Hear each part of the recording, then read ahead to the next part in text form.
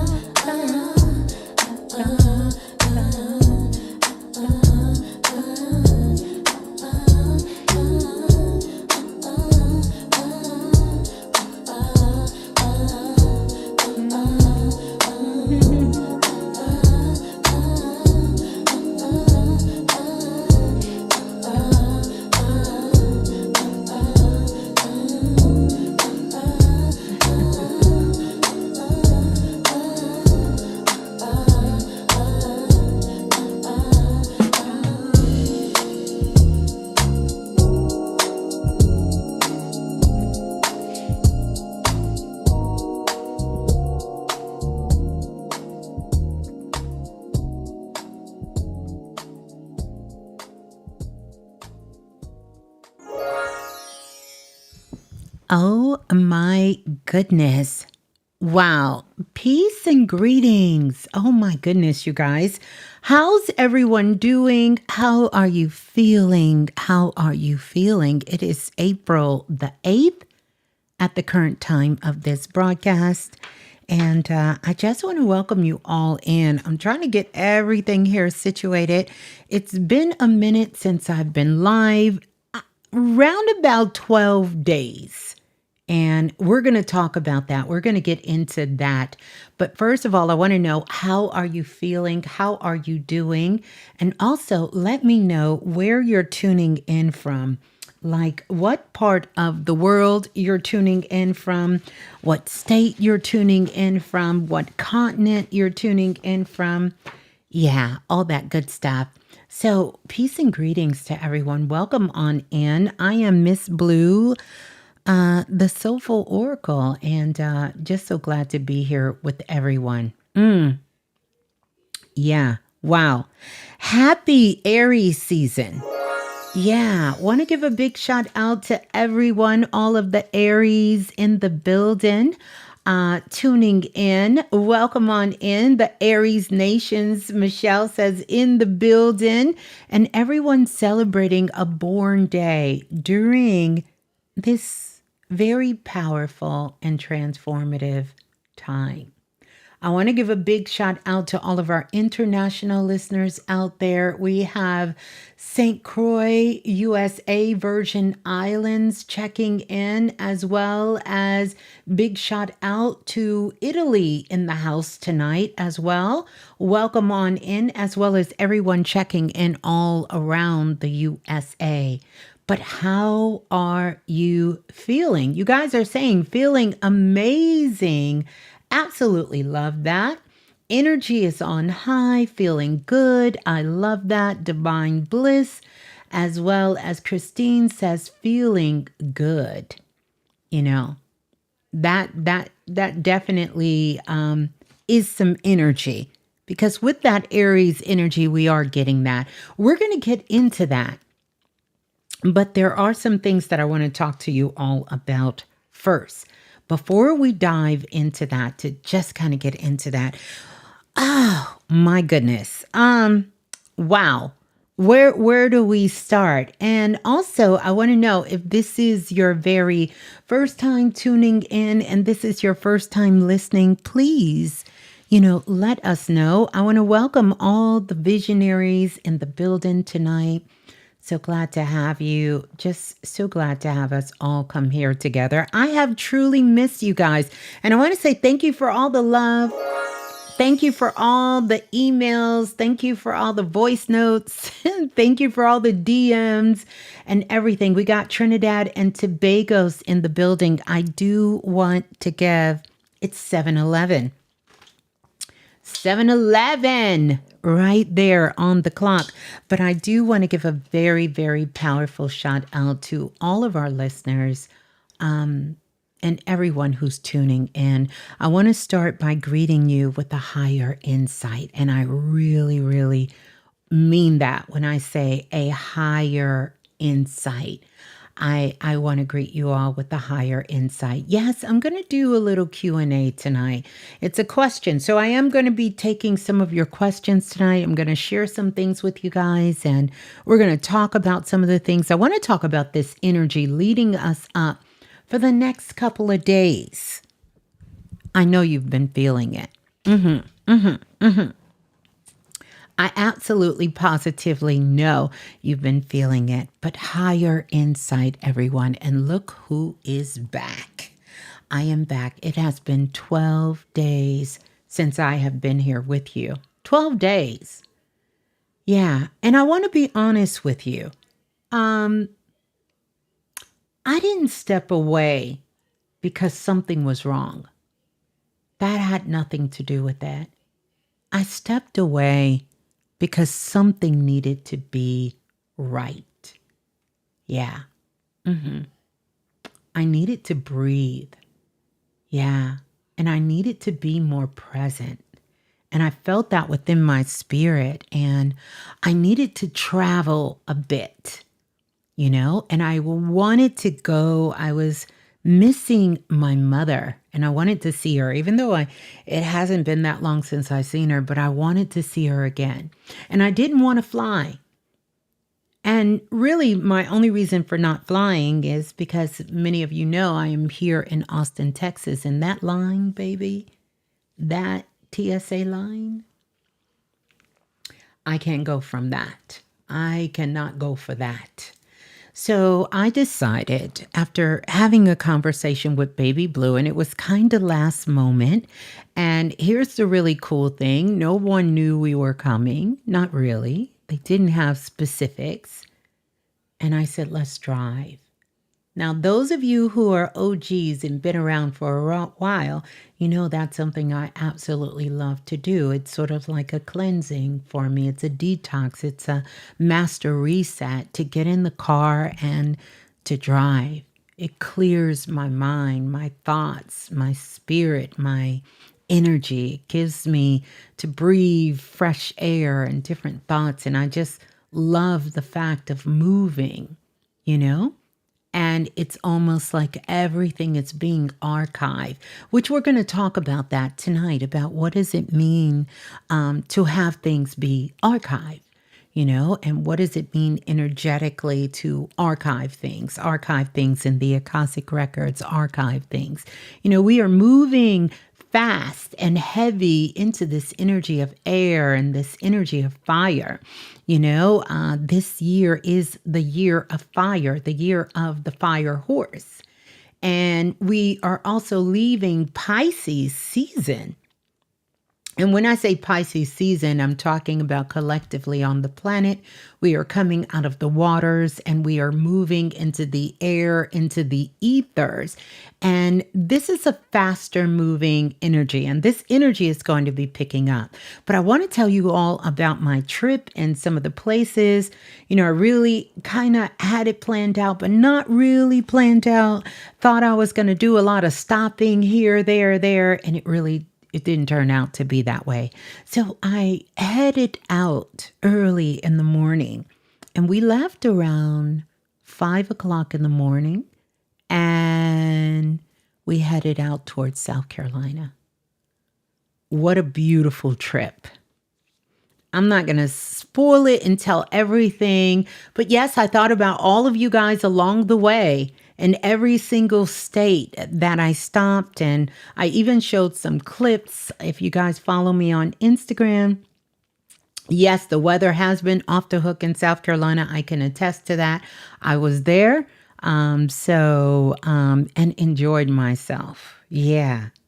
Now, I want to share some travel tips with you guys. Who here is going to be doing some traveling in the next couple of days or even months? So, because I did have a chance to connect with some friends and some family members along the way. And again, I'm driving in the car and it actually was a nice drive.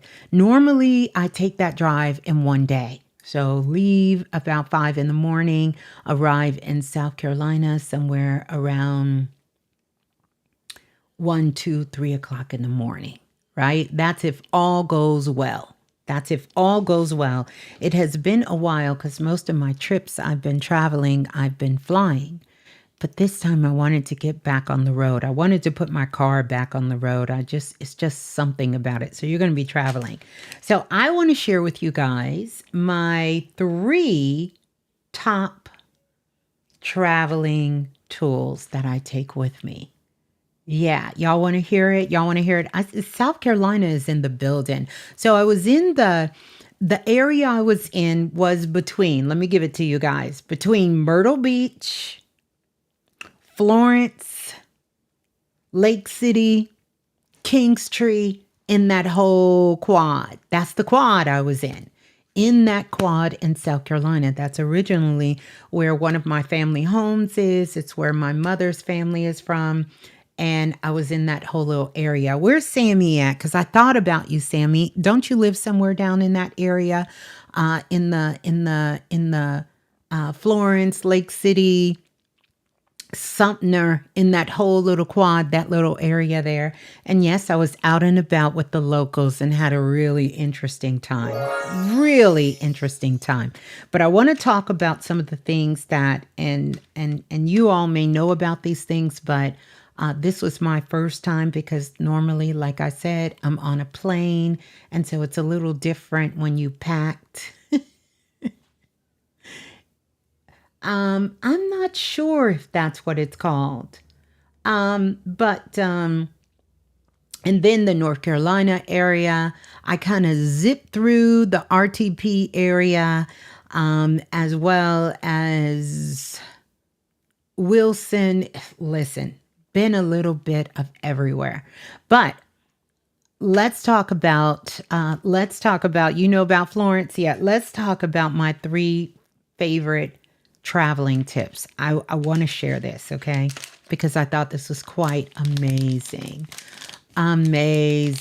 Hey, G.O. Yeah, I was about to just say you were right down the road from me. Listen, I thought about you guys. However, I didn't get a chance to do what I needed to do because I had to stay focused. Yeah, I wish I ran into you while I'm going to plan some things this year coming up. So no worries. It gave me great insight. When I say it was amazing, it was very beautiful. But these are some of my things, and I was sharing it with my mother here. I don't know if you guys know what this is. Do y'all know what this is? Have y'all seen this? This is a 6-in-1. A 6-in-1. It's a toothbrush with toothpaste. It's a tongue scraper. It's a toothpick and a flosser. And also a gum massager. And it does something else. I'm just going to open it so you can see. Let me tell you, I will never travel without this again. Look at that. It already has the toothpaste on it. Already. The back is the tongue scraper. You pull this out, you got a toothpick. And look at this, you got a flosser. Because one thing about it, two things for sure. Oh, I'm going to take care of the teeth and gums. And then you just have it. You just add your water, brush your teeth. Oh, listen, brush your tongue, massage your gums. When you're finished eating, you got something in your teeth, you can pick it out and then you can floss. And then even here on the back of here is also a tongue scraper. It's all 6-in-1. These came in so handy on the trip. So handy. Yes, I have my own toothbrush, but what I'm not going to do when I'm stopping places or because I broke the trip up into 2 days, and so we stayed overnight. Where was the first place I stayed overnight? In Georgia. I don't even know what town in Georgia, but I was in Georgia. And this is by Guru Nanny. I got him on Instagram. But this is something amazing right here. And it has fluoride-free toothpaste on there. Just amazing. But listen, we stopped in this place in Georgia. We actually was going to go to Chipotle's. But then we seen an authentic Thai restaurant, kind of like a mom and pop. And Baby Blue was like, ooh, let's go there and get something to eat before we check into the hotel. And we went there, chef's kiss. When I tell you that was the most amazing Thai food I have ever had in my life, delicious. It was somewhere on the outskirts of Georgia, but I don't know where. Because trust me, I tried to find it on the way back to stop by and we couldn't find it. So don't know, but that's number one. Number two, I have this. This is a mint refreshing mouthwash. All of these things are disposable, and I'll put a link up if anyone's interested or put it in my Amazon store so you guys can have it. But this and this, because you're on the go. You can do this in the car. You can do this when you're on the train. You can even do it when you're on the plane, but the plane is a little different because you can actually get up and go in the bathroom. But it's a little different when you're traveling. So even if you get something to eat, we had snacks in the car, and you want to brush your teeth because you're in close proximity with people and you just don't want to walk around. I like to brush my teeth and do that every time I eat something, drink something. So I have this. And I have the mouthwash. You open this up, you pour it in, and it's enough for one serving, one thing. They are disposable, and it is amazing for when you're traveling or even, at work. I work from home these days, but if I was working in the office, this would have been amazing to take with me to work. Or even if you're a student, college student, or wherever you work, you can put this inside of your lunch or just take it with you on the job to have it with you. So you don't have to carry around your personal big toothbrush everywhere you go, but you can still have the benefits of making sure Your teeth are clean, your breath is fresh and healthy, and all of that good stuff. So I want to share that. Here's the last thing. And I thought this was so cute. It's called Good Wipes. Butts deserve better. These are disposable, flushable wipes. Now, I'm going to say for your girls, when you want to stay fresh and clean, you get these wipes. These 3 right here, listen, beautiful trip. And of course, we had to have the sprays. We had to have the oils with us as well. But I just wanted to share these. These are some simple things that you can do that make traveling just so much easier, especially if you're traveling in the car. I wanted to share that. Thank you all for listening to me. For those of you who are interested, because it's just really cool. Now, I have a car kit. Even when I'm not traveling, these will now go in my car kit. So even when I'm out and about and I'm rolling in the city, and hey, who knows? Maybe you need to floss, or maybe you're getting lunch with a friend and then you want to brush your teeth because you're not immediately going home and you either have to return to work or you have to go somewhere else. You don't have to worry about it. You always have these things with you on the go. Yeah, it was fun. It was really, really fun. Planning for a trip on the plane is different. I know for me it is. I pretty much pack for where I'm going. I don't pack for the trip. Other than the fit that you're going to wear on the plane, that's something different. But when you're in the car, you want to have something different. Yes, small traveling deodorant, which of course, I could show y'all my whole setup. If y'all want to know the whole setup, I can show y'all the setup. Donna Karan, always use the Donna Karan deodorant. The natural version comes in a mini size to have that. Bottle of oil, always going to have that with you. But just things that I travel with when you're in a car. I think you're a little bit more prepared in the event that something goes to the left or to the right when you're in the car as opposed to when you're on the plane. So I just wanted to share that. Someone asked me what was some of the things that I like to travel with when I'm in the car. And those are the things that I travel with when I'm in the car. Most importantly, when it comes to me personally. Now, there is a first aid kit and all of that. I have that always in the car. Like I have a car kit and all of my vehicles, as well as my daughters, my children, I pack that for them to have an emergency kit when you're in the car. I just think that's something to keep in the car. But what I didn't have in there, I didn't have this is a 6-in-1 pre-paste disposable toothbrush.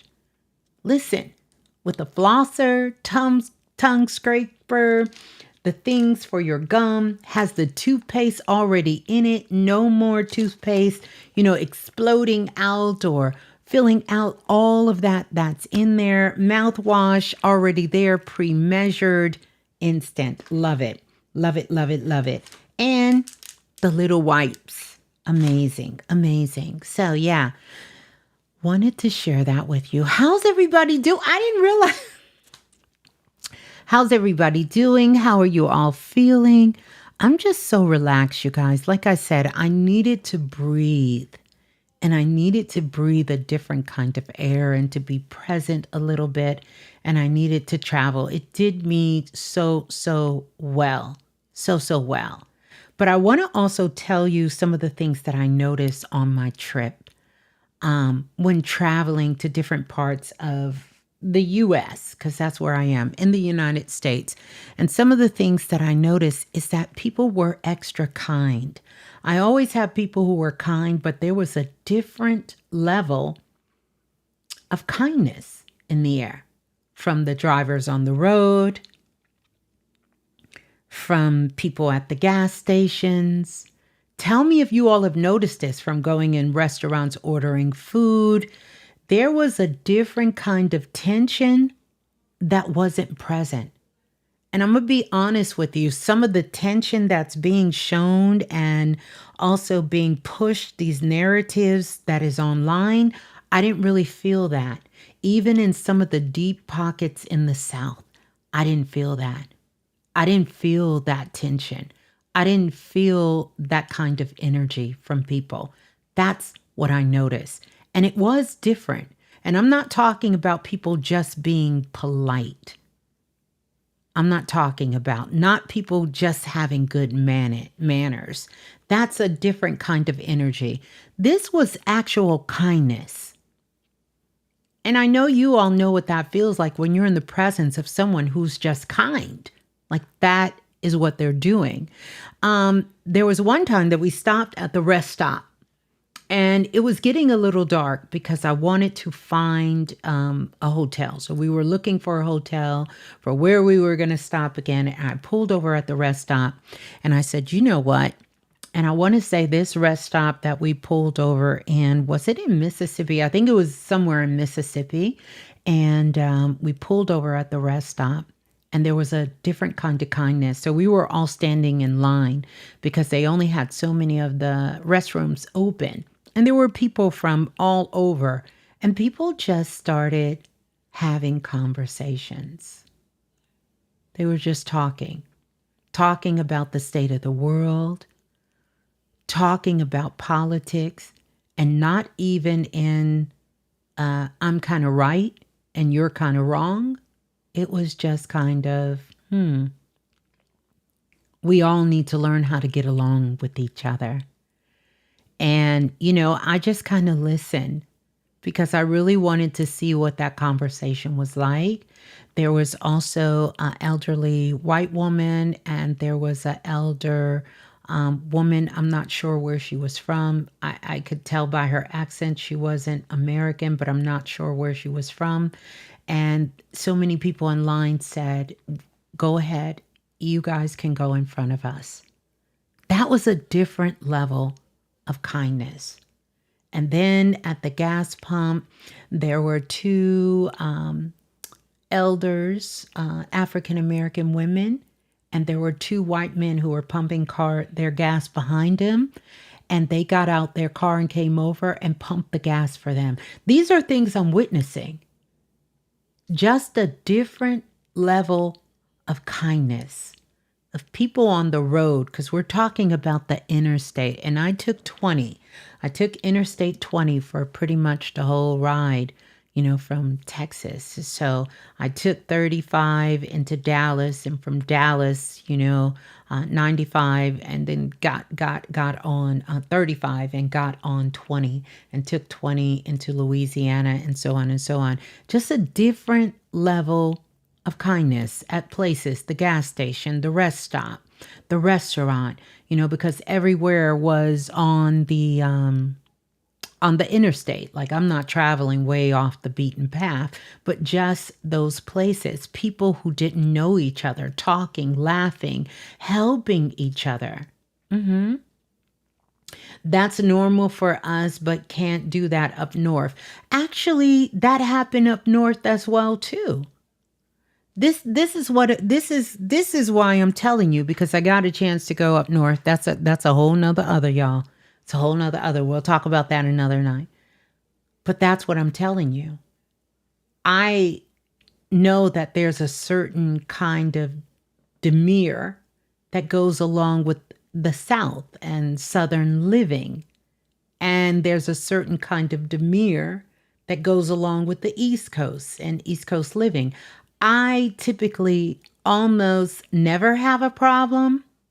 And a lot of that could just be my frequency and my energy. That's the only thing I can attribute it to, because there's nothing very unique and different about me other than my consciousness and my awareness of knowing who I am. And so I have been in situations where people have had adverse things happen to them, and I'm very much aware that that does exist. I haven't experienced it, but what I will tell you, I think the difference is, and the only difference would be my consciousness and my awareness of myself, not even of world and the life, but of who I am, right? Keeping my frequency and really being in a state of everything is working out in my favor. from even being pulled over for speeding or, whatever it is. So those things matter. I wanted to share that with you guys because I noticed I could feel something different, very different in the air. Like I said, standing in line at the bathroom, people who didn't know each other, having conversations, laughing, helping, talking. There there was a community kind of feeling, kind of place, but there was a theme that I kept hearing along the way, and that was even in the hotel restaurant downstairs where we were all sitting around and some things came on the television, and it was a trucker. He was sitting there and he said, we all just need to learn, we all have to learn how to get along with one another. And everybody said yes.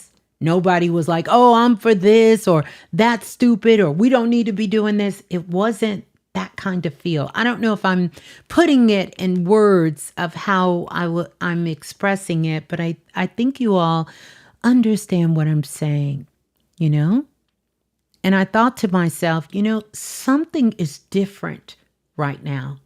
Because there has been places from doctors' offices, to visiting people at their workplace and different places where these conversations have come up and they kind of go to the left a little bit.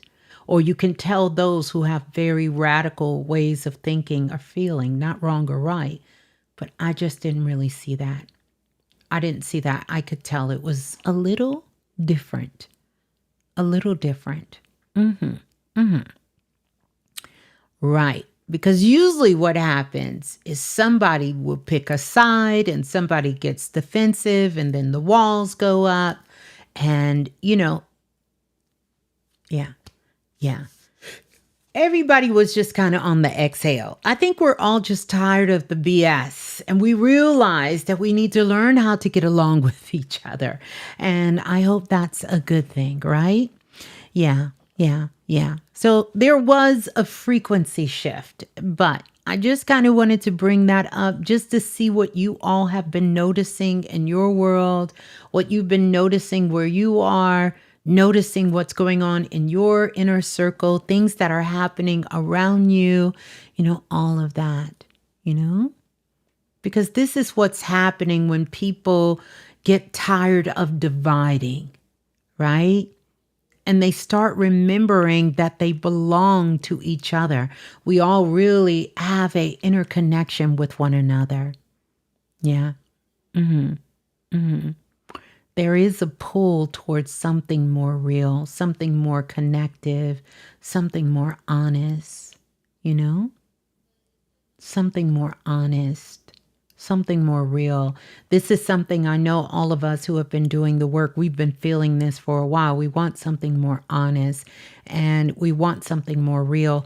I think it's safe to say that the veil has been pulled back and we are getting to see things for what they really are. Most of us here, we've already seen them and we've already known them for what they are. But there's a large amount of the collective that is waking up to that truth to the world and that truth of what's happening in their own lives.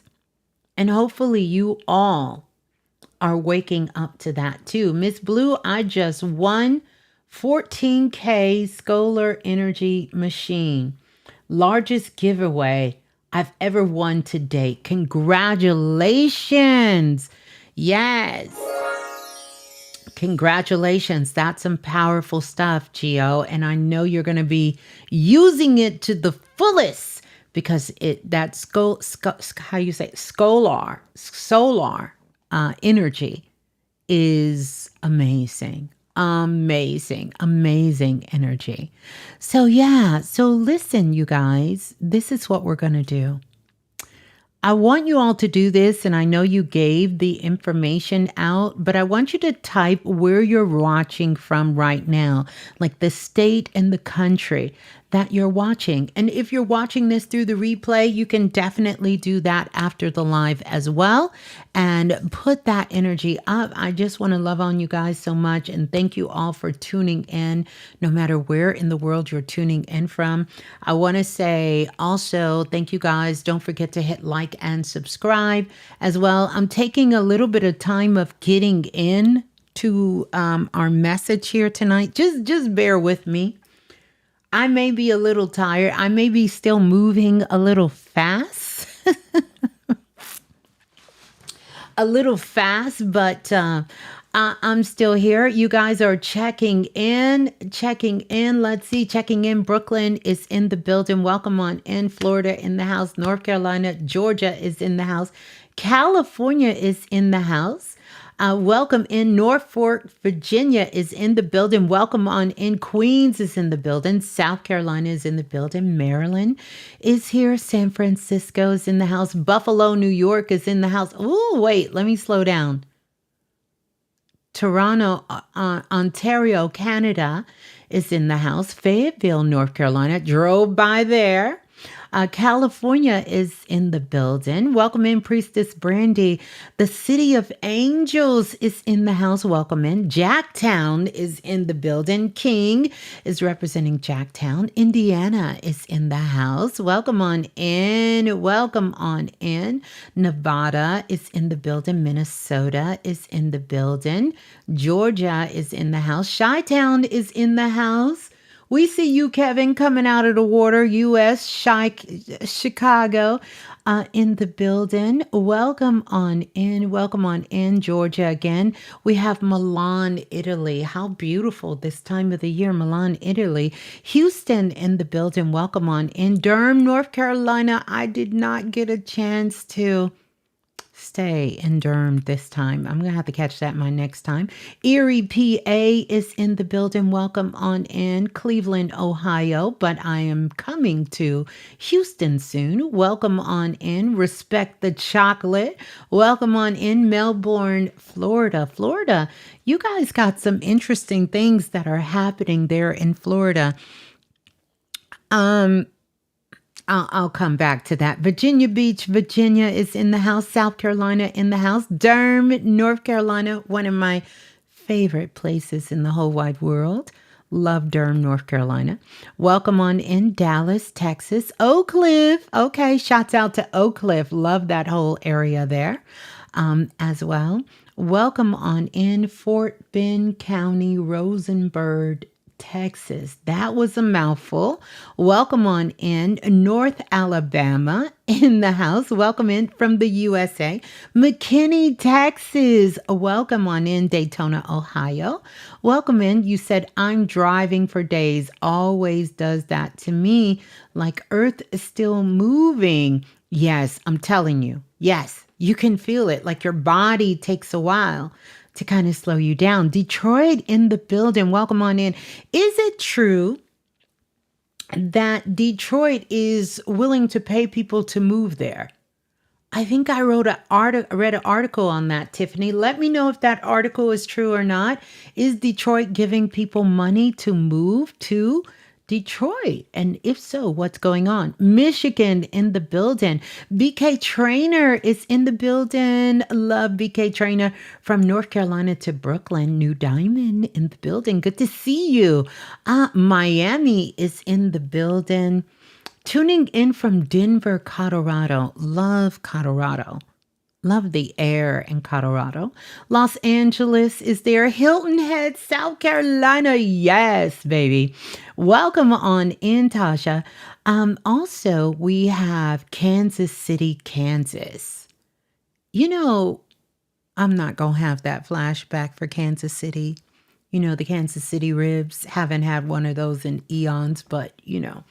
That's a different style of ribs, and they are so good. Tampa, Florida, Ohio. Davina, welcome in. Tacoma, Washington, welcome on in.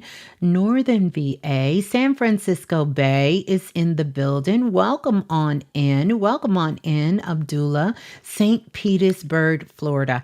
I actually have a really, really close friend who moved there named Bridget. That's her name. She's a hairstylist. Amazing. She lived in St. Pete. That's what you would call St. Petersburg. She loved it. Absolutely loved it out there. Wilmington, North Carolina. Yeah, very familiar. Welcome on in. Jamaica in the building. Abdullah, you are in San Antonio, Texas. Oh, definitely. If you are visiting San Antonio, Texas, you have to check out the Riverwalk. It is so beautiful there.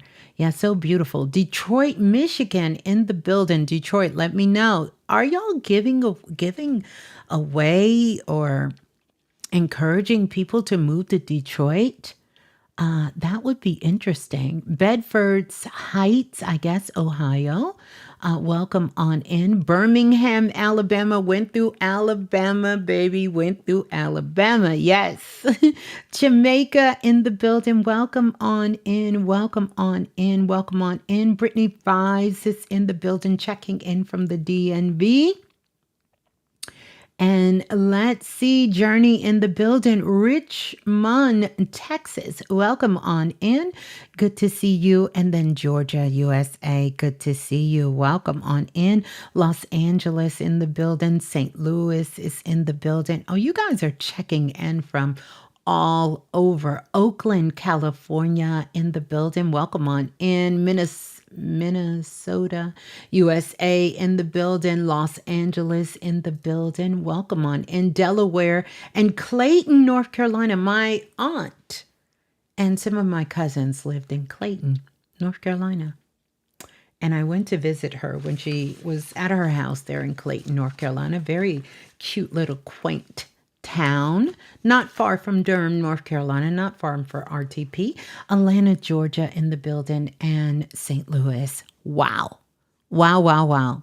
So I love that. So I want to talk about, and I want to ask you all this question. What have you been feeling lately? You know, have you been feeling a little... What have you been feeling a little bit more lately? Like your emotions are just a little louder. Have you noticed that? Has anyone noticed that your emotions are a little louder for you than usual? You know, like certain things you used to could just pass through, like it wasn't a big deal to you. Suddenly now it's just kind of hard to ignore. Like you're able to spot it immediately. And I'm talking about things in your own life. You know, have you been able to spot those things immediately within yourself? Maybe it's a habit you're doing. Maybe it's something that you do and you didn't recognize you were doing it. You didn't know. You know, you didn't know that that's it. Okay, Princess Fula said more relaxed. Love that. Enchanted Hourglass said more irritated. Okay. Understand that. More irritated. Okay. That could be the case too. That's not a bad thing that you're feeling. You understand? A little more raw and opening. Okay, a little unsure. Okay. Peace and somber. All right. You've been feeling more than ever. Rather, it's frequencies, including intuition, the best way I can describe it, exposing the matrix. Well, that's good because it's a lot of people who are realizing how the matrix is being exposed. Many of us have been on this path for a long time. But remember, here is something I want you to know. When you expose the matrix, what else are you exposing? Because if we're creators here, and if something is exposed in the matrix, remember, as without, so within. What else has been exposed for you? Because if I recognize something in my world being exposed, then it is transforming something that is happening from within. Can we all see the correlation there? Because remember, the false matrix lives in the mind. Everything has always been in plain sight. It is our consciousness that we have to expand, that allows us to see beyond the matrix. But it's been exposed the whole time. We just couldn't see it because we were looking at it from a certain perspective. A certain perspective. We were looking at it from a particular angle. And that's why I call the false matrix the mind. That's where the false matrix lives. When we're in our higher self, we have lifted the veil and we can see through our true eyes, which are our third eyes, not our physical eyes. And so we rise above what we know here to be wrong and to be right, and we see things as it is. So this is a very transformative time that we're in. And during this Aries season, it is an opportunity to fine-tune and to elevate your ego. Did y'all know that? Because what's being exposed to you right now is your ego. And you're seeing where you have grown. And I'm talking about the lower aspect of what we understand the ego to be. And you're moving more into your higher self. And that gap between where you used to be and where you are now, everything that's inside of that gap is being exposed because your higher frequency at this time, you're able to see it through your higher self. And that's how you're becoming the real creator, the real scientist here of understanding your life and the world and everything that's happening around you. So pay attention to your emotions and things that are coming up because it's highlighting. You can look at that like putting a spotlight on a particular area of your life that wants you to take some sort of action to make a different decision. That annoyance you're feeling, that irritation that you're feeling, that insight that you're getting, it's there to help you really harness your superpowers so you can elevate yourself to the next level of your consciousness and your awareness. That's what it's there for.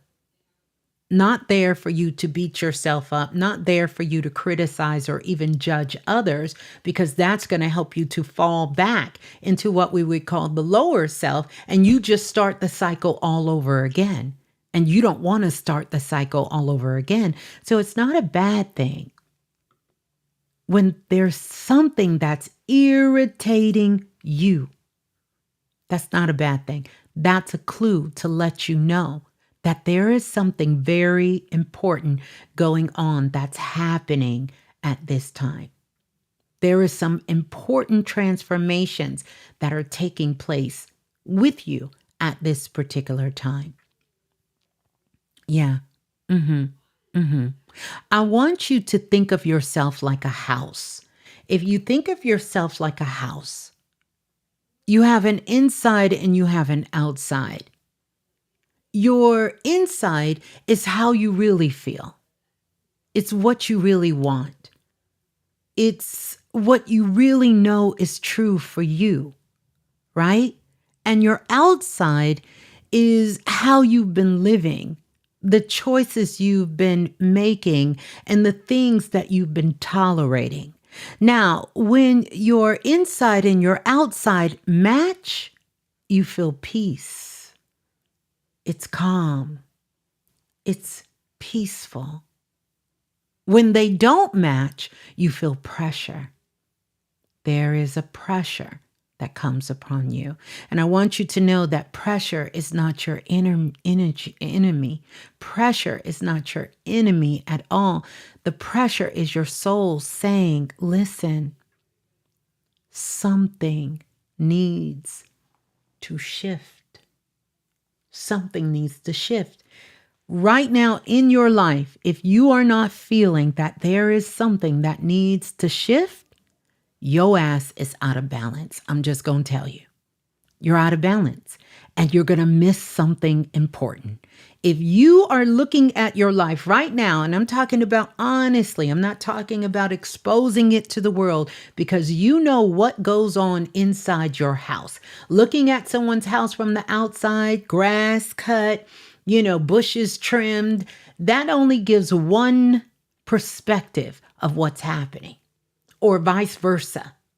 Because you can go to some houses and they look raggedy on the outside. That's by design. And you go inside and it's fully remodeled with all of the latest gadgets and everything is done up. So I want you to understand, don't miss this opportunity. And the astrology girl is in the building. That's Baby Blue. That's Silver in the building. I want to give her so much love. I see she came and joined us. But I want you all to know that you should be feeling something in your life. And these things that are happening is giving you this clue. And we're going to talk about that portal that's opening for you so you can take advantage of this day and you really can jumpstart. It's going to be a major jump off for a whole new life for you. Isn't it amazing? I want to say in the last, I don't know, 8 to 5 years, we've had an opportunity to reincarnate in this lifetime over and over and over again, something that our ancestors did not get a chance to do. We have had so many, talk about second life. We have had more lives than cats. How many lives do cats have? 9 lives. We have had more lives than cats. You have had more lives than cats. And you better recognize that if anything in your world, in your life, is not as you want it to be, you can change it. You are living in a time that we only dreamed about. We are living in a time that we only imagine, where you can change your life at any given moment. Please do not waste your life. In these next couple of days, you are going to come face to face with an opportunity to shift, to change, to reincarnate here on the planet in the most elevated and divine way. And all it requires you to do is to claim it. And many of us have been programmed. We have been bamboozled, hook-winged, stuck like Chuck to walk right by the life that we desire. Don't do it. We have had so many chances at this thing called life. So many chances. There are so many amazing, wonderful teachers, guides that is here, tools that is here, energy that is here, activation points that is here. The possibilities are endless. I want to give out an assignment. This month is April, right? So January, February, March, April. April is the 4th month. We're in a 10 universal year. You add the 4 plus the 1, it's going to bring us to a 5. It's going to bring us to a 5.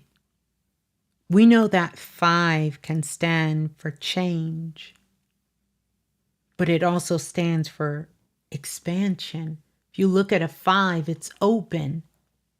It sits on a rocker. It's able to stay present. The past, the present.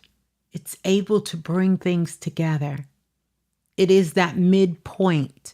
It's the midpoint. It's that midpoint. It's the crossroads. The 5 is the crossroads. You understand? And so here at this month of April, you can change your life. You can change your life. You can literally change your life. No matter what it is, you can change your life. Don't waste it. Don't waste it. Please don't waste it. Okay? Yeah, don't waste it.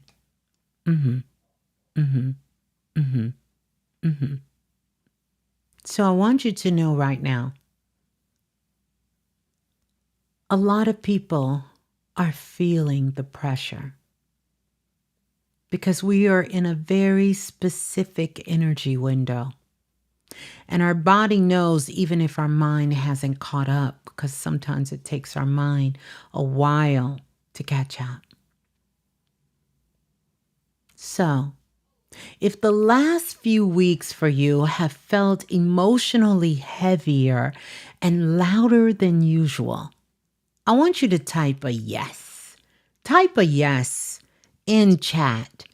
If these last few weeks have felt emotionally heavier or even louder, and louder could be in a beautiful way, but it was just louder for you or emotionally a little bit more heavier, I want you to type a yes.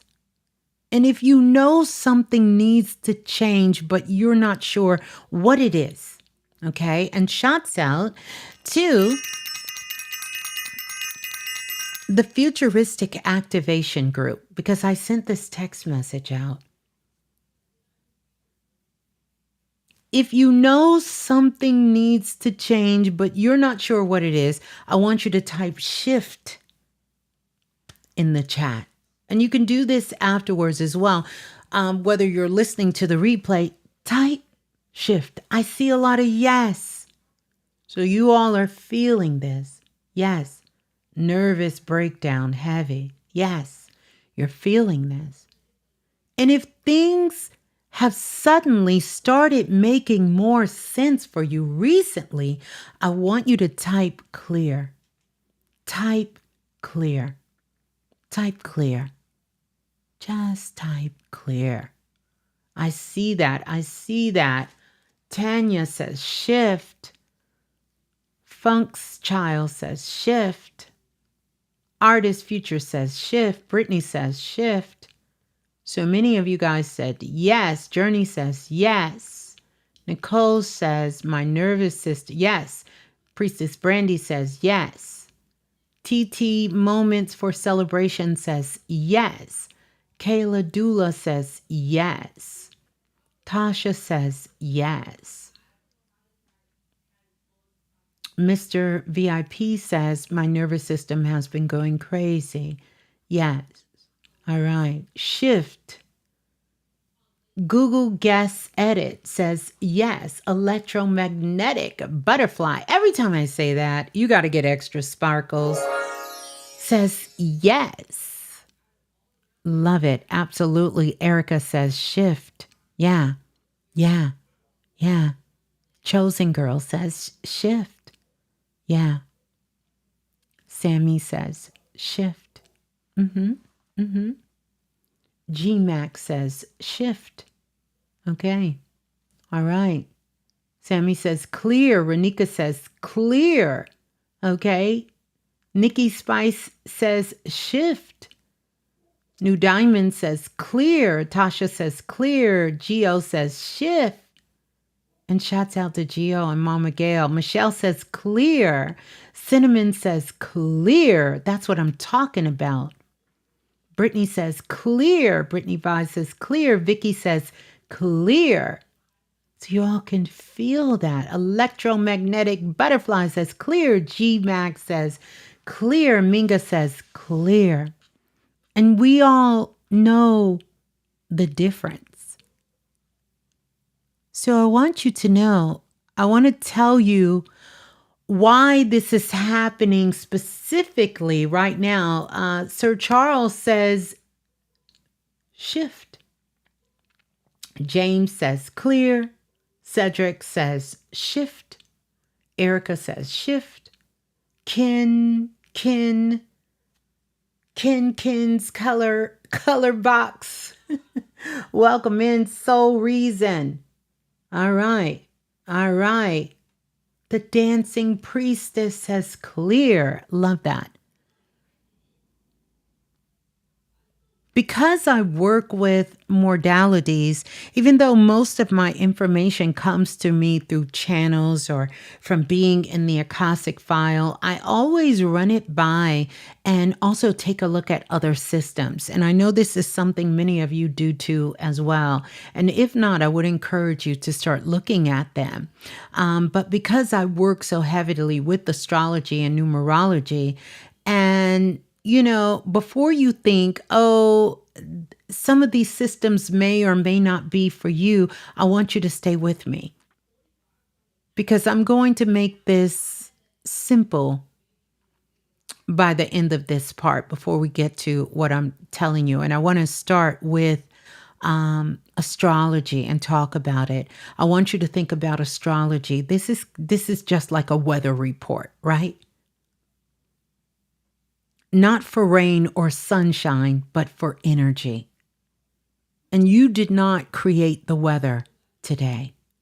But if you knew a storm was coming, of course, before you go out, you would throw on your rain boots and you would grab an umbrella. That's all astrology is. So when you hear me using astrology, that is the way that I'm using astrology for you so you can understand it. It's a map of the energy in the air so you can know how to move with it instead of against it. And we need to understand this, how to move with this energy and not against this energy. And numerology, I want you to think about it like this. Think of numerology like a calendar inside of a calendar. So every single day has a number, and every single number has a feeling. So some days are made from starting something new, and some days are made for letting something go.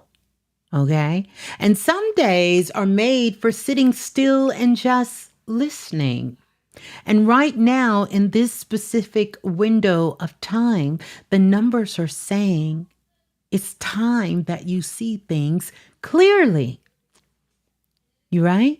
It's time for you to see things clearly. I'm going to give you some dates. Let's grab a pen and a piece of paper so you can take some notes on not just what I'm saying, but also what you're picking up, because that's what's most important. You know your life better than anybody on the planet at this time.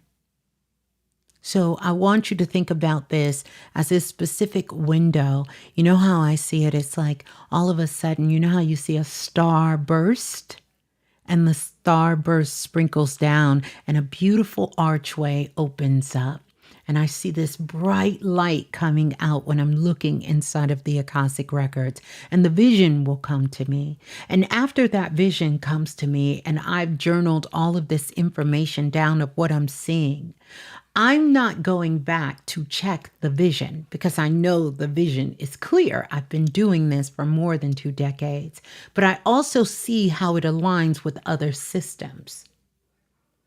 Because surely Ms.Blue ain't the only one that got the download. Okay? You're getting the download as well, whether you feel the download, whether you intuit the download, whether you have a dream about the download, or whether it's what I like to call a push thought. Something just urges you and says, hey, this is a great day to do X, Y, and Z. All of these things that are happening with you at this particular time. So we're all getting this, right? And so when we see that, the numbers are saying it's time to see clearly. And I want you all to write that somewhere, put it on your phone, screenshot it, set yourself a reminder, maybe twice a day, 3 times a day, that it is time to see clearly, because this is going to send a message to your higher self. Now, the second half of this coded message, this codex that's sort of coming in, is not only is it time to see things clearly, and then it's time to decide. And once you decide, then you're going to take action. And so this is the follow through that we're going to be going through. And so I want to talk about this window. Write these dates down because we're in the dates right now, April the 8th and April the 9th. And so I'm going to give you the highlight for that day. This is a seeing window. So a couple of things that's going to be highlighted. One is going to be your third eye. Remember your third eye, the eye of Ucha, the all-seeing eye, as they call it, right? That third eye, or what they would call for the fifth, the fifth chakra, that chakra that's there, is about seeing clearly. But remember, the third eye is a movie screen. That's all it is. You're not doing anything in your third eye. It is a movie screen. It's a projector. And so it's picking up that intuition. It's picking up all of the clairs that are inside of you, whether you're dominant clairaudience, clairsentience, claircognizance, whatever your psychic or multisensory abilities is. Quite frankly, there are some that we haven't even named yet of how we're picking up this information, and it's projecting it on the third eye. Some of you feel that connection. You just get a feeling, right? And that information is interpreted. Some of you literally see it. You can see it within your mind's eye, not your physical eye, your mind's eye. Some of you can taste it. You know how you say, ooh, I could taste it. You could taste it. Some of you just know it. It just drops into your consciousness and you just know it. You just know it. However, this window from April 8th through April 9th is the seeing window. So these last couple of days, I want you may have already been doing this, many of you have been noticing things, maybe things you haven't noticed. Maybe all of a sudden you open your closet and you notice like the little sleeve of a shirt sticking out that you haven't noticed before.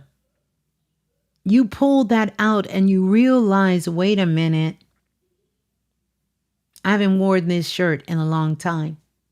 You open up the refrigerator and you notice something. Maybe you smell something and it's something you recently purchased, but you happen to look at the date and you realize you purchased something that was spoiled already. You notice something. You get in your car, you crank it up and you hear something. You're noticing something. Wait a minute, what was that sound? You're noticing something. You look around in your house and you see something. You notice something. There is something that you have noticed that maybe you haven't before. Things you used to look right past, now you notice. Things you used to tolerate without ever thinking about it, you are now seeing them. And you're seeing them clear within yourself, and you're seeing them with other people around you, and you are seeing them clearly.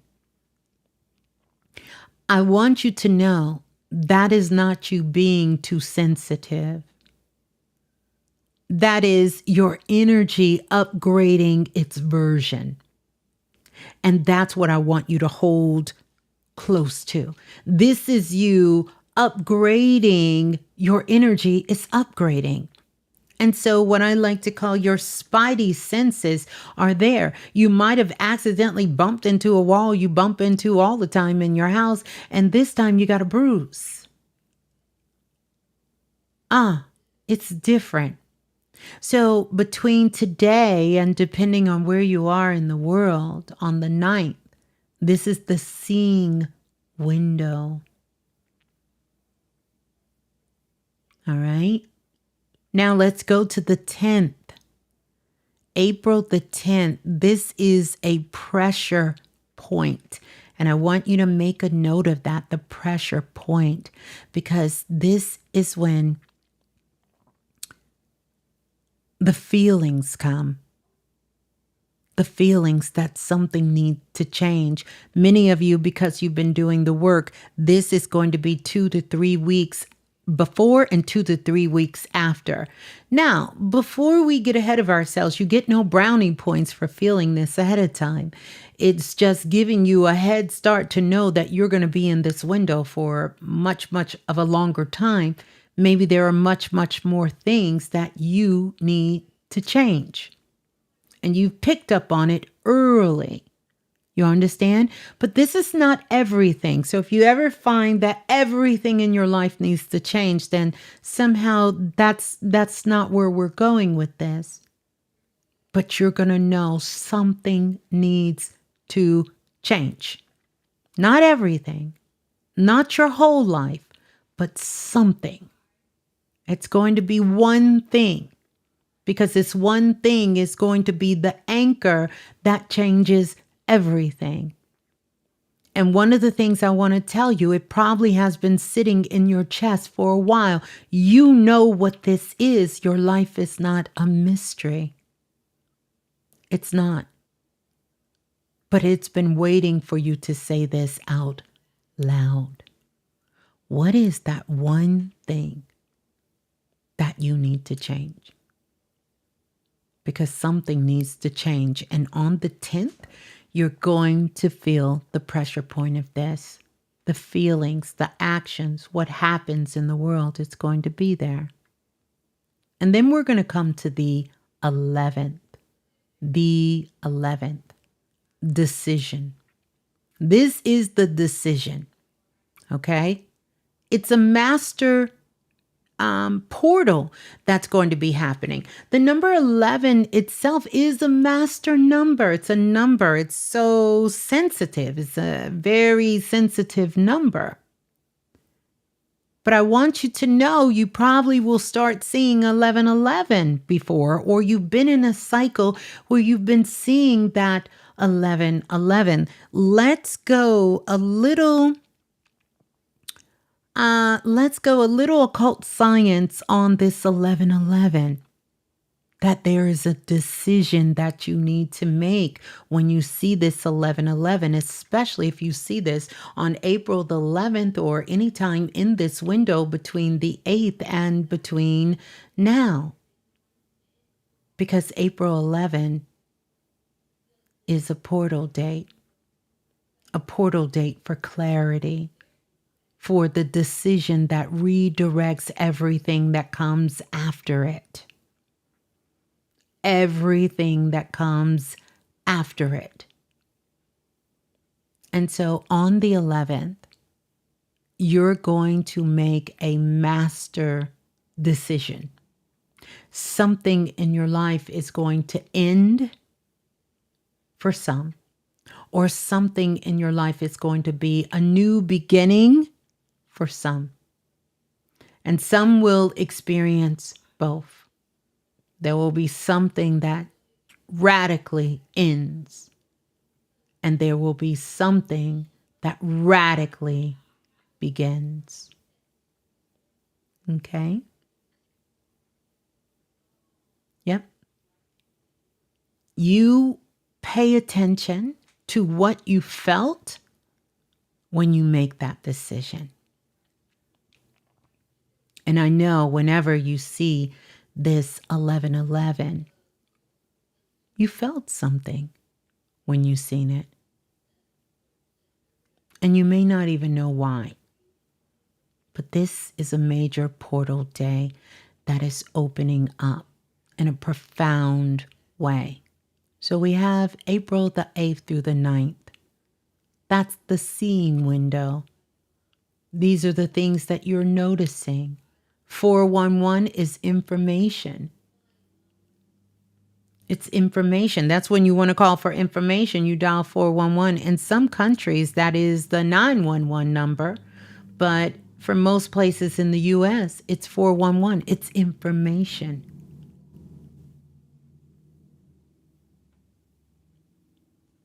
But there is a decision on the 11th that you will make. And some of you who are here, a part of this collective, you already know what it is. You already know what that decision is. And some of you, you're clueless right now. You can't really pinpoint exactly what is the decision, Miss Blue, that I have to make on the 11th. But it's going to come. And it could be a quiet decision for some. It could. It could be that decision that you find yourself doing something, saying something, eating something, sharing something, or not doing something, and you make a promise to yourself that you will never do that again. And for some of you, this will be a decision that will be in real time lived out loud. Lived out loud. You understand? Lived out loud. I don't even know. When is April the 11th? What day is that? Who knows what day is that? Is that a Saturday? Sunday? What is it? It's on Saturday? It's on Saturday. If it's on Saturday, that's a perfect day. Because Saturn will be there to help you to make the decision. You know, sometimes they say Saturn is a sad turn. It's a sad turn when you don't want to live in the reality of what's going on. So when you are refusing to change, remember, this is a universal month of change. When you refuse to change, this is when Saturn's discipline is there. So, yeah. So it's on a beautiful Saturday. Beautiful Saturday. A day of structure, discipline, being present, right? Heightened sense of awareness. So you will have all the tools and things that you need to make this decision. And so I wanted to give you guys a rundown between, and I probably will come on if between that date, because we have some more important things that are happening that I know you all want to tap into this beautiful, gorgeous energy that is happening. Right now, the Akashic files are open. By the way, I want to say this before I get into that. I want to give a big shout out to everyone who has the Aura Atlas blueprints. I'm almost ready for round 2. We'll talk about it. To bring that out. And so I just want to send love to you guys. Make sure you're working with your Aura Atlas blueprints. You definitely want to tap into that. And also, I want to ring the bell. I want to ring the bell and give a congratulations to everyone who finished Dream Makers Dreams to Reality class and sending them so much love. You guys will be getting your certificates. They will be coming out very soon. I'm working on them. So as soon as I finish, you will be getting those certificates. You'll be getting them in. As well. And then I also want to give a big round of applause for everyone who purchased the Lucky Blueprint Expansion Pack. Everyone. And also because you guys have been hitting me up and hitting me up and hitting me up. It's sold out over 3 times. And I put it back up because some more people wanted to get it. And dare I say, I think there's still some left. So if someone felt like they missed out on the Lucky Blueprint Expansion Pack, I definitely think this is a perfect time to work with it. Grab it while you can. It is in my standstore.com/visionary frequency, and it will take you there. So if you want to get it, you might want to get it while you can. The Akashic files are open. That is the souls own library. When I think about the Akashic Files, that's exactly what it is. And I want to give a big shout out to everyone who got the Akashic Files. If you have that, it's a great time to work with it. If you have the Lucky Blueprint Expansion Pack, this is the time to be working with the Lucky Blueprint Expansion Pack. And also, since I'm talking about the Lucky Blueprint Expansion Pack, this is what I want to tell you guys, is that you're going to get some PDF. Please do the whole thing. It's a system that works together. So you need to utilize it.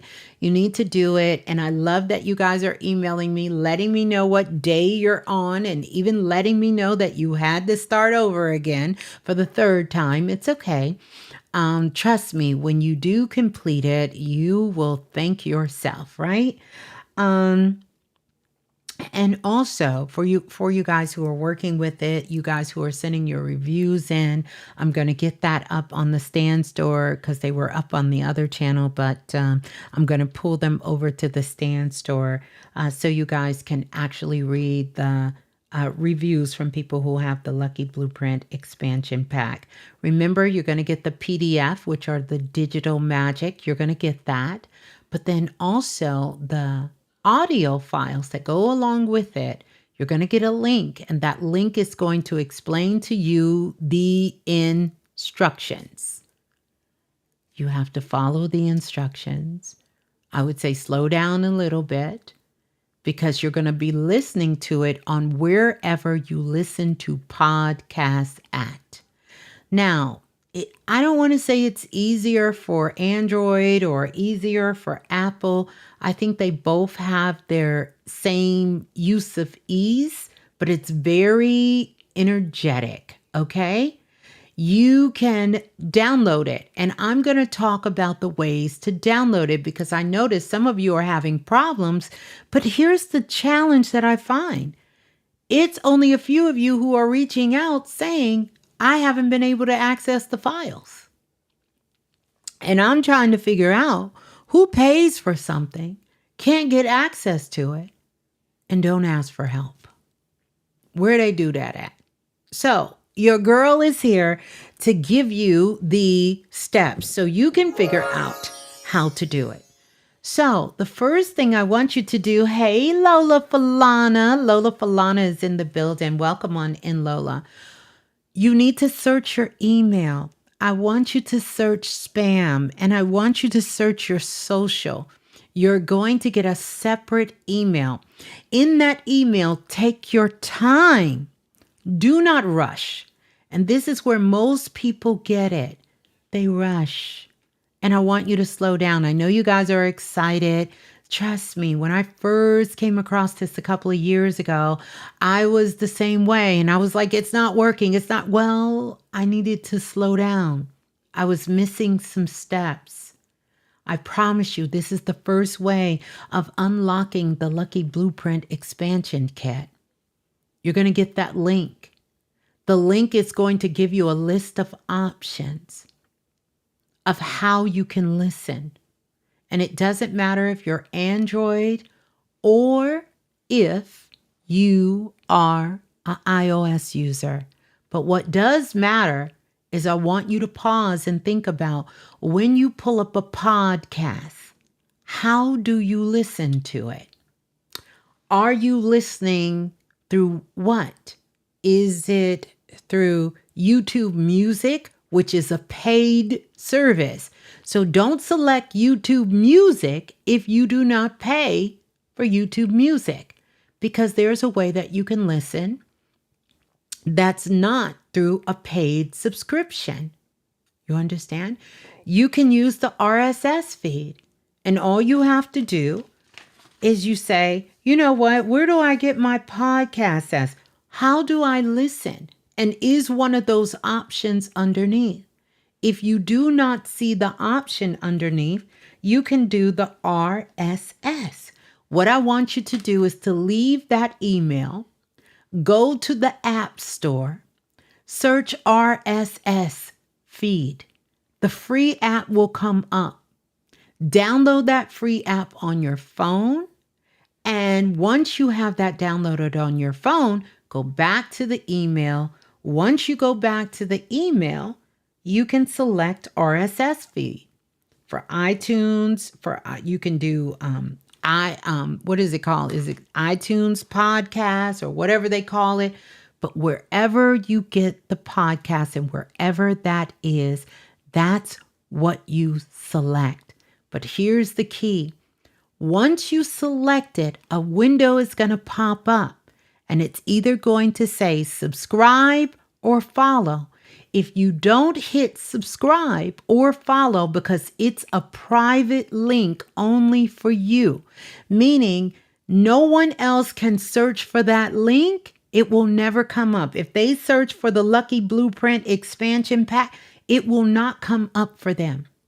Even though it's on a public server, it is not going to come up. It's private. So you have to subscribe or follow. This is why some of you listened to it one time, but when you went back, it's not there because you didn't subscribe and you didn't follow. So you just need to subscribe, or if it says follow, just slow down. I promise you, it's going to seem like you're moving too slow, but you're taking your time and you're paying attention to details, and you're going to hit subscribe. Once you hit subscribe, you're locked in. Now, here's the thing. All of the files are there. So it works just like a podcast. When you listen to the first one, you're going to go into the actual podcast where it says show all episodes or whatever they want to call it. You're going to hit all episodes. When you hit all episodes, it's going to list all of the files are going to be there. And that's all you have to do. It is a little tricky, but only because we're so used to going ... and we're moving fast. I want you to slow down because once you get it, it's going to be very convenient.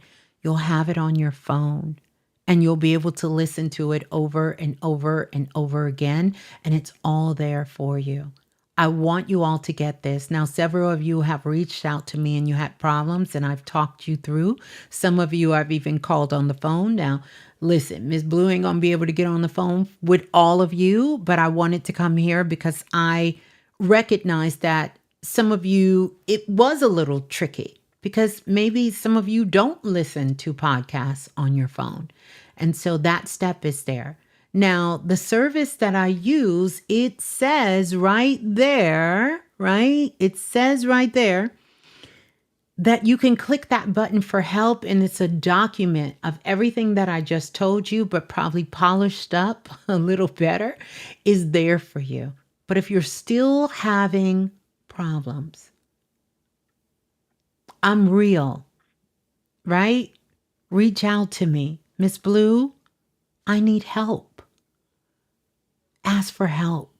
And I see so many people who purchase things from me, and I can see on the back end, they're not using it. And I know you're not just using it because you just bought something and you got money to throw away.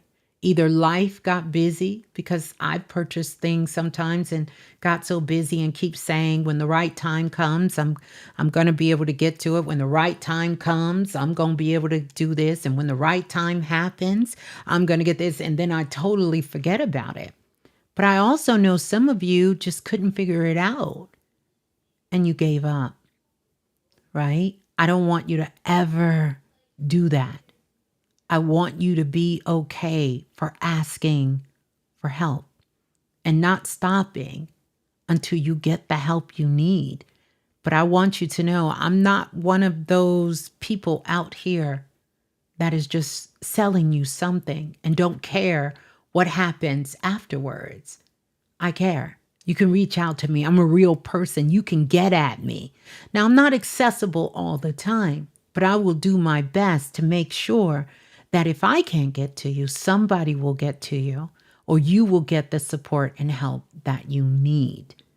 Just remember, it's one of me and a whole lot of y'all. So when you're sending me this email, I need you to just have a little patience, but I try to get to people quickly when it comes to certain things that are not obvious, right? That I know you can figure out. I try to get to you guys as quick as possible. So I want you to know. And some of you are asking about products that you purchased sometimes a year ago, years ago. Look at them because they don't last forever. You get access to them. Certain workshops, you get access, some for a year, some for a period of time. And when that time is over, it's done. It's done. Okay? It's done. The access is done. This is why I want you to work with things and have access to things when you can get access. And if you notice, more of the world is working like that, and for very good reason, because information and things are changing. And so there will be some evergreen products where I am working that you will have access for the rest of your life. Some will be evergreen and some will have an expiration date like everything else on this planet. Everything has an expiration date here. And so people are no longer giving people lifetime access to anything, right? So utilize the things you get, not just from me. I'm talking about everything that you're getting in your life.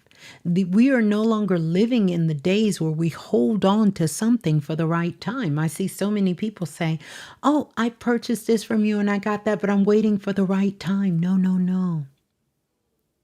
The most precious thing we have right now on earth is time.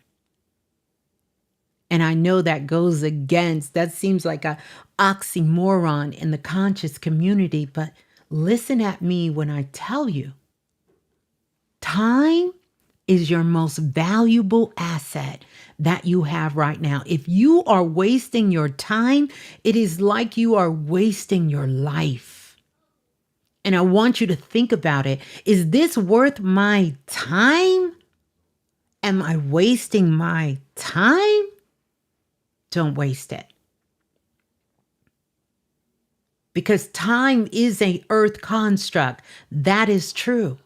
And it's one of those governing universal laws that we are in alliance with. We're not locked into it. I'm not telling you that. But it is a universal law here on earth. Time. And I want you to understand that time is precious. You don't want it to work against you. You want it to work with you. And in order for time to be in coherence with you, you have to be aware of it, not in fear of it. It is not leading you. You are leading it. And you are working together with time. You understand? You are working with time. So you're not leading time and time isn't leading you, but you both have your own lanes that you're in and you want it to be a union with you. Because the moment you stop thinking of time as something that doesn't exist for you, you're going to get caught up. You're going to get caught up. You're going to miss out. I promise you. Because see, that is a metaphysical understanding. And there is time where time is riding side by side with you. How many times have we sat here and 5 hours have gone by in a blink of an eye? Because we are working in unison with time. But then there's also certain things that need to get done. And there is a time and you need to be working in unison with time so that you can make sure that you achieve what it is that you desire within the time frame. So don't get tricked by some of these spiritual concepts that have you thinking that you have all the time in the world. Because both things can be true. You do. It just won't be in this world that you get to live out the time. So the truth is, time is only real here. But so is your avatar that is activated here. And if you want to accomplish something here, then you have to have that awareness of both what is spiritual and also what is here in this 3D reality and how you can utilize this to your advantage, right? So I want us all to do that. So hopefully that helped with the Lucky Blueprint expansion kit, because I want you all to be able to have access and to start working with it, because I do know what it can do. I do know what it can do. I use it, and I'm not just the creator of it, I'm also a member. All right. So I use the Lucky Blueprint expansion kit, all of my products, everything that I share with you guys. These are things that I've used, and I've helped hundreds of thousands of people around the world utilize this as well in their own life for transformation as well. Okay. So I want you all to know that. There's only 144,000 minutes in a day. No matter our belief systems, we are not going to get even one more minute if we that's right. You got to use your time wisely.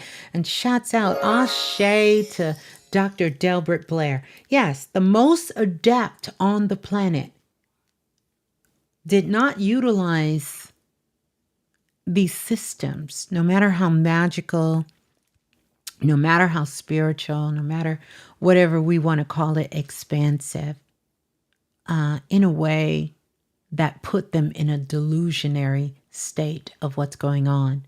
Needs to be a fine balance. Oh, I know what I was going to give you. One more thing to add with this week. Spend about 5 minutes visualizing your life. Not the life you're living now, but the life you desire. 5 minutes a day. I don't care if you do it when you first wake up, if you do it when you're in the shower, if you do it before you go to bed, if you do it in the afternoon or the evening. 5 minutes will change your life. 5 minutes.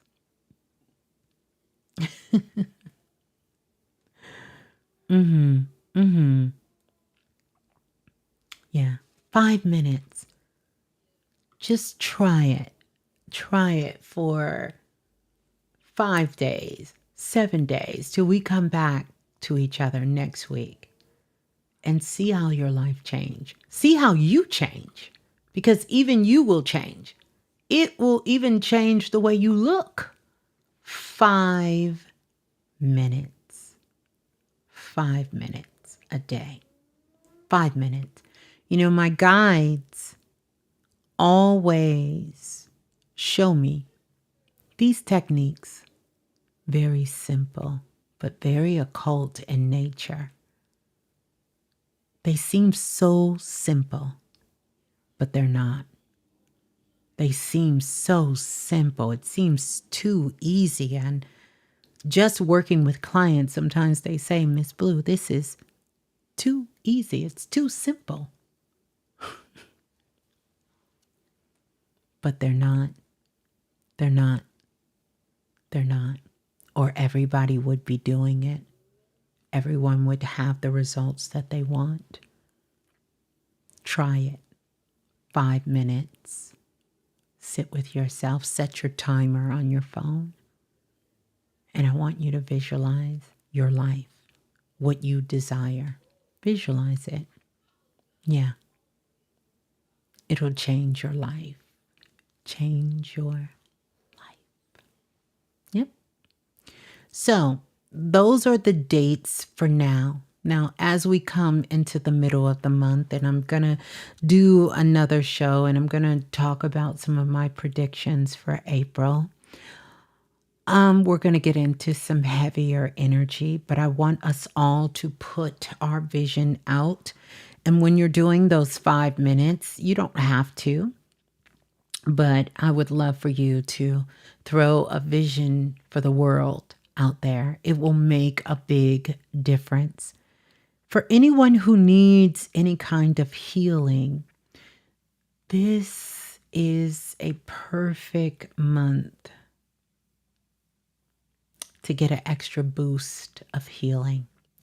And if anyone has suddenly come down with something, hurt something, something has happened, this is also the right kind of energy, frequency that you can find a solution to what is going on, a solution to what is happening. But the first place I want your solution to be is within your mind. Okay? Because remember, inside of your hologram, inside of your auric field, you are perfect, you are divine. So if you ever broke a bone, if you've ever had an organ removed, if you ever had any kind of scrape, bump, or anything that has physically, emotionally, or any kind of way happened to you, your template is perfect. And this is why it's important that you stay grounded. You keep pulling energy in through the soles of your feet. You come out of your mind and rest in the lower half of your body, because this is what gives this life force energy to your hologram. And it feeds that information to your auric field. So your auric field can send that information from your hologram back inside of your subatomical particles inside of your body and remind everything how to function correctly, how to shift and change, get rid of cells that need to get rid of, and to, multiply energy and frequency in certain parts of your body where the energy and frequency needs to be multiplied inside of your body. It's so important. One of the things that even myself, shouts out to the dream makers and to the sister, Asia, she sent me email and she said, I can see now. I woke up and I don't have to wear glasses anymore. And so one of the things for me, I only need glasses when I need to read. But it triggered something inside of me. And I said, you know what? I haven't been doing my exercises with my eyes. And I kind of been relying on my glasses. I think I told y'all the story when I was a little girl. I always wanted to wear glasses. And so I was so happy when Claire's came out with the clear frames that made it look like you were wearing glasses, because I just thought my glasses made me smart and I wanted to wear glasses. Well, I got my wish, right? I manifested. But I will tell you this, that I have noticed that I don't use my glasses. So if you see me out and about in the city, I don't have glasses on. I only need glasses on when I'm trying to read something. And even then, like now, I can see, I can read, I can see you guys' comments. I can see what you're putting in there. You understand, something says, Michelle said, beautiful. Crystal said, stunning, my God. And then Ms.Blue, I've been practicing staying out of my mind and moving more in my first mind. And it really works. I can see, I can read all of these things. And I thought to myself, am I still pretending? Am I over here still pretending? Because why am I reading everything and seeing everything? But soon as I get ready to get on and I want to read something, or I get on camera, I pop these on. And yes, it makes things clear. It makes things come closer. And it is an ease. But I am also okay with being a little uncomfortable. Right? A little uncomfortable. Princess Fula said, won't he do it? So I say this all to you guys because we are living in a time where anything is possible. And I want you to know that, because so much is happening in the world right now. But the truth is, anything is possible. And I want you to take those 5 minutes. 5 minutes, Dougie Fresh. I want you to take those 5 minutes And during those 5 minutes, what I want you to do is I want you to visualize your life. And in visualizing your life, I don't want you to leave you out of it. Remember, you are X. You are always X in the equation of anything.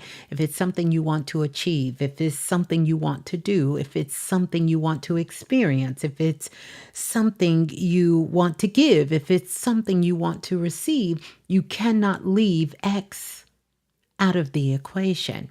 X is not a mystery. X is you. You are X. And if you leave you out of the equation, then we're never going to get a solution.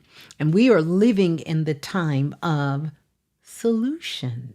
Ms.Blue, the glasses are iconic. That they are.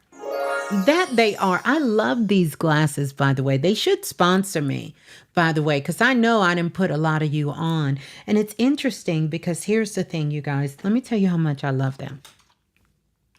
I have two pair. I have two pair of them. This is the old pair. And this is the new pair. I have two pair of the same glasses, maybe three, because I love this frame here. I love the color. I love the tortoise. I love the blue. I just love it. I couldn't really find the glasses that I wanted. So anyway, getting back to what I'm saying, 5 minutes a day to visualize your life. That is 5 minutes for you. Take that. Hold it to heart. Visualize your life. Leave no stone unturned. No stone unturned. Nothing in your life. Don't leave it unturned. Include your children, include your family, but don't forget yourself and your life. The chosen one is listening. I love that. See, we can see. But we are going to put the glasses back on because they do bring things a little close and I need to read here. Okay, I think I got the old ones on. Let me put the new ones on. Nothing is different. They're all the same. Nothing is different, but I want you all to do that. So I want you to know the Akashic records, the Akashic files are open right now. They're already open. And, I know most of you are very familiar with the term, the Akashic records, the Akashic file. It's a lot of the shows with Brother Bobby and Brother Panic I would do. A lot of times Brother Bobby would have me go in the records and see information that I would see there and definitely tell him what I was picking up in the records and what I was seeing. That is my strong point of where I work from, is inside of the records. Really, it is. And I absolutely love it. It's a big part of what I do, right? And it's one of the most sacred parts of my entire practice is the Akashic records or the Akashic files.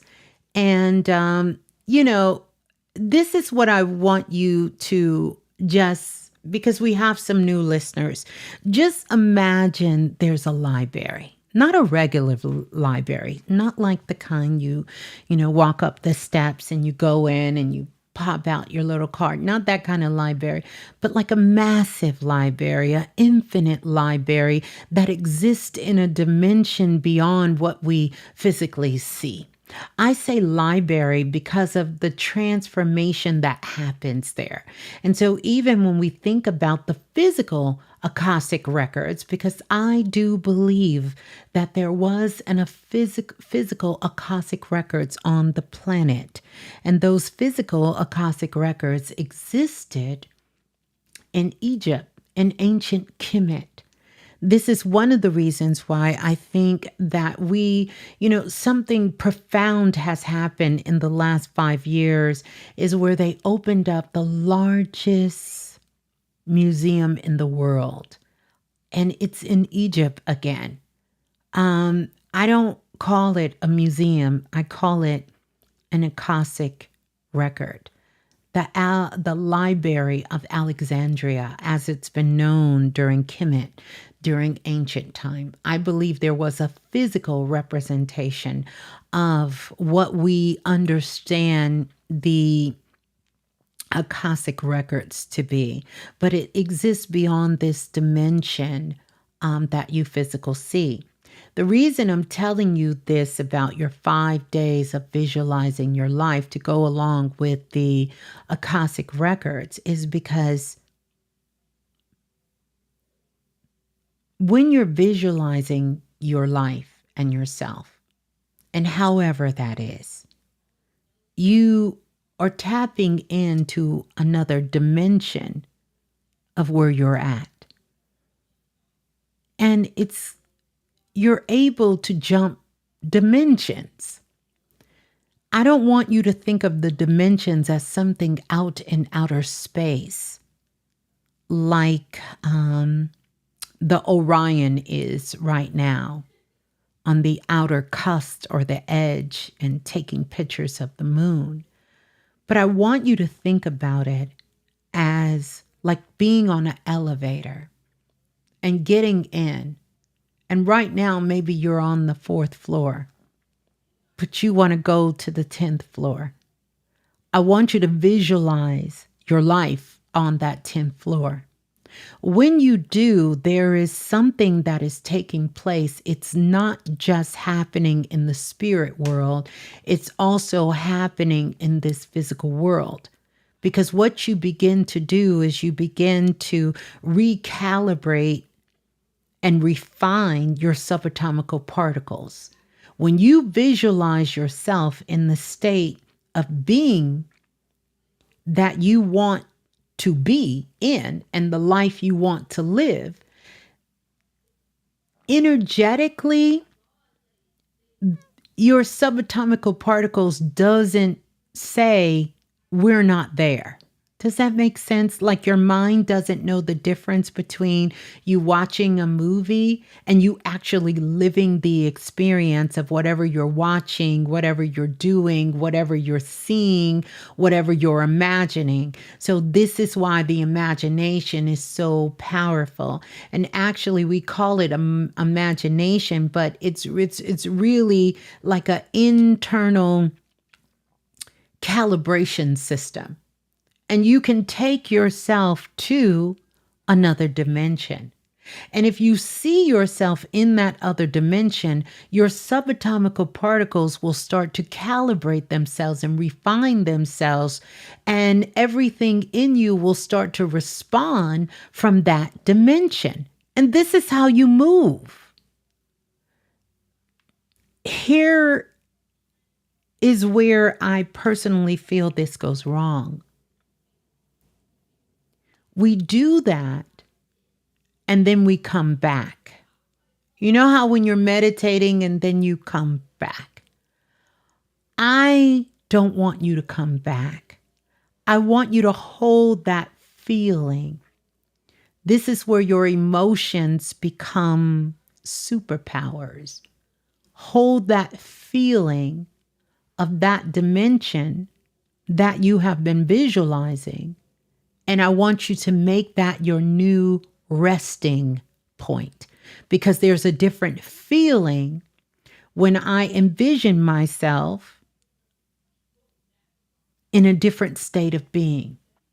It's a different feeling. It's like thinking of someone you love, and all of a sudden you get those butterflies, or you kind of get that chill, or you can feel that energy just kind of rising in your body when you're thinking about someone you love, or a place that you visited and it made you feel so relaxed and so good. And you can almost feel the sun, sort of caressing your body and your face, and the warmth of it. It's like you're back at that moment.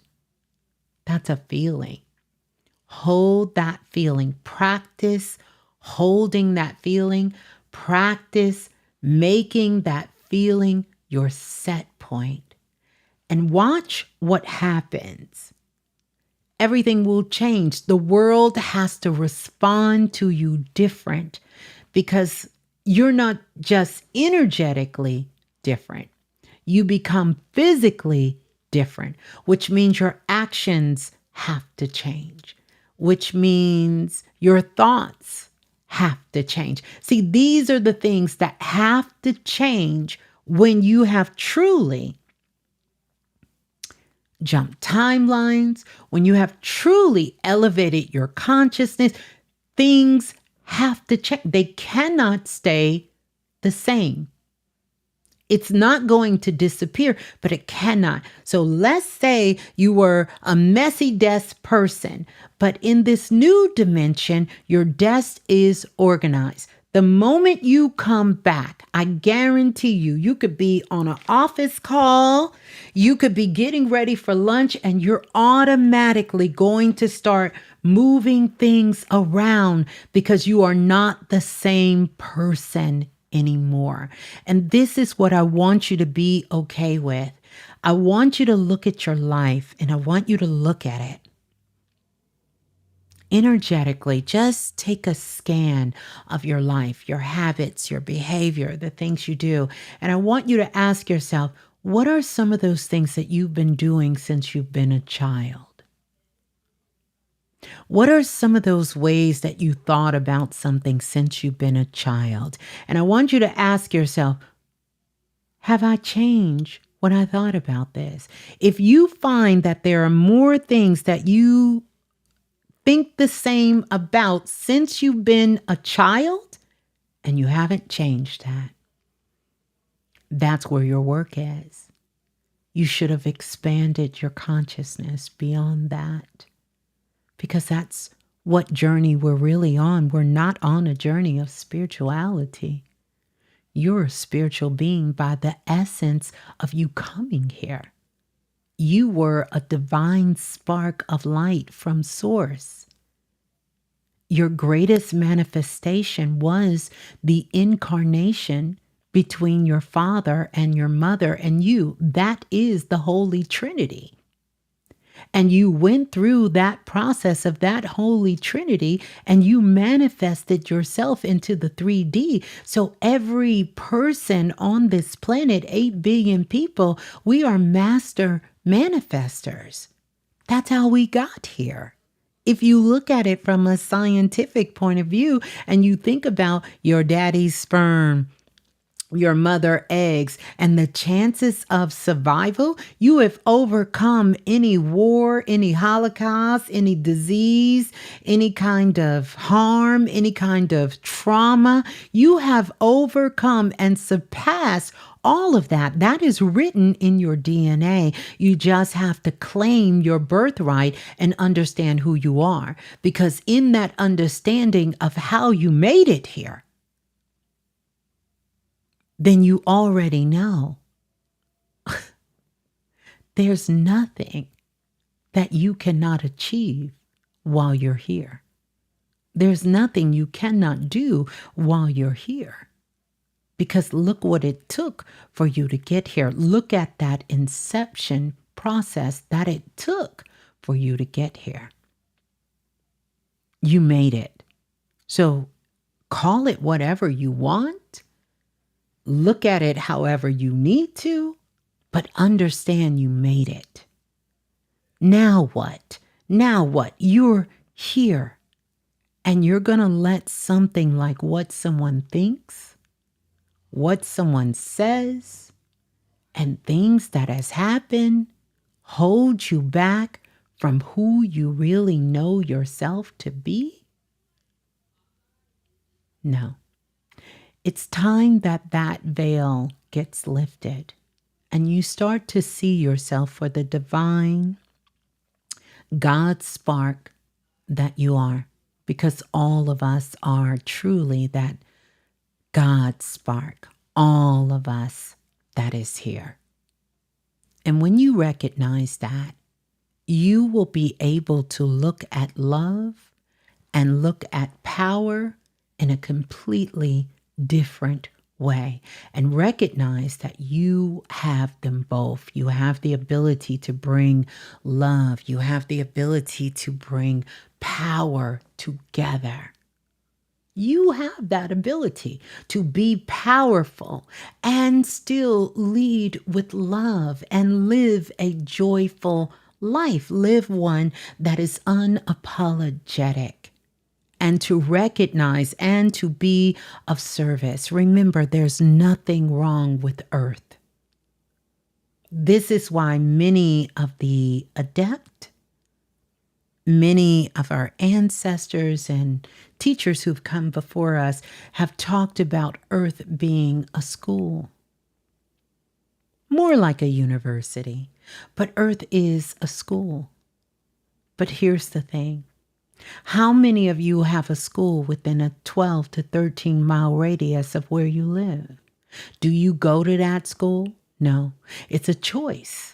How many of you have universities in the cities that you live in? Are you still in university? Maybe you went for a short period of time. Maybe you went and you graduated, but you eventually stopped going to school. And some of you never chose to go to school, but you still sort of got schooled. You got schooled through life and through your lessons, right? So you're always learning, you're forever growing, you're forever evolving. So the school of Earth, that is the school. What we all are doing here, those of you who are on this path, we have chosen to take some extra curriculum work. We have said we want to go to grad school. We understand we ain't got to do none of this. We want to go to grad school. And because we're in grad school, to whom much is given, much is required. You have a goal. This is the month of April. Tell me, I'm looking at you. What is your goal for the month of April? There should never be a time period that is going by, not a week, not a month, not a day, and you don't have an aim or a goal to keep you moving towards the future. That's what helps to anchor you. We have been taught to become complacent, to stand still in the moment and not move. I want to share something with you guys here that was so moving for me. And it's a song, and I want to encourage you to go back and listen. And many of you who've seen the video clip I put up. This song really will explain what I'm speaking to you now. But the song is called I Shall Not Be Moved. It's an old gospel song. But the person I found who sung this song did a remake of it. And as I was listening to it, it was some of the words, and I let my mother hear it. And she told me she remembered the song, but she had never heard this version. And it's talking about hold on. It's talking about not being moved, but it's talking about moving. So how do you not be moved? How do you hold on, but you keep moving? Sounds like an oxymoron and a conundrum all coming together, but it's not. See, there is a portion of you that cannot be moved. That is understanding who you are. That's what you have to hold on to. That's what you cannot be moved by. You cannot be moved by you. Remember, I told you, you can never forget X. I remember learning math, and I remember the hardest thing was to figure out what is X equal to. X. What is X? I did a whole show on this, and shortly after that, Twitter name changed from Twitter to X. It was a channel I got from our dear brother, Malcolm, when he told me I'm not talking about some missing mystery formula. X is you, and you can never leave you out of the equation. So understanding X is understanding you. It doesn't matter your background, your nationality, where you come from. You are always X in the equation. You're also the one that determines the outcome of any situation. And whenever you don't formulate for X, you're always going to be lost. So whenever there's a problem, whenever there's a challenge, you got to hold on. You can't be moved, but you got to keep on moving. And you're going to figure out what X is. Because you're X. You're there. And all of this has to do with the Akashic Records. I'm not going to forget the song. I'm going to give you the song and I'm going to give you the artist name because I want you to hear this version. And after you hear this version, I would love for you to come back and let me know, do you know who this version is? There was a note there. I didn't go into the research of it about this group that is singing this version of the song. I'm going to put it in chat now because I know some of you is like, come on, Ms.Blue, get to it, girl. Okay, give me a minute. Okay, I know I sent it to 100 people, so let me find it. Oh, here it is. Okay, all right. We're not going to play it here because we know what will happen here. And there's different versions, and I don't have anything against any of the other versions, but baby, this version, this one right here, oh, this is that one. Okay. I asked my husband, when did you get so big? YouTube. Wait a minute. YouTube. We got to get you.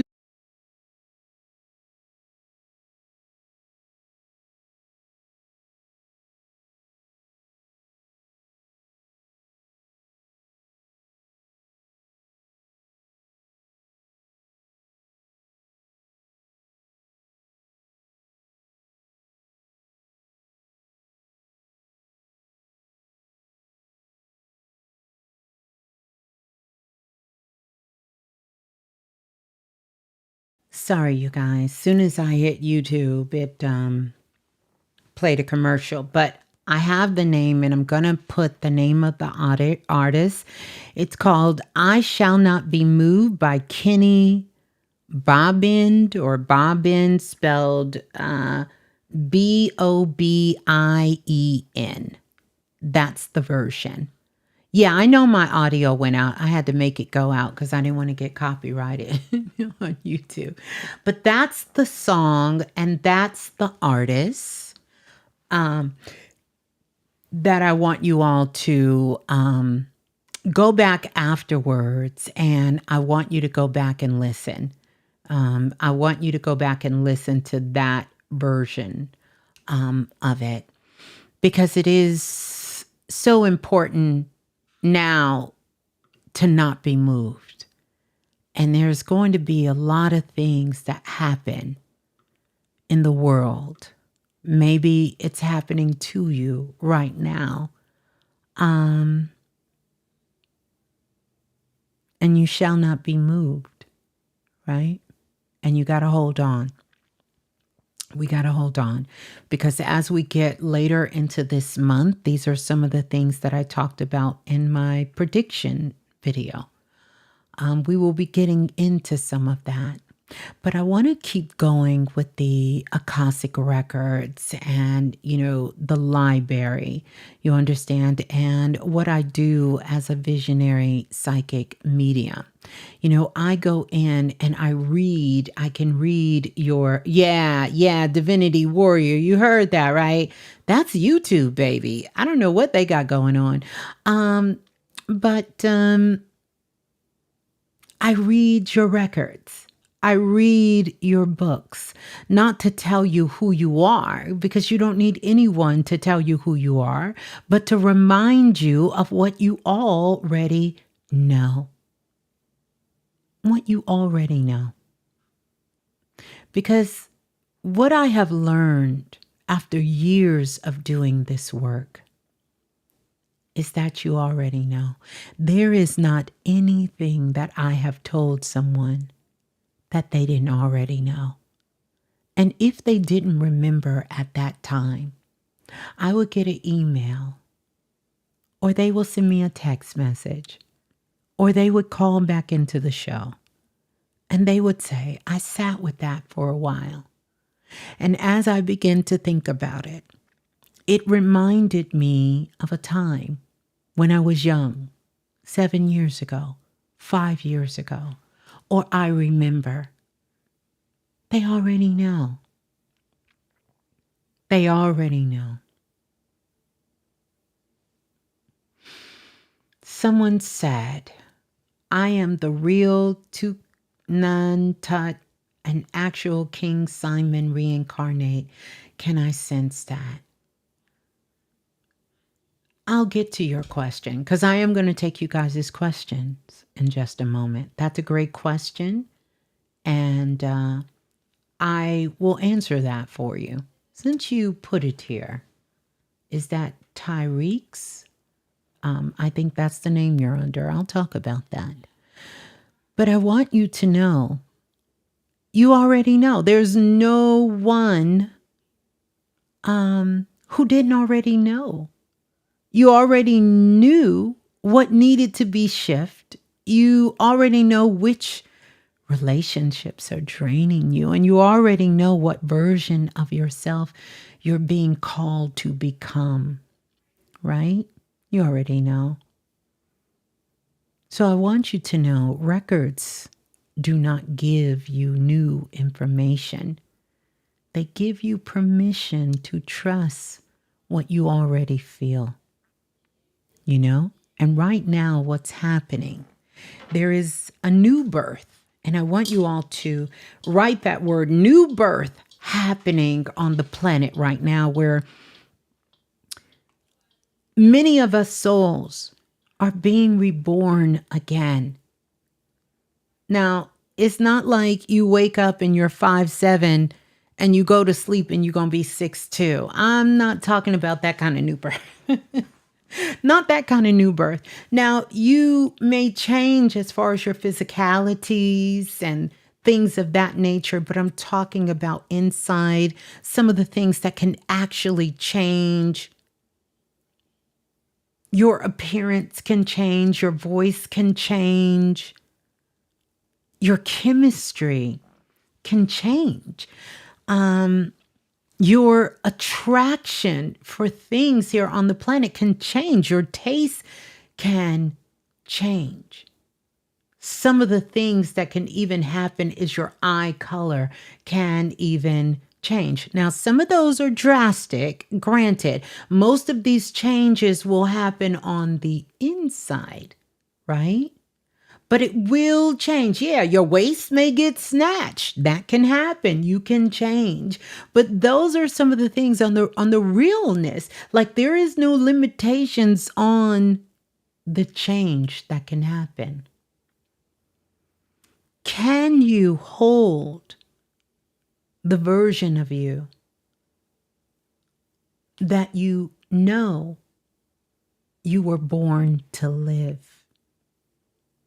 Because the version of you that's here with me right now may be an amazing, wonderful, loving version of you, but it may not be the version you felt like you were actually born to live.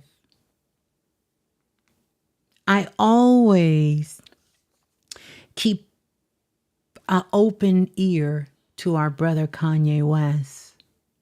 Did y'all see that video he dropped? That new song he dropped? Because he's one that is very tapped in to the waves of frequencies on the planet. And whenever there's a new massive wave coming in, there will be a shift somewhere with Kanye. But many of you are a part of that shift too, because there's certain emails I get certain times of the year. I can tell when the energy is off, the same people email, and it'll be back to back to back. Y'all will be within a minute, or they'll call me, or they'll text. I'll know exactly. I also know when there's an upshift, because many of you will call me and say, hey, Ms.Blue, I had this dream, or hey, Ms.Blue, this person, Michael Jackson, showed up in my dreams, or Ms.Blue, this happened to me today, and I just wanted to get your insight. Here's what I'm picking up. Ms.Blue, I wanted to share with you. Is there something going on with this, that, or that? Because here's what I'm feeling. So as the collective, especially us here doing the work, we have our pulse and we can feel these shifts that are coming in. So I'm going to answer that question that was put in chat, and if you guys have some, but I want you all to think of the version of yourself that you were born to live, not to be, because that's different. But what's the version of you were born to live? And I want you to write those specific words down, because that's what my guide gave me. What is the version you were born to live? And can you honestly say on this date, at this appointed time in your life, you are living the version of you that you were born to live? It's a simple yes or a simple no.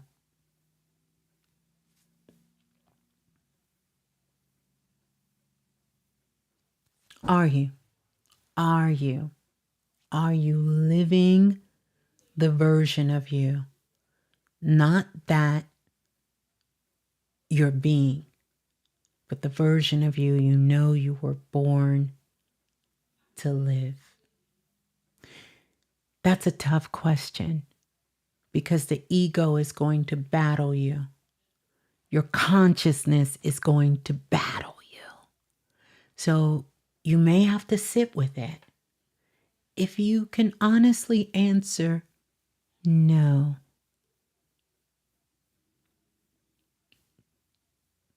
that would be a good thing. Not that yes is bad, because that's still an answer. But if you're in the middle,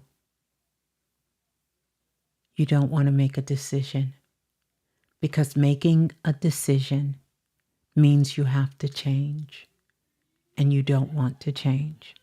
See, these are the questions that when you begin to process that for yourself and honestly look at yourself, no judgment. So there should be no frown faces. There should be no happy faces. It is what it is, right? If you can say no and honestly just be no, I can honestly tell you no, I'm not. I don't feel some kind of way about it, because that allows me to see that I am still growing. I am still evolving. I am still reaching the point of the version I was born to live. And here's the truth. I don't know if I seen that version 10 years ago. I don't know if that version was the same as it is today, because it's different. That's why I told you guys, look back in your childhood, look back at those things that you say, I've always felt this way. I've always thought this. You should be growing, expanding. I'm not saying change. I'm saying expand. There's a difference. There is a difference. And now more than ever, we need something to anchor us into the future because it will open up your visionary eyes. So this living day to day, not having an aim or a goal, you need something to pull you towards the future to work, especially if you know that some days it's heavily emotional for you and other days you're good. And then some days you're like, oh, I'm struggling. You need an anchor for the future. You need something to anchor you into the future. You need something to anchor you into the future. Something to anchor you. You're here, you're present.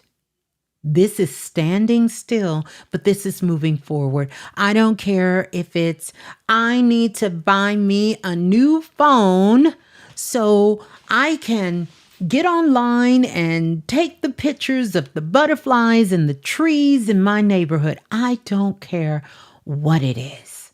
You need something to anchor you into the future. I need to work out because I want to be healthy enough to climb a mountain when the summer comes. That's what it was. I want to study. I want to find out about this thing that has been a mystery in my life that's making me feel, and I'm going to get into studying about nutrition and food, whatever it is. I want to find out about relationships. And so I'm going to invest in this. I'm going to do this. Or every single day, I want to clear my whole house out. And I only want to have those things that are meaningful in my life. And every single day, I'm going to work on what I need to give away, what I need to sell, and what I need to keep. And I'm only keeping those things. You need a purpose. And that purpose needs to exist outside of some sort of work, right? Some sort of thing, some sort of purpose, whatever that is. You're ultimately, what you're looking for is joy.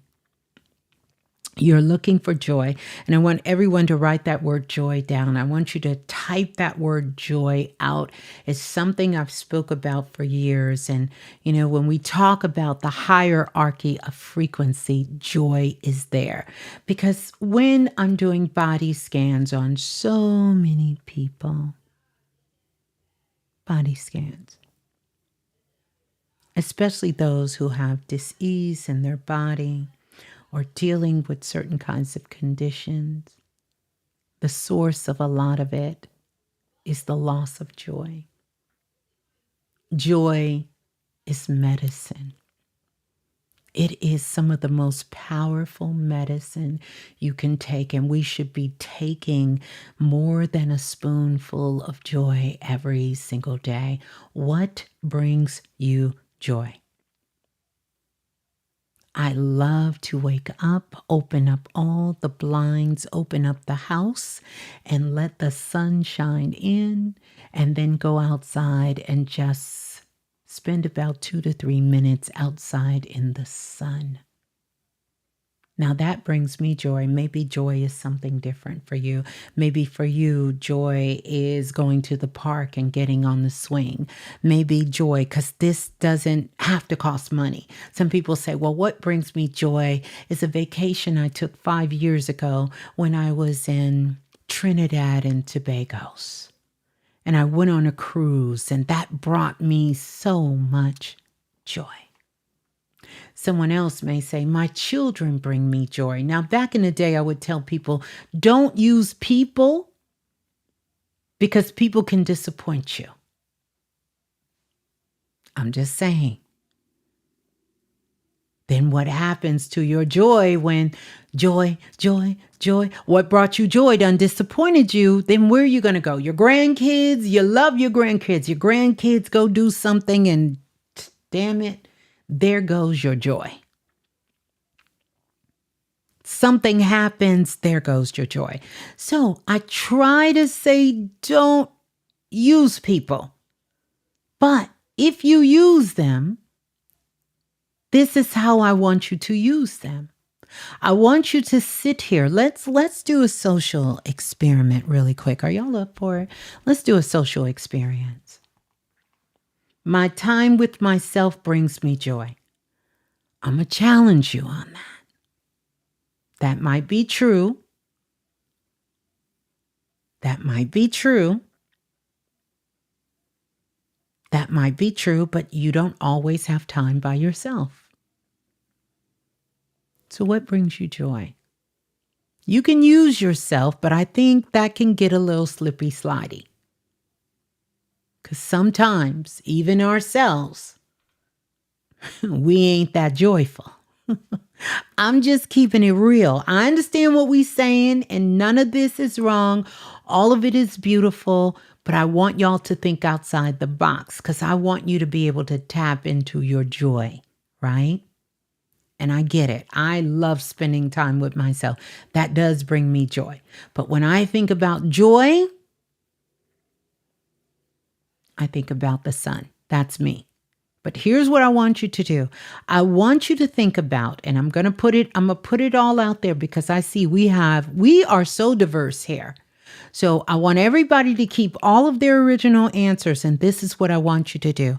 I want you to close your eyes for 1 second. And I want you to tap into that thing that brings you joy. Your children, your man, yourself, your grandkids, art, whatever, planting flowers, your trip that you took 5 years ago, being alone with God, whatever that is that brings you joy, I want you to sit with that for just a moment. And I want you to let that fill your whole body up. That's it. Fill your body up with that joy. Till you can feel it literally tingling from the tips of your toes to the top of your head. Feel that joy just coming on in. And once you feel that joy, I want you to come back in chat, and I want you to put a sparkle up because that's going to let me know. And don't let go of the joy. I want you to hold that joy. Don't let go of it.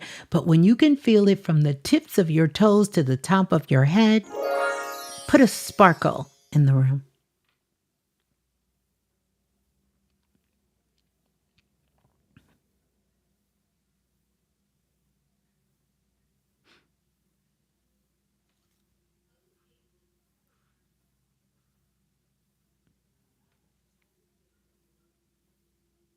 All right. Now, beautiful.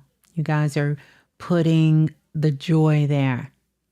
Beautiful. Excellent. Excellent, you guys. Excellent work. Excellent. Now, here's the thing. Here's the thing I want you to do now. I want you to hold that thought. And I want you to just kind of move it to the side just a little bit. Just a little bit. And now I want you to think of yourself. And I want you to be honest. Are you getting the same kind of joyful feeling when you think of yourself as what you were thinking about for joy? That's a yes and that's a no. Honestly, are you feeling the same about what brings you joy and yourself? Yes or no? There's no wrong or right answer. One is not better than the other. Renika says no. Thank you for your honesty. We're going to talk about it in a minute. When you think about something that brings you joy. Okay, let's see. All right. Quan says no. Tammy says no. Chosen Girl says no. Divine Bliss says yes. Miss Candy says yes. Jennifer says no. Mayo says no. Or I may not be saying that right. Lucky says no. NSHW says yes. Lola says yes. Welcome from Baltimore. Goddess Birth Source says yes. Shanice says yes. Titi says no. Got a lot of no. Shaquan says no. Miss Rich says no. Evolve says no. So here's the thing. Divine Empress says no. This is what I want you all to think about. The word doula says no.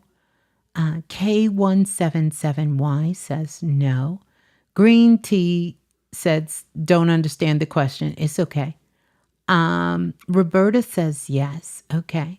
All right. So listen. Okay. Coffee with Jen says no.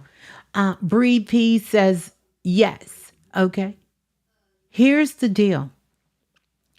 If your answer is no, then what I want you to do, I'm going to give you some spiritual counsel here, is when you're doing your 5-minute exercise of visualizing, I want you to take 3 minutes, maybe twice a day, and I want you to think about that thing that brings you so much joy.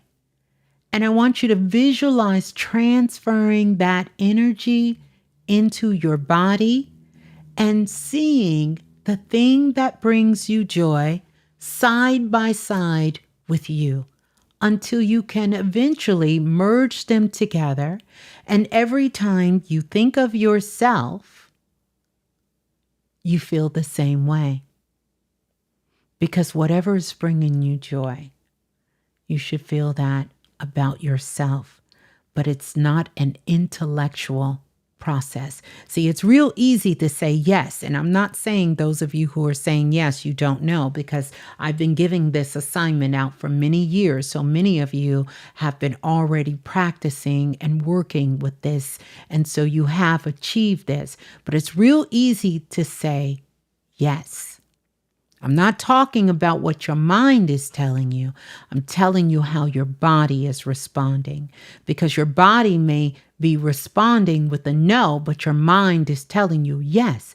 Because saying that you think of something as joy and as love different than yourself doesn't mean you don't love yourself.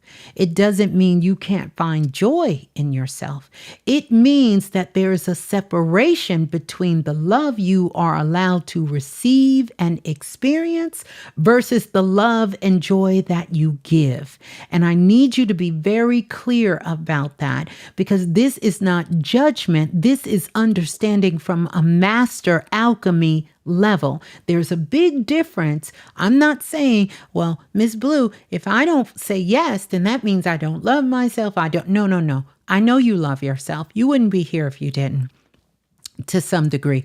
I know you find joy in being with yourself. That's not what I'm asking you. I'm not asking you to intellectualize this. I'm asking you, how is your body responding? Because your body responds to joy differently. And when you see that grandbaby and that grandbaby is smiling and reaching for you, there is a chemical process that is biological that starts to happen within your subatomic particles. When you see that person in your life that you love, whether it be your partner, whether that be your children, whether that be a close friend, your mother, your father, you respond. Your body feels something, just like it feels something when you're talking to yourself.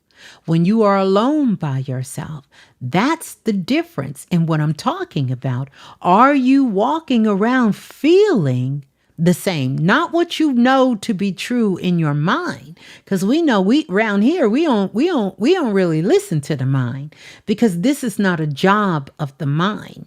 This is a job that is energetic, and it responds to how your body is feeling.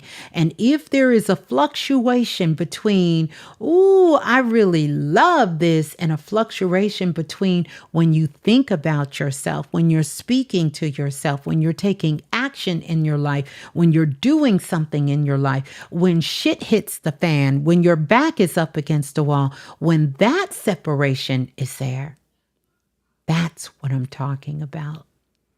How you get that to be an even scale, because we're not just talking about you experiencing joy, we're talking about you being open to receive, which is why we are not living our desired life that we know we were born to live to the fullest, because there's a part of us that is playing small.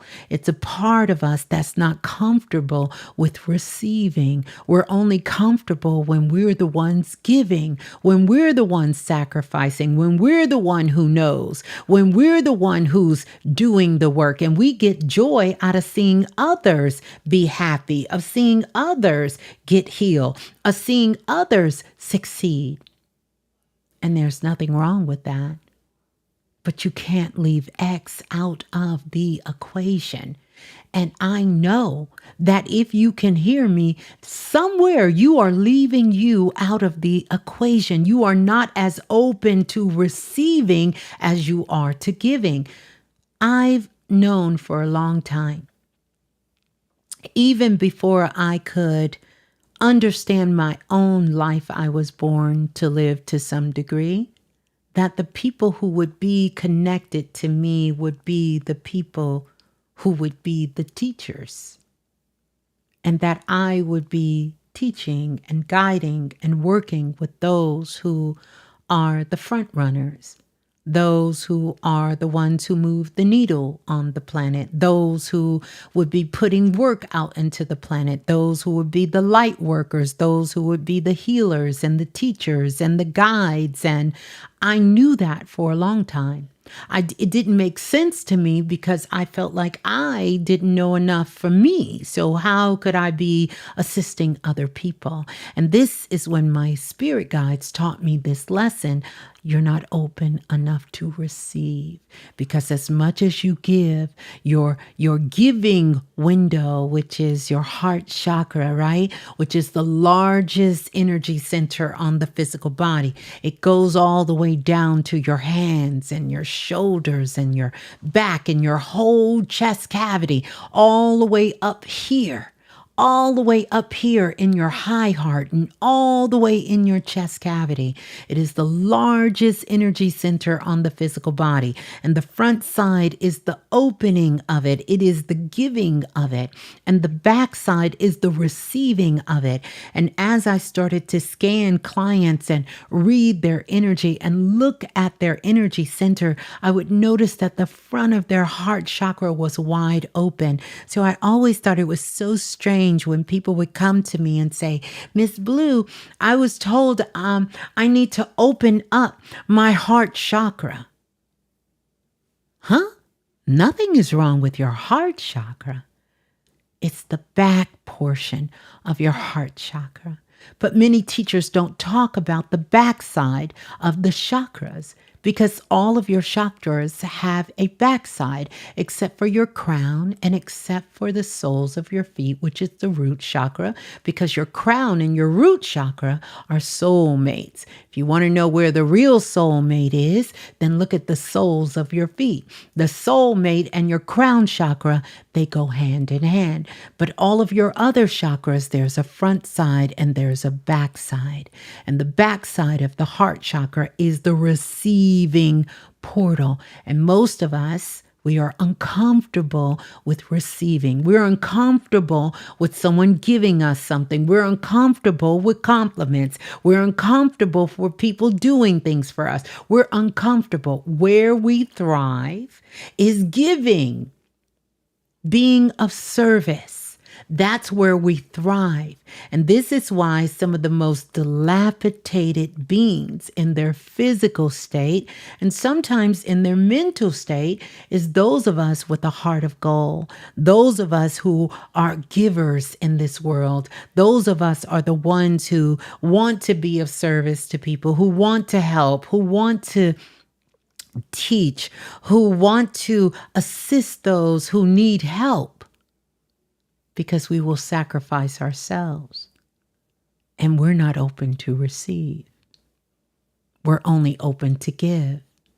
And so right now, what's happening with a lot of teachers and a lot of people is that they're getting a burnout period in their life because they're not as open to receive as they're open to give. And so I remember when I first heard somebody saying, my cup is empty. And I thought, how could that be?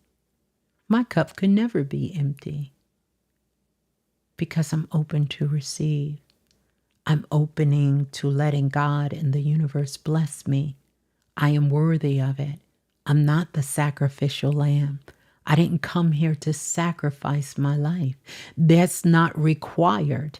And depending on what school of thought, and just about every school of thought, there was already somebody who took care of that for you. You are no longer required to sacrifice yourself for your family, for work, to be of service to anything. Now, don't confuse sacrifice with commitment. Now, they may sometimes feel the same, but they're not the same. They're completely different because one is a self-initiated choice and the other one is a burden that we felt that was placed upon us. It's very different. So, joy, not the joy in your mind, the joy in your life, the one that the body tells the truth. That it recognizes that this is joyful for you. This is something that brings you joy. You want to hold on to that. You want to hold on to that. See, tonight we're not just talking about energy or this morning. We're working with it in real time, right now together. And so what I'm going to share with you is a part of my signature healing method called the Soul Tone Alchemy. And it's something I've been using for years and years and years and years and years.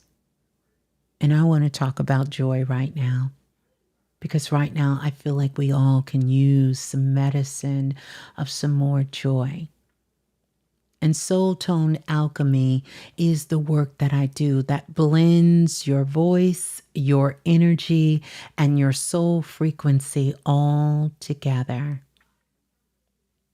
to create an actual shift in your body. Because that's where the shift needs to go. Your nervous system is going to tell you, this is not in theory, not someday. We are going to do this right now.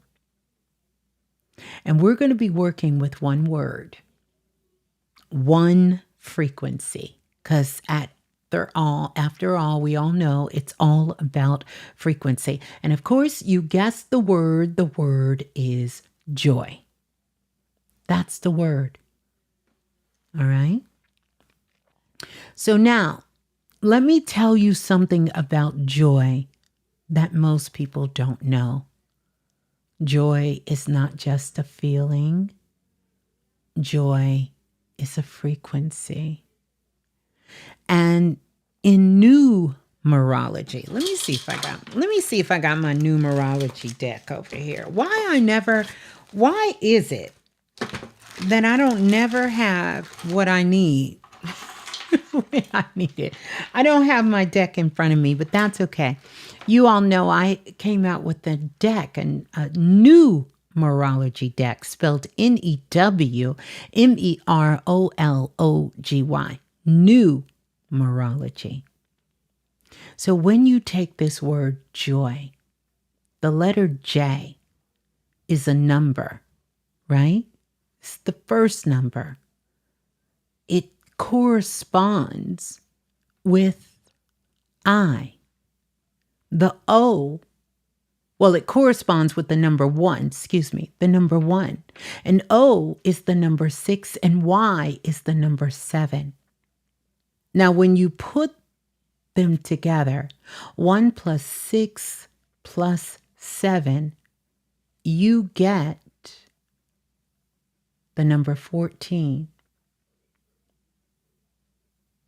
Hold that thought. I'm going to reduce it down, okay? 1 plus 4, you arrive at 5. We're back at that 5. This month is a universal month of 5. Joy vibrates at the frequency of 5.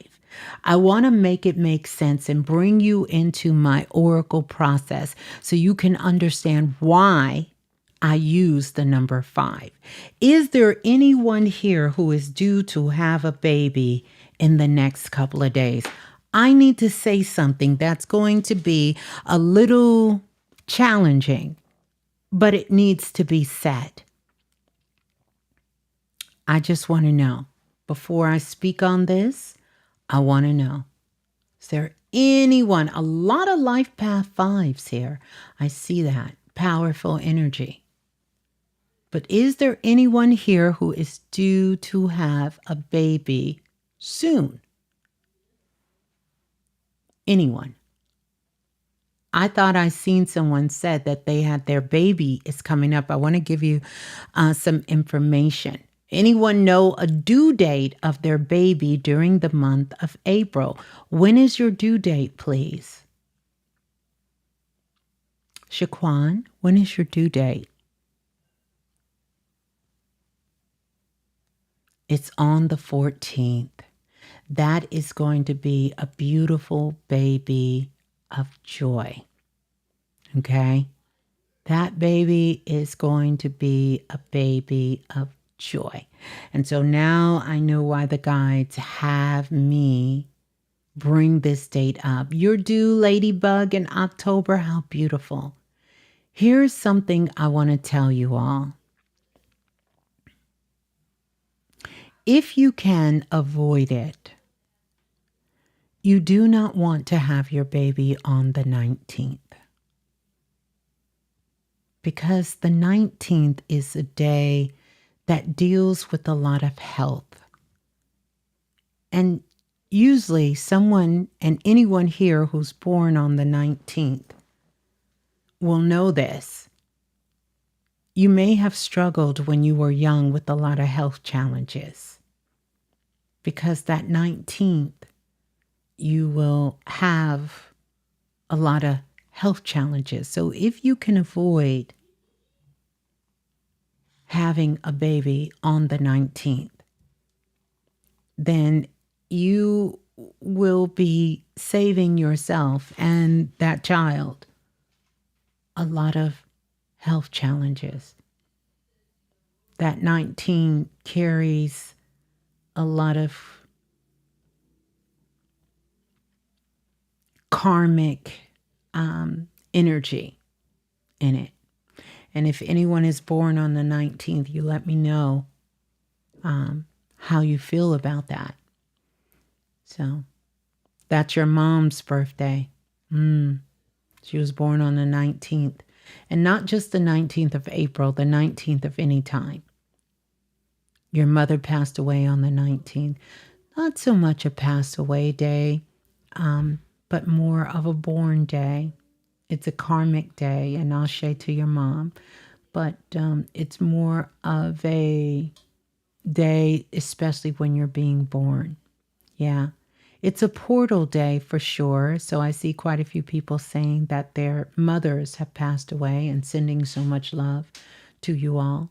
But yeah, wow, just came in August 19th. And I'm sure that either when you were younger, you suffered from a lot of health challenges, or you were born on the 19th, or you've had a lot of health challenges. It's a way to turn that energy around, but talk to somebody born on the 19th and they will tell you about their health challenges that they have to be mindful of and the things that has happened on the 19th. Yeah. Yeah. See, they're saying yes. And and I'm not saying that it has to always be a life-threatening health challenge. I'm just saying constant health challenge.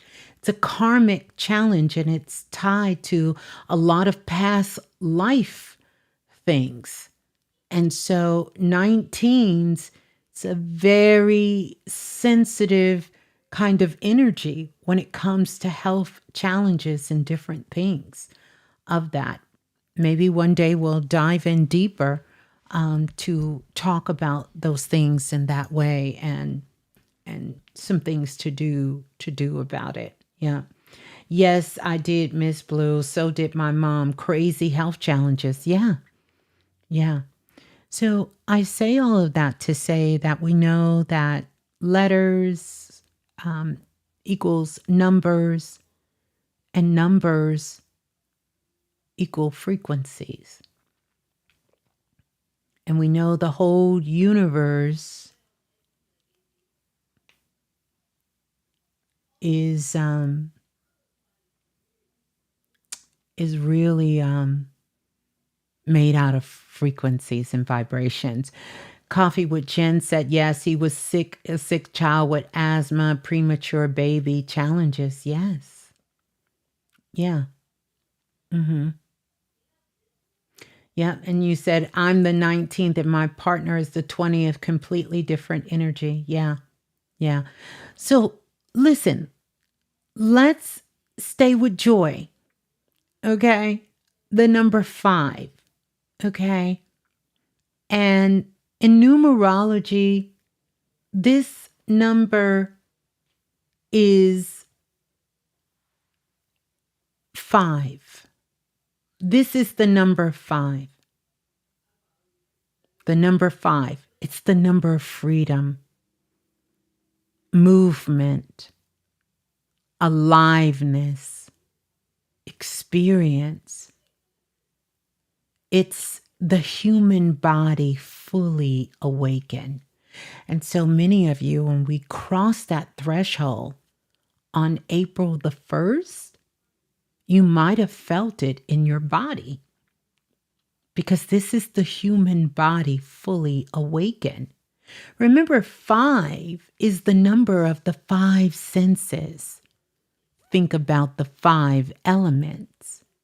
So when you hold the frequency of joy in your body, you literally are vibrating at an energy of frequency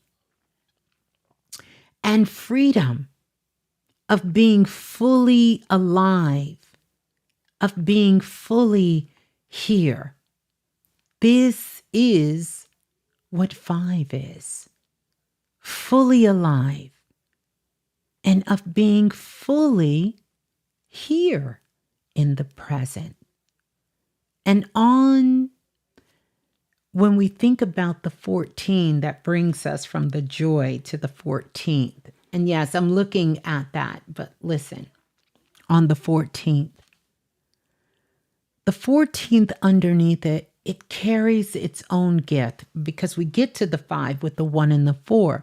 14 is the energy of balance, of structure, of learning through experience. It's also connected to the media. It's connected to sound. It's connected to learning. It means joy does not have to be chaotic.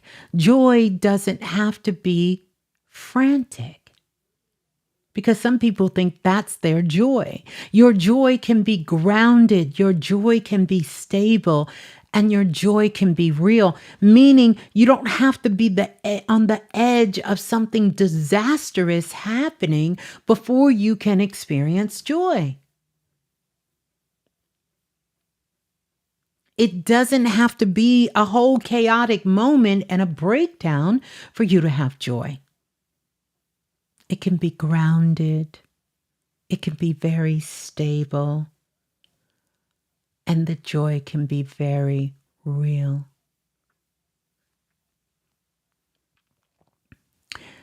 So here's what we're going to do. Whether you are live or watching the replay, you can do this with me. The first thing that I want you to do is I want you to sit up. Sit up. I'm going to sit up, which I got to get me a new chair. I don't know what's going on with this chair. We're going to sit up. I'm going to sit up. You can roll your shoulders back or you can stand up, whatever makes you feel good. So you can sit up, you can stand up, whatever you want to do. And I want you to feel your feet on the ground. You don't have to take off your shoes or anything, but you can feel your feet on the ground. I want to say welcome to our Lola Falana in the building, our moderator. And we also have Brother Lance as well in the building. Welcome on in. So I want you to feel your feet on the ground. Just feel your feet. Wiggle your toes. This is going to help you ground. Oh, you at the gym? Okay, they're going to look at you standing up and wiggling your toes. It's all good. Okay. And then here's what I want you to do. I want you to place your right hand over your heart. And then I want you to place your left hand open, palms facing up, resting on your lap or at your side. Now, I want you to close your eyes. And I want you to think of one moment in your life when you felt completely free. Just free. It could have been a moment from your childhood. It could be somewhere you've traveled. It can even be a person who made you laugh so hard you forgot every single problem you had or even what was going on.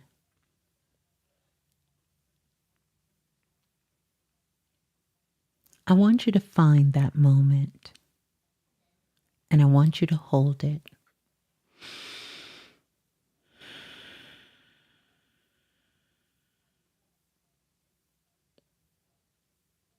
Can you feel it in your body? The warmth, that openness, that aliveness. That's the frequency of 5. That is joy in your body.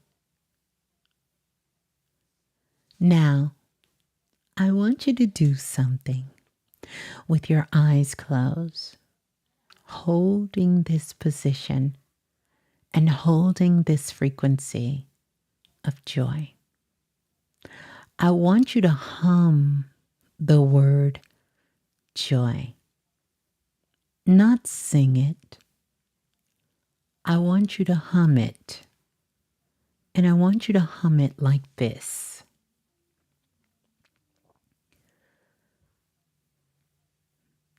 Joy,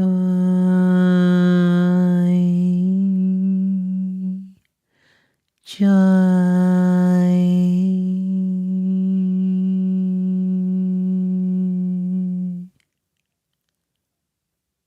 and I want you to hum it for 11 seconds. 11, because 11 is a master number of spiritual awakening and higher intuition. And I want you to know that your voice is going to carry this frequency into all of your cells. Now I want you to get ready. Let's do it together. Take a slow breath in, and I want you to hum joy,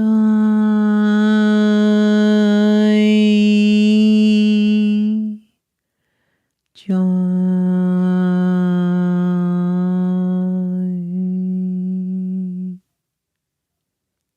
That's it. Hum the word joy. However you want to do it. There is no wrong answer. There is no wrong hum. Hold it for 11 seconds. Count silently and then let it go. I want you to open your eyes slowly, slowly. And I want you to know what you just did was to use your voice as a tuning fork. You sent the frequency of joy, the frequency of 5 through your own body. And I want you to continuously practicing humming with joy until you feel it from the tips of your toes into the top of your head. Joy.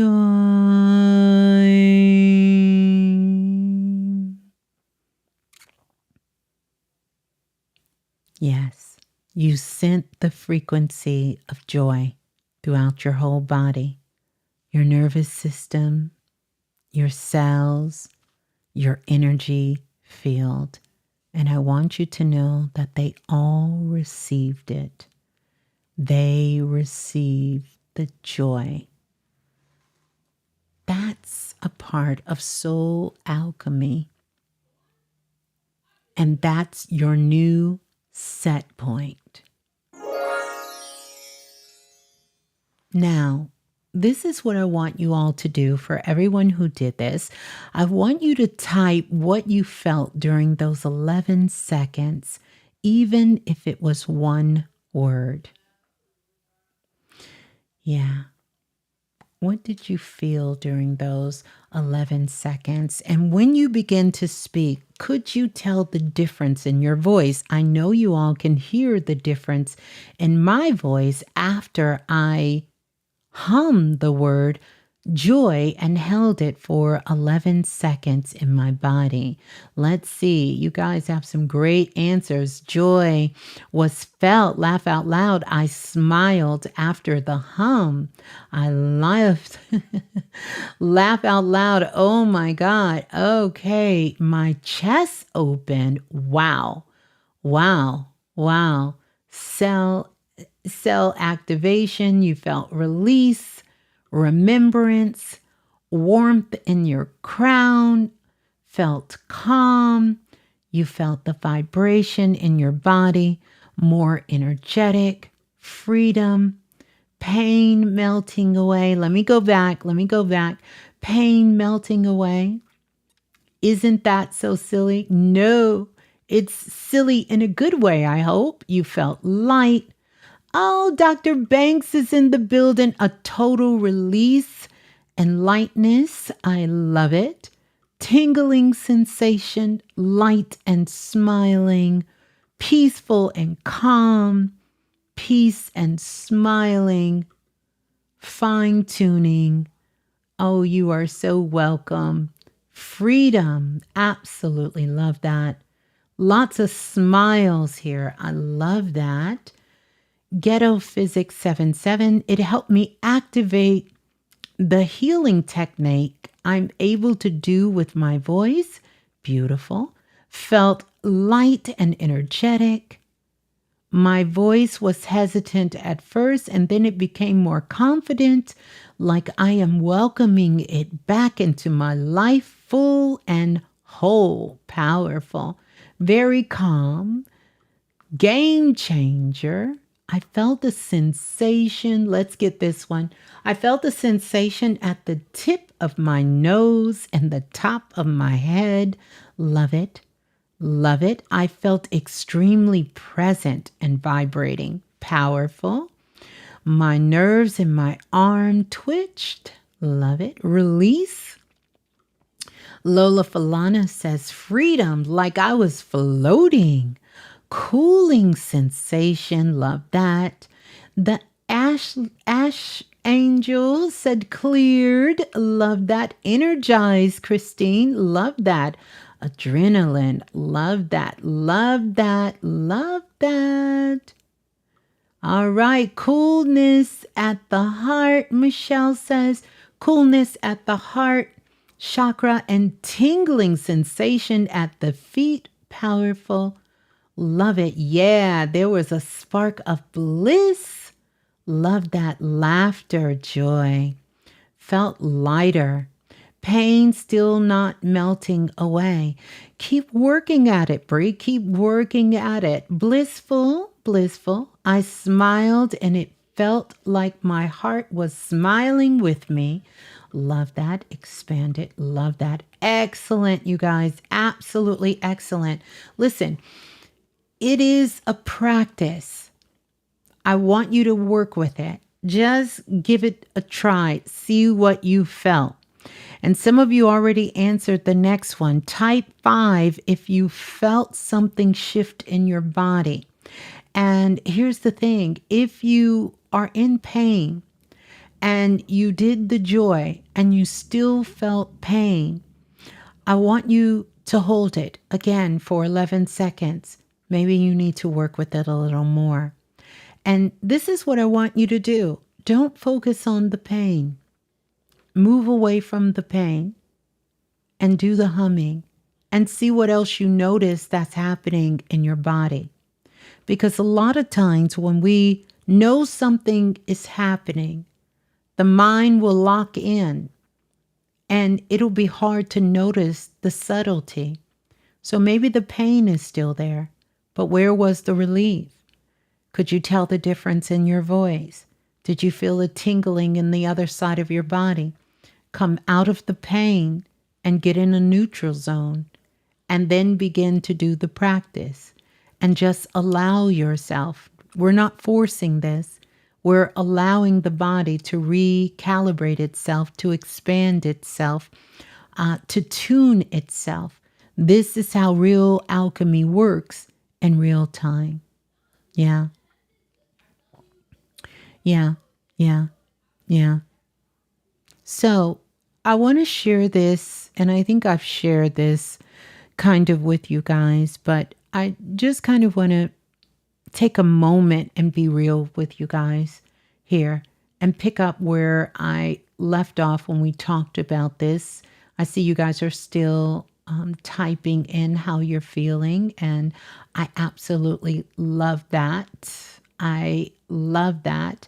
And definitely, if you're listening to the replay, definitely come back so you can see the comments and read the comments. And don't forget to like and subscribe if you found some value here. It really helps the channel.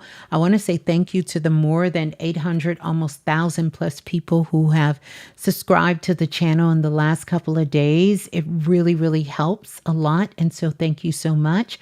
Make sure you guys are subscribed and don't forget to like and come back and hype the video up as well.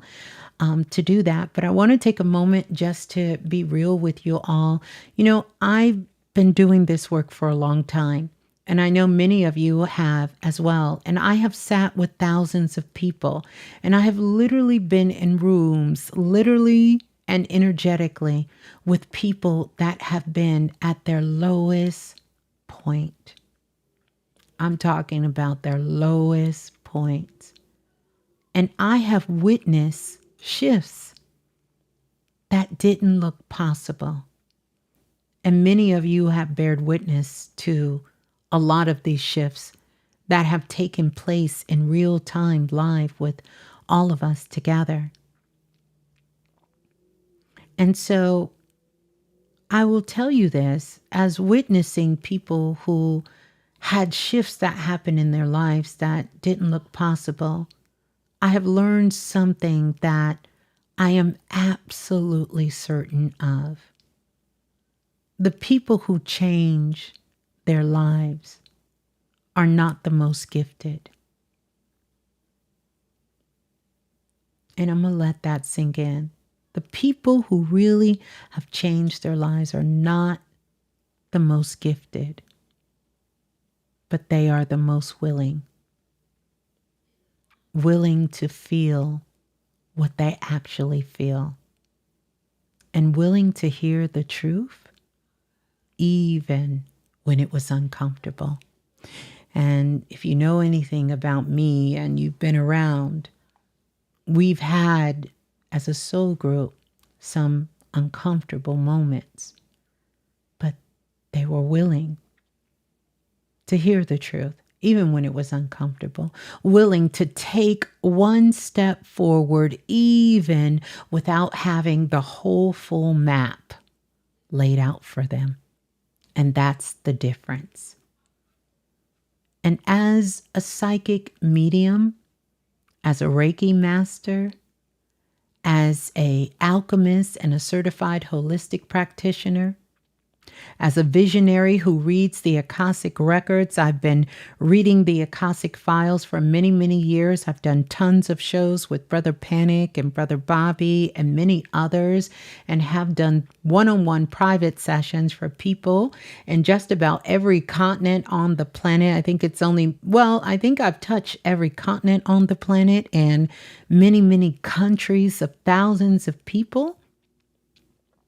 My entire gift is helping you hear what you already know. That's it. I need you to hear. And this is what I help you hear, what you already know. I don't give you answers. That's not the point of, I believe and I know to be true that you all connect with me. It's not because I give you the answer. It's because I can hear the noise so that your own answers can actually come through. So that they can come through for you. And that is exactly what we did here with all of us together. And that's what we always do here. That is the thing that is so consistent with doing this work for over 20 years. Yeah, that's what we always do here. So if you're new here, now you know. Now you know.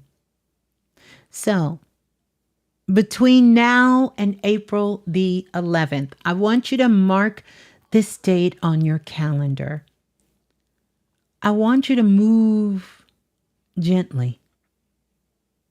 And I mean that for real. And I also want you to move in a very honest way. Not that you're not honest, but I want you to be aware of the honesty within yourself. See, we're very aware of how honest we're being with the people in our lives and, the places we interact with, but I want you to move honestly because something in your life is asking for your attention right now. And the moment that you honor that, things will begin to open. Things will begin to open. Not because the world changed, but because you did. You change. So as the song goes, you got one job. You only got one job between now and the 11th. And that is one aligned action. Not a whole list. Not 10 things. Not a complete overhaul of your life. One thing. Okay? As our girl sings, Amira, there's just one thing that got me tripping. You got one thing that your soul has been whispering to you. One thing that came up during the activation here. And I know it did. One thing, do that thing. If you do that thing, your whole life will change. Remember, joy is your frequency, and we are going to hold joy. It's our new set point for this entire month and the rest of this year and hopefully the rest of our lives, or at least we will set that in stone so tight that we will know how to find our way back to joy at any given moment. Not someday, not when everything is perfect, but now the frequency of 5. Freedom, movement, aliveness. That is who you are, not who you're becoming. That is who you are. And no one and no thing can take it away from you. It cannot take that away from you. And I want you to type, I'm ready. If you're stepping into this window with intention, just a full body, Yes, mentally, physically, and spiritually. I want you to type, I am ready. If you're ready to step in with intention. You ready? You ready? You ready? Now, the other thing, I want you to type frequency 5, the number 5. If you felt the activation in your body while we were doing it live, type frequency 5. And that way, when I'm looking back at the chat or reading the notes afterwards, I know that you felt the activation in your body somewhere in your body. You felt it. I see a lot of I'm ready. I'm ready. I'm ready. I'm ready. I'm ready. Yeah. I'm ready. Yeah. I'm ready. All right. I'm ready. Powerful. I see a lot of frequency 5, frequency 5, frequency 5. Powerful. 5, 5, frequency 5, frequency 5. I'm ready. Yeah. I'm ready. Frequency 5. Powerful. All right. Powerful. Ooh, I want you all to know this is just the beginning. We are going to go deeper because I just feel like where we are in this new space, in this world, it requires us to go deeper. There's so much more that I have for you, you guys. It's so much more that I have. I want you to also know that the link below, in the bio below, I think it's below, okay, for everything that I have available tonight. The Lucky Blueprint, fire, air, everything that is available right now. I want you to take a look. And if someone calls you, remember Ms.Blue told you, that's not an accident. If you happen to stroll past and see something in the digital download store, it's not by accident. And if someone physically calls you on the phone, I don't care what they tell you, it wasn't an accident. This is alignment. And I love you all. Love is the only thing real here. And you choosing yourself here right now. And this point, that's real. That's real. That's so real. Yeah. Ms.Blue, I see you wearing that plum color you was talking about. Y'all don't let me forget nothing. I love y'all. Yes, I was talking about this plum color. I sure was when we were doing the Aura Atlas readings. Now, to be fair, I did say I was going to do a Q&A. I do want to take a look at the time because we are well over 3 hours, baby, and 17 minutes and counting. So I am going to take a few questions if you all have it. I know someone wrote a question in there earlier. I'm not going to mention it, but if they bring their question back up because it was quite juicy, I would love to dive in and answer that question. And if you all have a question, I definitely will answer that question for you. So if you have a question, do this for me. Put a semicolon, and I'm going to show you how to do it. Put a question mark and then a semicolon and your question. And that way I can search and I can get your question. And I love you all so much. And I'm so glad you guys are here. It's been 12 days since we've last been together. So I'm so glad that we are here. So tell me this question. Okay, let's take a look. Maybe I'll put the questions over here. I think this may be an easier read for us. So the question is, I have a deep resentment for my dad, who I feel is a dark cloud and meant to trigger me. Do my guides have a word for me? Have a word for me to work through the anger and resentment? Let's see.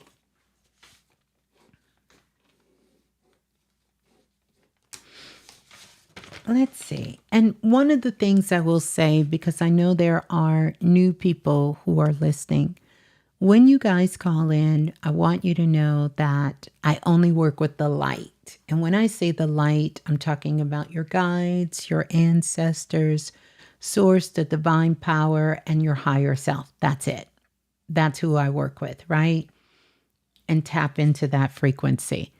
And so this resentment with your dad is coming up. It really has little to do with your dad.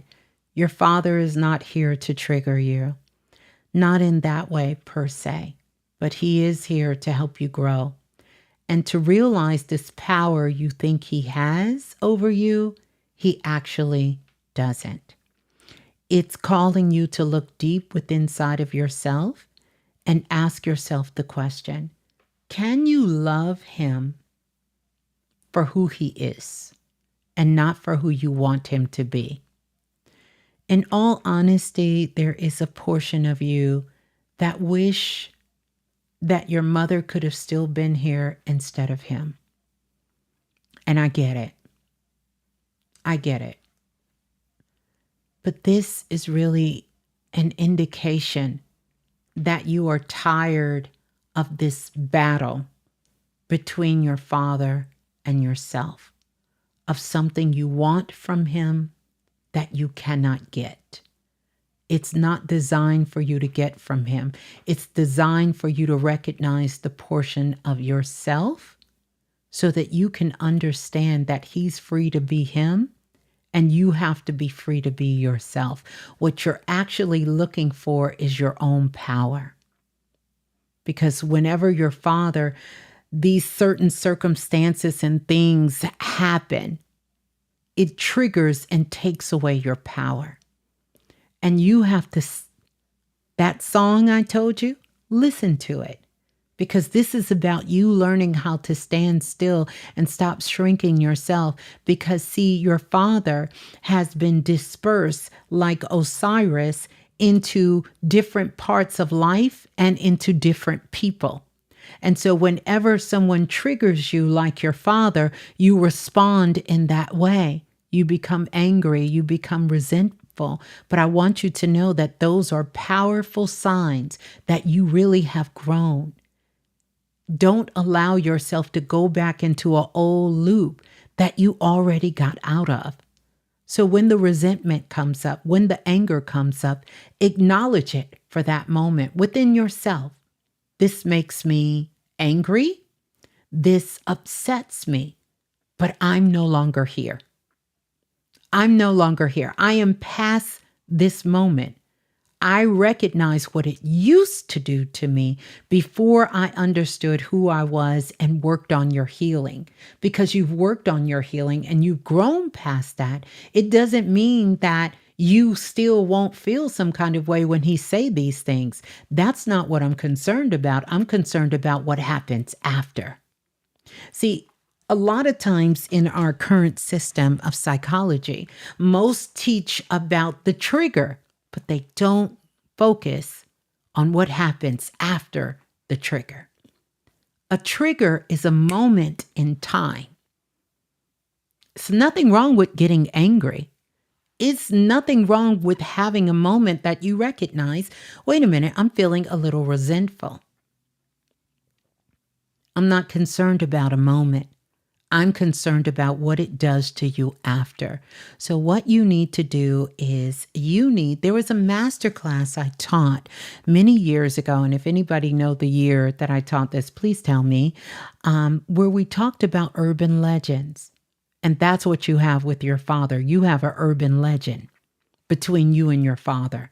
And whenever this dynamic comes up, the urban legend comes up. It's something that has some truth in it, but it's not all true. It's like the house at the corner that's haunted, that all the kids made up all these stories about what happened in the house. And yes, something happened in the house, but all of these other urban legends about what happened to certain people who walked by the house, or somebody who walked up the steps, or somebody who touched the tree that's in the yard, all of that is an urban legend. And every urban legend has to be debunked. And you have to debunk this energy with you and your father because it's an urban legend. So I want you to sit down and I want you to think about, how can I debunk this urban legend? The truth is, I used to be very angry when this came up. And here's the reason why. And now this is what I've learned from that situation. This is where I've grown from the situation. And here's where I stand with it today. And I shall not be moved, because that's an old urban legend that I've already debunked. I'm not really resentful anymore, but I remember what it feels like when I was resentful. I remember what it feels like when I'm angry. And now I know how to set healthy boundaries with myself. Not healthy boundaries with your father. You have to set healthy boundaries with you. So debunk your urban legend. And the next time that trigger comes up with your dad, you will have a way to debunk it in your mind. Because what's happening right now is called patterns.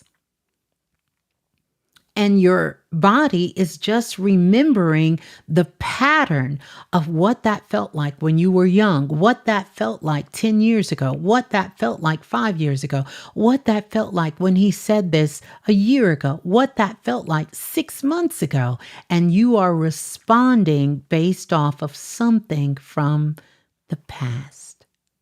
And so this is where you get a chance, because we have that powerful window on the 11th. You can change. You can have an urban legend, and you can decide that nothing outside of you will move you the way that this is moving you. Not anymore. It's not moving you like that anymore. You choose to hold your power. Choose to hold your love. Because the truth is, your father deserves to be who he is. But you deserve to be who you know yourself to be. And so that's going to lessen your comeback time. I want you to take that word trigger out, and I want you to put remember. So instead of saying, I have deep resentment for my dad, who I feel is a dark cloud, cross that out. No one can be a dark cloud in your world unless you gave them the power to be dark. But I understand you remember the dark cloud as something of the past and memories. But we want to cross that out because we're not going to give him that power. We're not going to say that's how we feel. I'd rather you say who is a dark cloud than to say I feel is a dark cloud, because now you are giving power to the darkness in your dad on yourself. No. Now you can identify him as being a dark cloud. When you say meant to trigger you, no, meant to remember me, because that's what your father is doing. Your father is causing you to remember who you are. Not who you thought you are, but who you know yourself to be. And that's how you walk through this moment. But you're not walking through anger, and you're not walking through resentment. You're recognizing it, you're remembering it, and you're debunking that legend, that urban legend. Meaning it is something that is deeply rooted into everything that has happened throughout your life. And you're stepping into joy. And that's how you do it, one step at a time. And you put up boundaries that if my father says this, if he does this, here is my boundary. I shall not be moved, and this is how I will respond. You have to know. See, boundaries don't work if they've been crossed. I can't set a boundary after you crossed it because the boundary is never for the other person or thing. The boundary is you're putting a boundary on yourself. I shall not be moved. No matter what he does, no matter what he says, I already have a boundary. I'm not moving with anger outside of it, and I'm not moving with resistance or resentment, excuse me. I'm not moving in resentment, and I'm not moving in anger. I'm not doing it because I've already set a boundary. If you set that boundary ahead of time, that I am going to respond to myself first before I give a anger, a resentment, a yell, a scream, a word, a comment to my father or anybody, I'm going to check in with the most important person in the world, me. I'm responding to me first. Everything else has to wait. That's a boundary. Before I respond to you, I'm responding to me. I'm making sure that Blue is good. I'm going to be good before I open my mouth, before I make a move, before I say something, before I do something, before I take an action. I'm checking in on me. And that's how you move through that. And there you go. Good luck. Blessings. Blessings to you. Blessings to you. Let's see. Let's see all the questions here.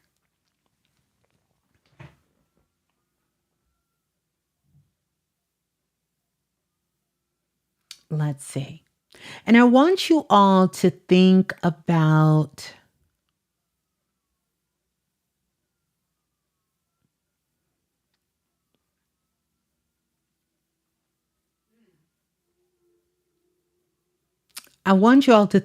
your questions. I want us to become more in tune. I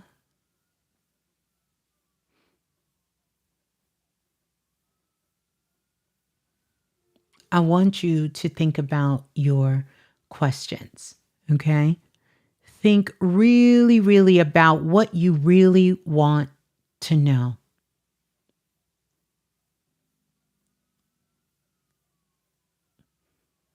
Think about something you really want to know, okay?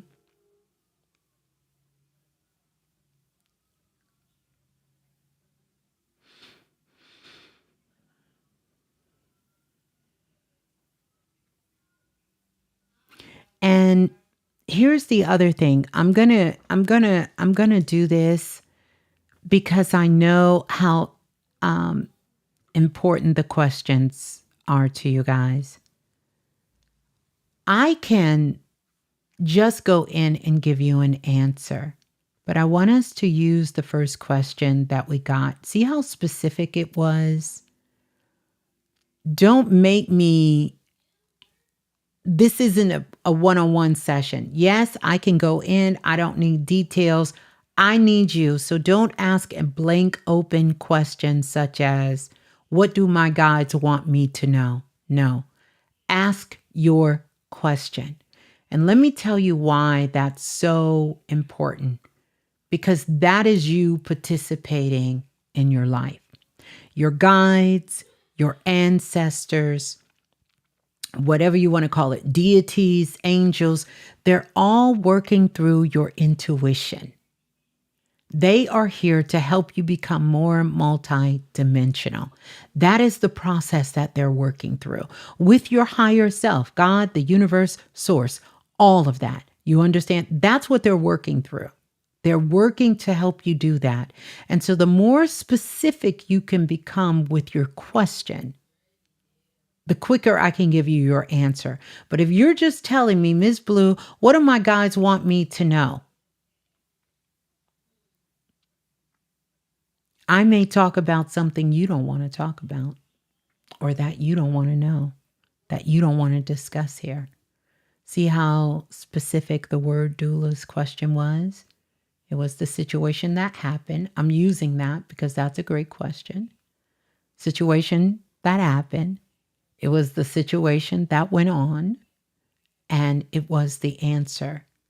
Because we're trying to move through these quick. And if you guys are doing that, then that takes a little bit. I know I do it quick, but I want you all to be involved in your life, involved in the question, something you really want to know, because it's a reason you're asking that question. And I just want us to go a little deeper, because you will have more richness in not only understanding what I'm telling you, but what you've already been feeling for yourself. You understand? So I want you to be more involved. It's your life, and I need you to get involved in it, deeply involved. Many of you, I've been telling y'all that for years and years and years and years and years and years.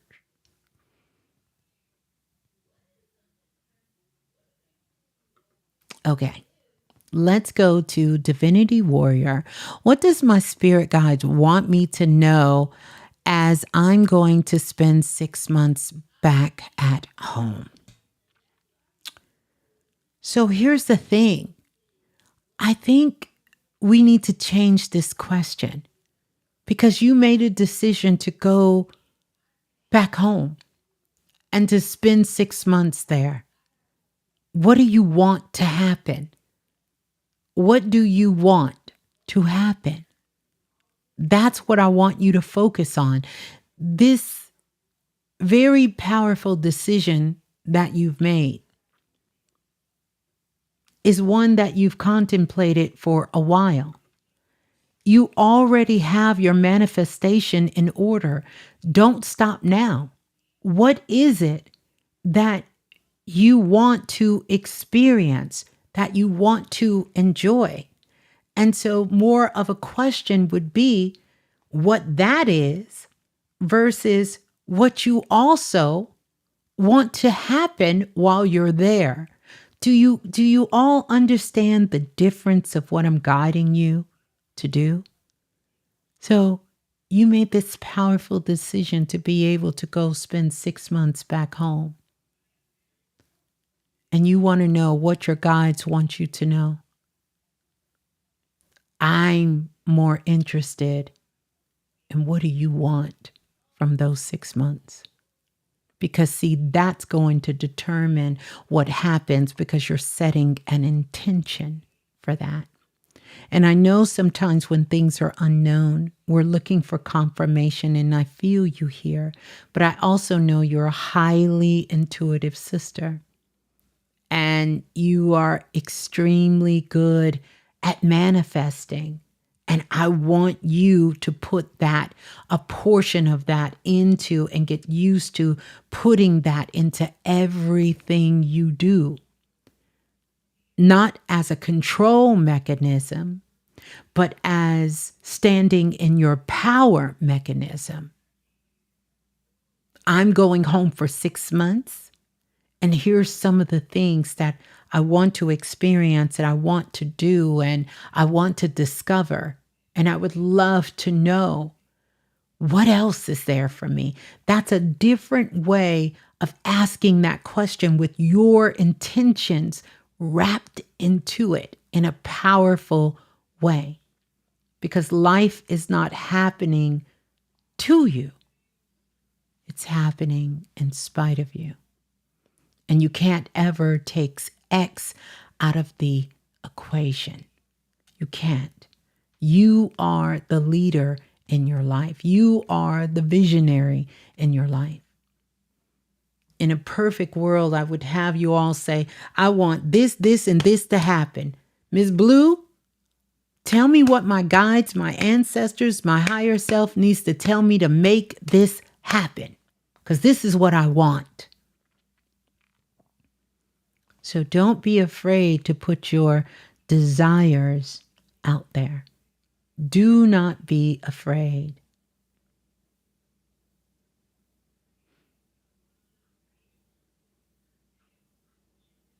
Oh, wow. Thank you for that confirmation, too, about the Venezuela show. I know people doubted me. They wanted to think the Venezuela show, this whole thing in Venezuela was about oil. It's still not about oil. It's about who controls the ports and the waters. The ancestors came through on that. But I want you to understand. Now, I'm going to answer your question for you. But I want you to participate a little bit more. I want you all to participate a little bit more. You will start to see your intuition will start to come through so much louder. It's no longer about me proving that I can tap in and read. I think I've done that for just enough of you guys. And if you still need it, of course, I'll still give that to you. But I'm sure you're not here because you're not sure about what I want. You know. So let's see this next question. I see you updated it. You said, what does, if I can stay with the questions. Ooh, y'all. Let me go back. Let me find the question again. Hold on, Divinity. Hold on. She done already put her question in here. Okay.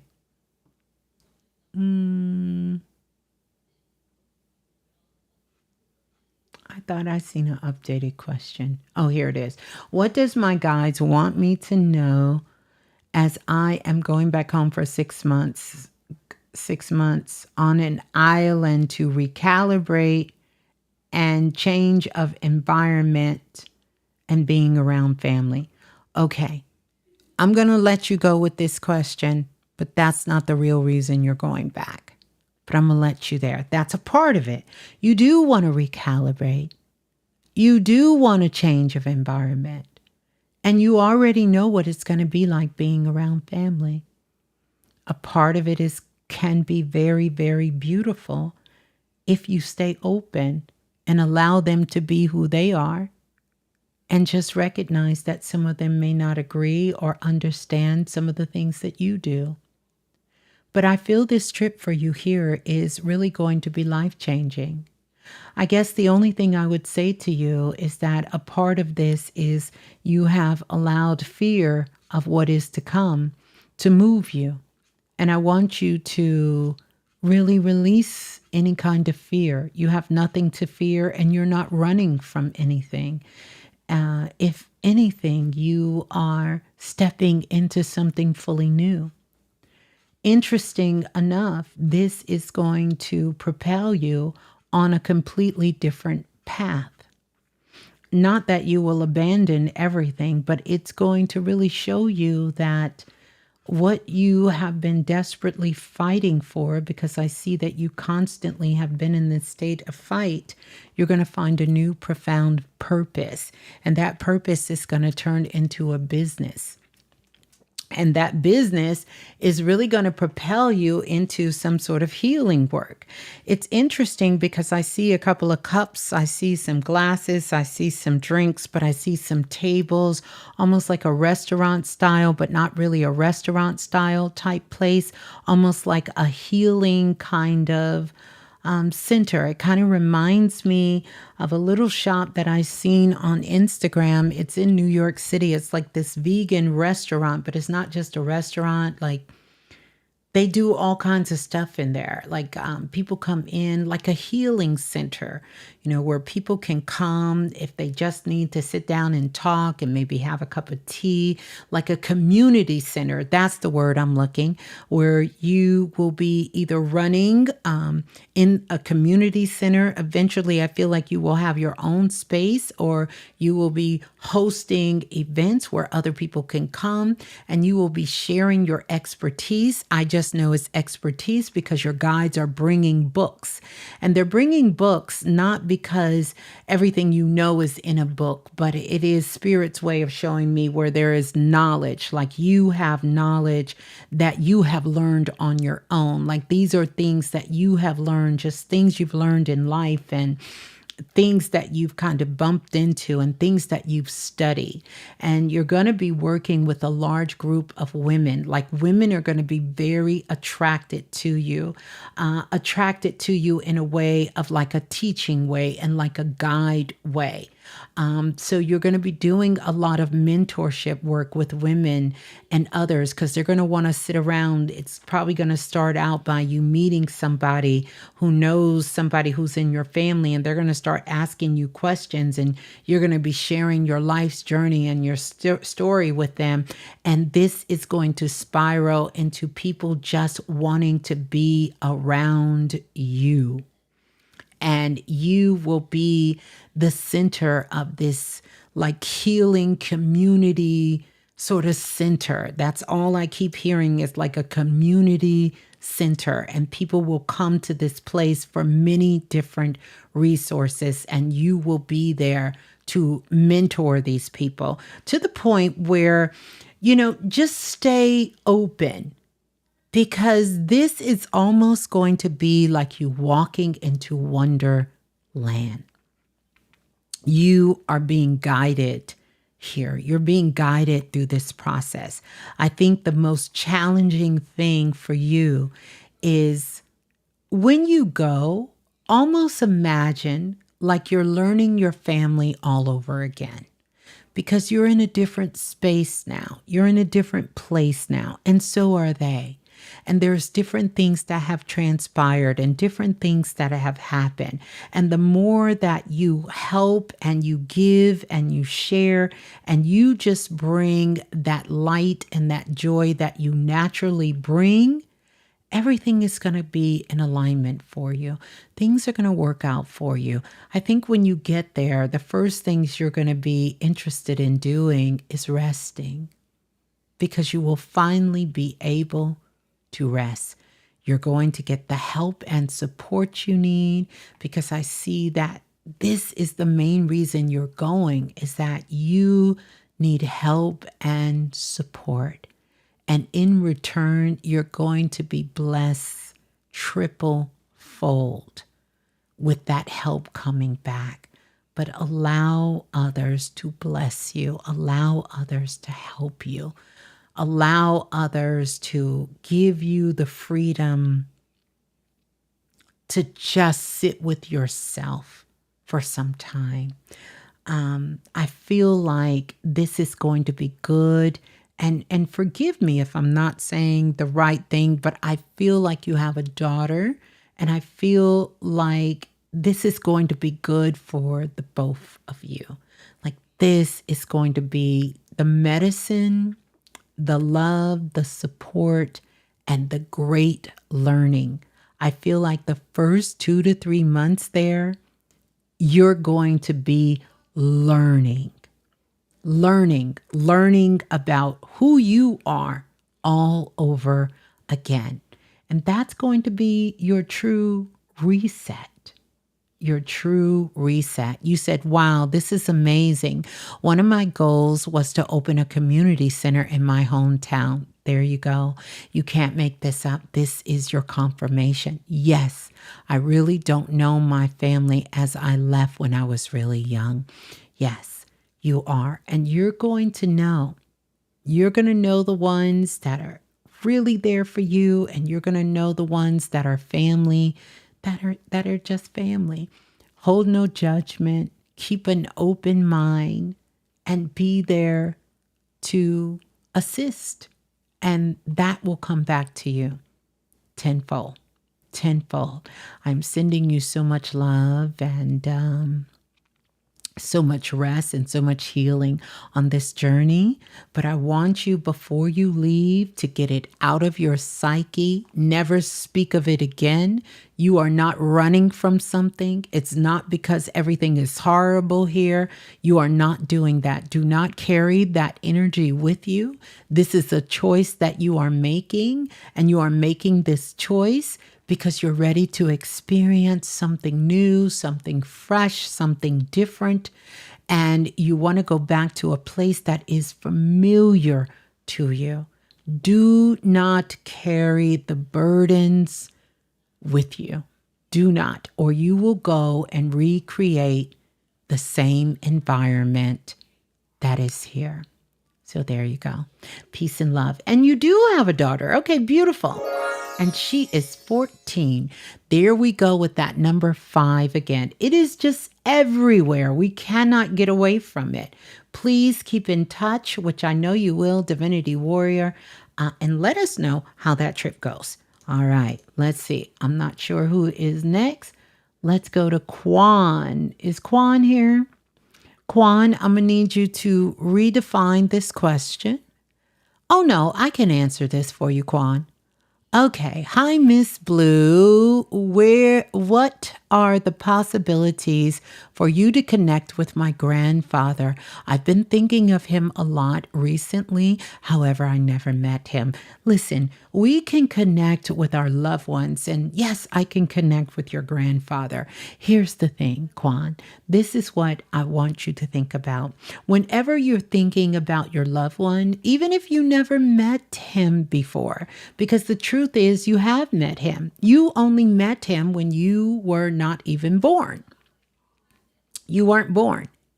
So remember, when a soul comes down or decides to come to earth, and our ancestors, our loved ones, our grandparents, or even our parents are in the spirit world, they are the ones who introduce the soul to the family as well. They talk to them, they share things about different relatives, about how the family functions and different things that is going on, so you can familiarize yourself with the family. Have you ever seen that relative that maybe you heard others talk about, or maybe it was you, and they would say, "Oh my goodness, you look just like your granddad," or "Oh my goodness, you stand just like your mother," or "Oh my goodness, your aunt used to wear her hair like that, but you were not born during that time"? How do you think souls know how to do that? It's not just their DNA that is traveling. These are things that go way beyond the DNA. This is because when a soul is in the spirit world, that who ushers them to the family. Just like when it's time for souls to depart, you will often hear people who, if they're suffering some sort of disease or ailments, when they're in their last days, they will usually have lots of dreams about their loved ones coming to get them, or even standing in the room with them. Many people have been with them in their been in the room with their relatives, and they will say, "Oh, I see your aunt so-and-so standing there. I see my mother over there in the corner." And that is the soul letting you know that this is who is coming to get them. This is who is coming to get them. This is who is coming to pick them up. So if you feel your grandfather, remember, souls are not trapped into bodies, so they can be multiple places at one time. And whenever you're thinking about him, that is letting you know that he is near.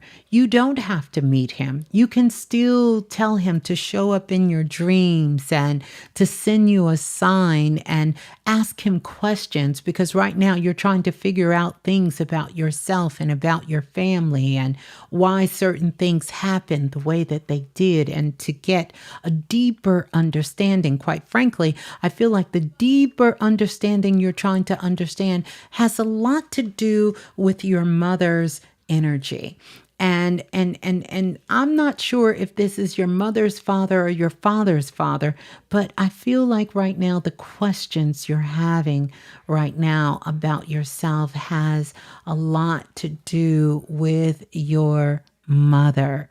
with your mother and your mother's family, because you're trying to figure out some things within yourself. Why are you like this? Where did you get this from? And I think your grandfather can put you on that path to help you tap into a different state of consciousness, right? Because one of the things that's happening for you right now, you are in what I like to call breakout mode. And if somebody was to give you a one-way ticket and you were able to leave and walk into another life, you would take the ticket and you would walk into another life. I want you to come back and listen to this show, because right now we're all being handed a ticket. It's not just a one-way ticket though, but it is an opportunity to walk into another life. And you can do that. You can reach out to your grandfather. And don't think I didn't miss. You said you didn't find joy. So, if I had to give you a spiritual consultation, it would be for you to figure out what makes you happy and then go be happy. I'm not going to hold you. From now until about June, many of you will feel like there is, as the word doula says, this dark cloud above you, because there's something in your life that you have to change. It's personal for you. It's the way that you're thinking. It's the way that you're moving. It's the help you're not asking for. It is the way that you're eating. Right now, what's so important is what we're putting into our mouths, what we're listening to, what we're watching, what we're seeing, and what kind of thoughts are we entertaining. Because there is a soup swirling around of everything that we have released on this planet, because we are leaving out of a veiled cycle and we are stepping into something new. And what's happening right now is many of us feel like we are so lost in our own lives, because you woke up and now you're trying to figure out who you are. But I want you to know that's a beautiful state to be. It's letting you know that the old way of being is dying. It's not a physical death, although it may feel like something physically in you is trying to die. It's telling you that you must change, because this is not who you are.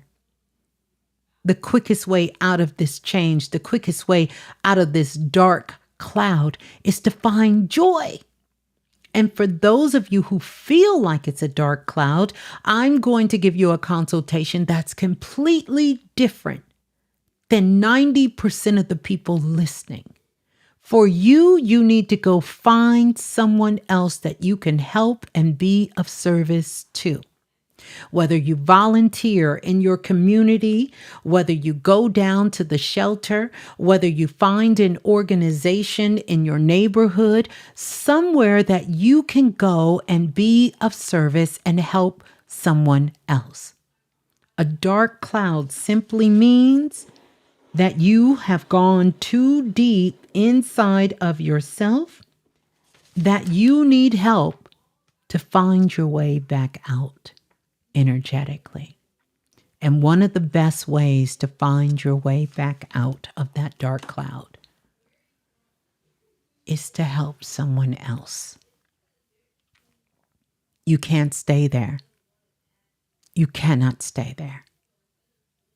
But if you go and you volunteer, I would say give yourself 3 days and you don't feel joy, then we need to do something else. But if you feel joy, then you know that's the medicine you needed, that you are too focused on you.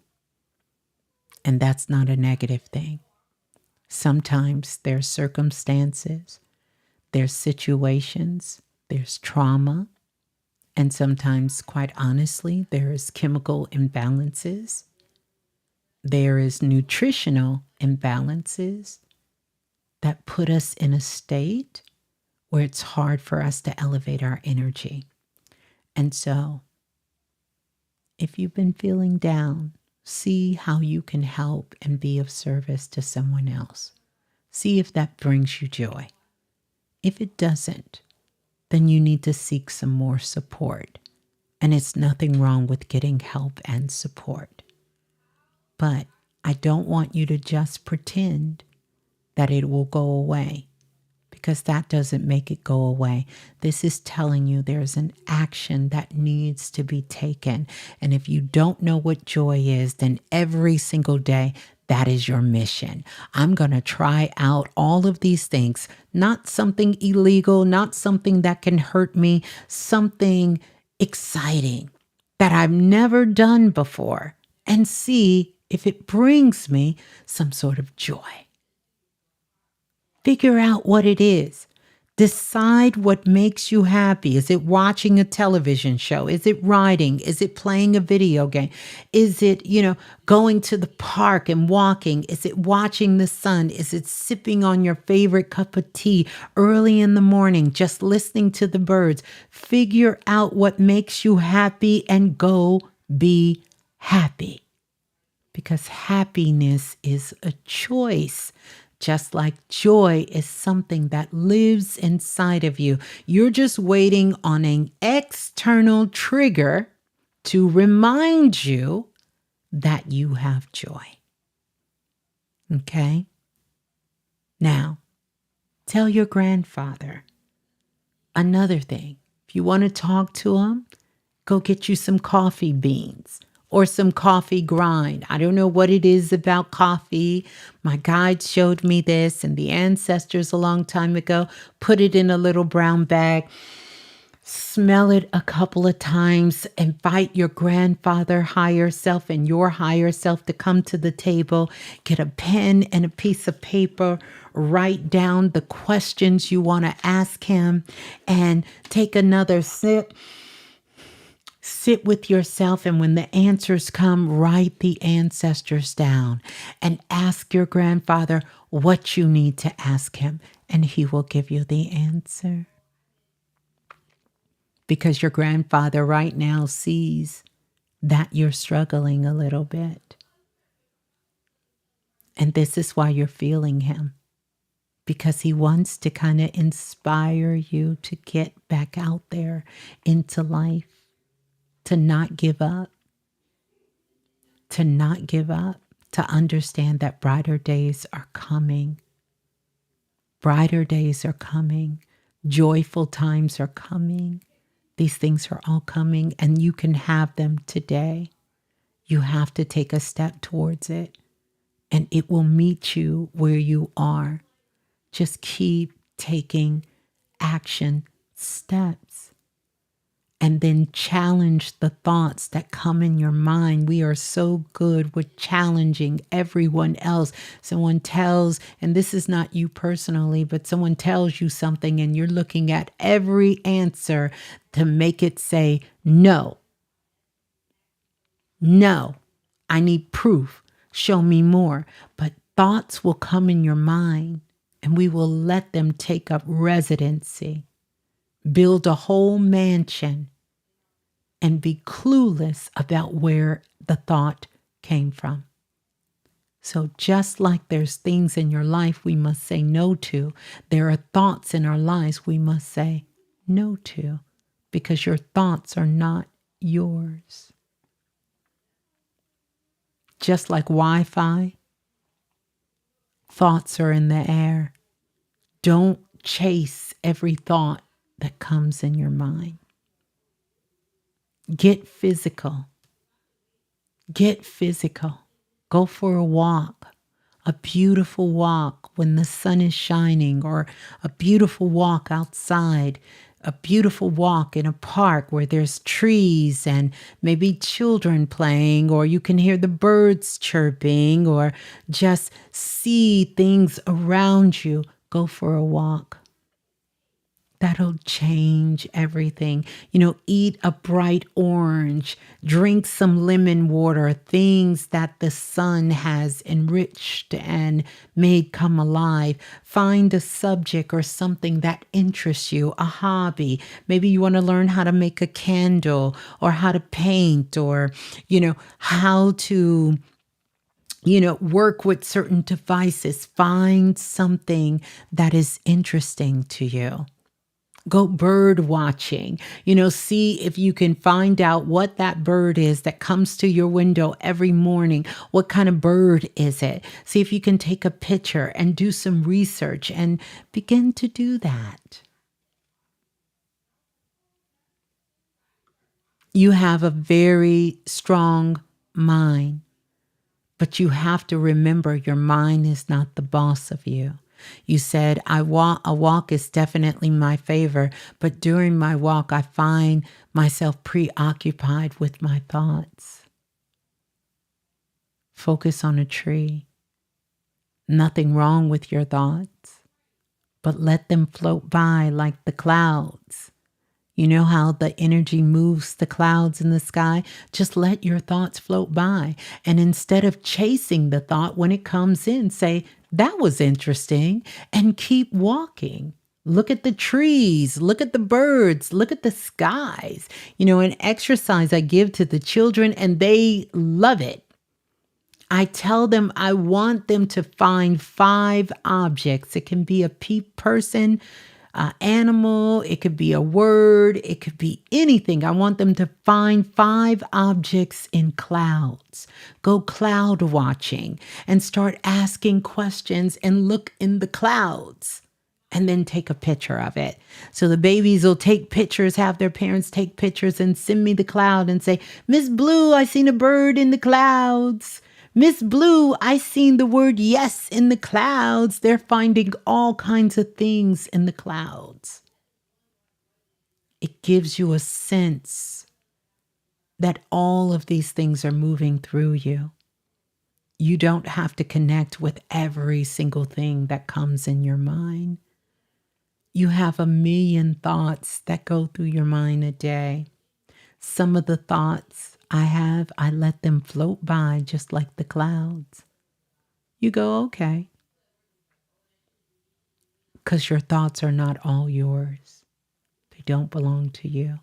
And in the beginning, you might be preoccupied, but eventually you'll learn. Start studying how to meditate, how to drop down in the lower half of your body and relax. That's what you need. You need to relax. If you can get to a swimming pool, I want you to get in the pool and see if you can float. Because floating, you can't have anything on your mind. The moment you bring your conscious mind online, you will no longer float. So see if you can get in a swimming pool and see if you can float. See how long you can float. Because a float means you have totally learned how to let go and release. Just let go. Let go. The moment you start thinking, you're going to float. You're going to stop floating. You're going to start going down to the... Just get in a pool, go to the YMCA, get your little swim trunks, and don't use a little spoolie. I want you to see if you can float. Because if you can float, you can definitely surrender. And you will, once you surrender, your thoughts will start to come in. Pure thoughts will come in. Pure, higher vibrational thoughts will come in. Not just ones that distract you, but ones that elevate you. Yeah. Make you a beautiful playlist, one that uplifts your spirit and your mood. Try listening to jazz or some classical music. Or find your favorite movie and listen to the score from the movie. You want something without words because you don't want to be impressed upon with other people's words of their own thoughts. Okay? So there you go, Kwan. Yep, and your grandfather is still with you now. I think I seen the question, you guys, I wanted to answer. I want to answer this question because some of this has been coming up for a while.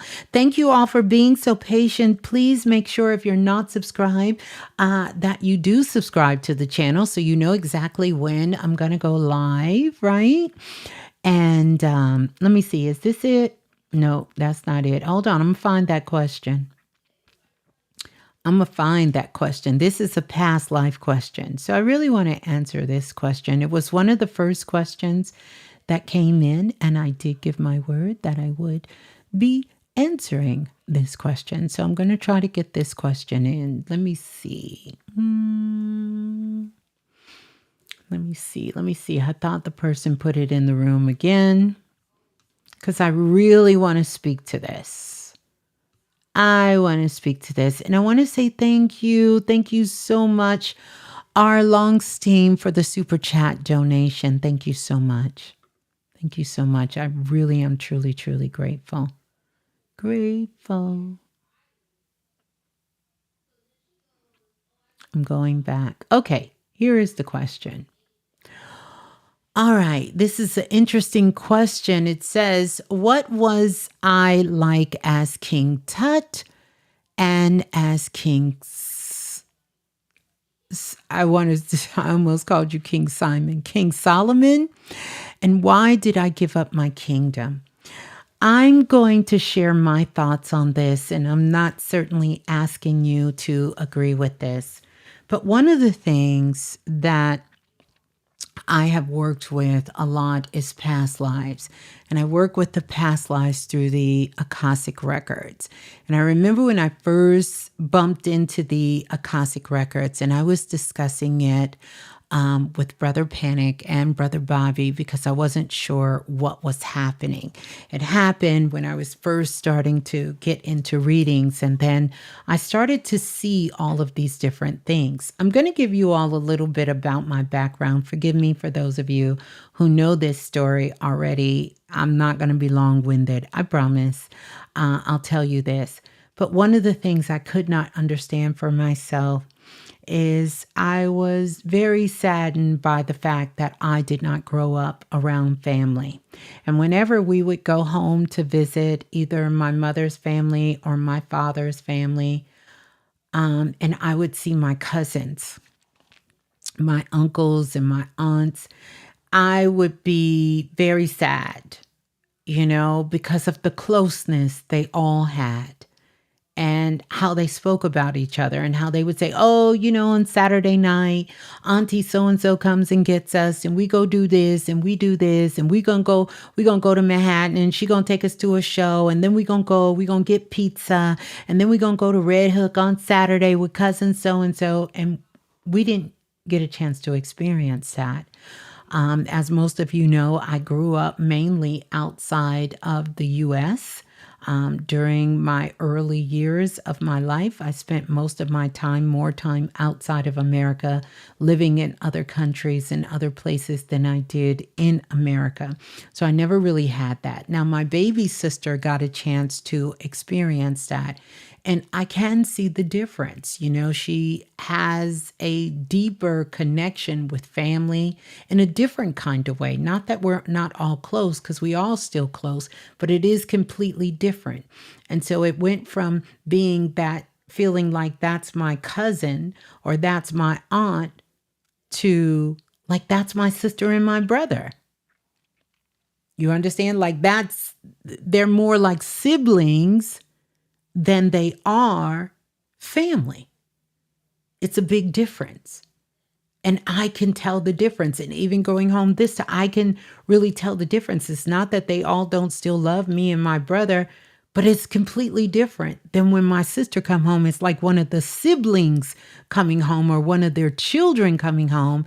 We're coming home like the niece and the nephew. You understand? So it is a big difference. And I never could understand, really getting into this work, I never could understand, like, why was the things in my life, why would I choose this life? Like, why would I choose this life? Why was this the life that I chose? So a lot of moments in America, right? Growing up with family in America, we miss those moments. They didn't happen. And it first hit me when I went away to college and some of my roommates were talking about different experiences that I could not relate to. You understand? And I felt very much an outsider. I felt like an outcast. I felt, like I missed a lot. I felt like I missed a lot. It wasn't until later that I realized that there was a lot of things I didn't experience, but then there was a whole lot more experience I could speak about that some people who were adults could not say that they have experienced in their life. I say all of that to say that things came full circle once I discovered about who I was and understanding about history and about culture and particularly about ancient Kemet and our ancestors and different spiritual systems, different schools of thoughts and all of this knowledge. It became a richness for me. Once I discovered about the Akashic records, I then began to realize, oh my goodness, it became so easy for me to say, oh, you had a past life in Europe. You had a past life in the UK. You had a past life in Spain. You had a past life in Italy. Because I immediately could feel the resonance of these places I've lived around the world or have been to. I knew what it feels like. So I wasn't like, where am I? I know where I am because I've been here. I've touched ground here. I know what the soil feels like. I know what the air feels like. I know what this residence feel like because whenever we go places, even when we're traveling inside of America and you're going to different states or you're going to different places in your city, once your energetic body hits that, it forms a template inside of your Akashic files. And so your resonance of your energy and your frequency is there. And if there is an activation for you there, you will receive that activation. This is the power of visiting places and traveling. So many of you have visited places maybe you've never been, or you go for the first time and you're feeling some kind of way. That's why you're feeling there, because there's ley lines, just like we have energetic lines inside of us. So does planet Earth. It has energetic lines. And when you cross those lines, there is an activation between you and between that. In astrophotography, it's a way that we can take a look at your chart and we can tell you on your birthday, if you can make it to New York City and be here around 10 o'clock, you're going to activate something in you. On this day, this is why sometimes we feel called to travel places, to go back home or to visit a particular spot or to do something. I personally feel that this is something on a multi-dimensional level. We are picking up this activation and we are going back and we are visiting these places for these activations, right? I tell you all this because when I started getting into the records, I was deep into the records. I mean, so deep into the records. Now, when I first started doing Akashic record readings, I would feel everything the person who I was reading the records of. So if this person was drowning, I was feeling that. This person was getting harmed, I was feeling that. Everything this person was going through, I was having a full body experience. Well, thanks to Edgar Casey as one of my soul bodyguards, we figured that out real quick. Oh no, baby, I don't want to feel anything. Let me just see it, know it, but I don't need to feel it. I don't need to experience everything. I didn't want to do my work that way. But there came a time where I remember I did a reading for a sister.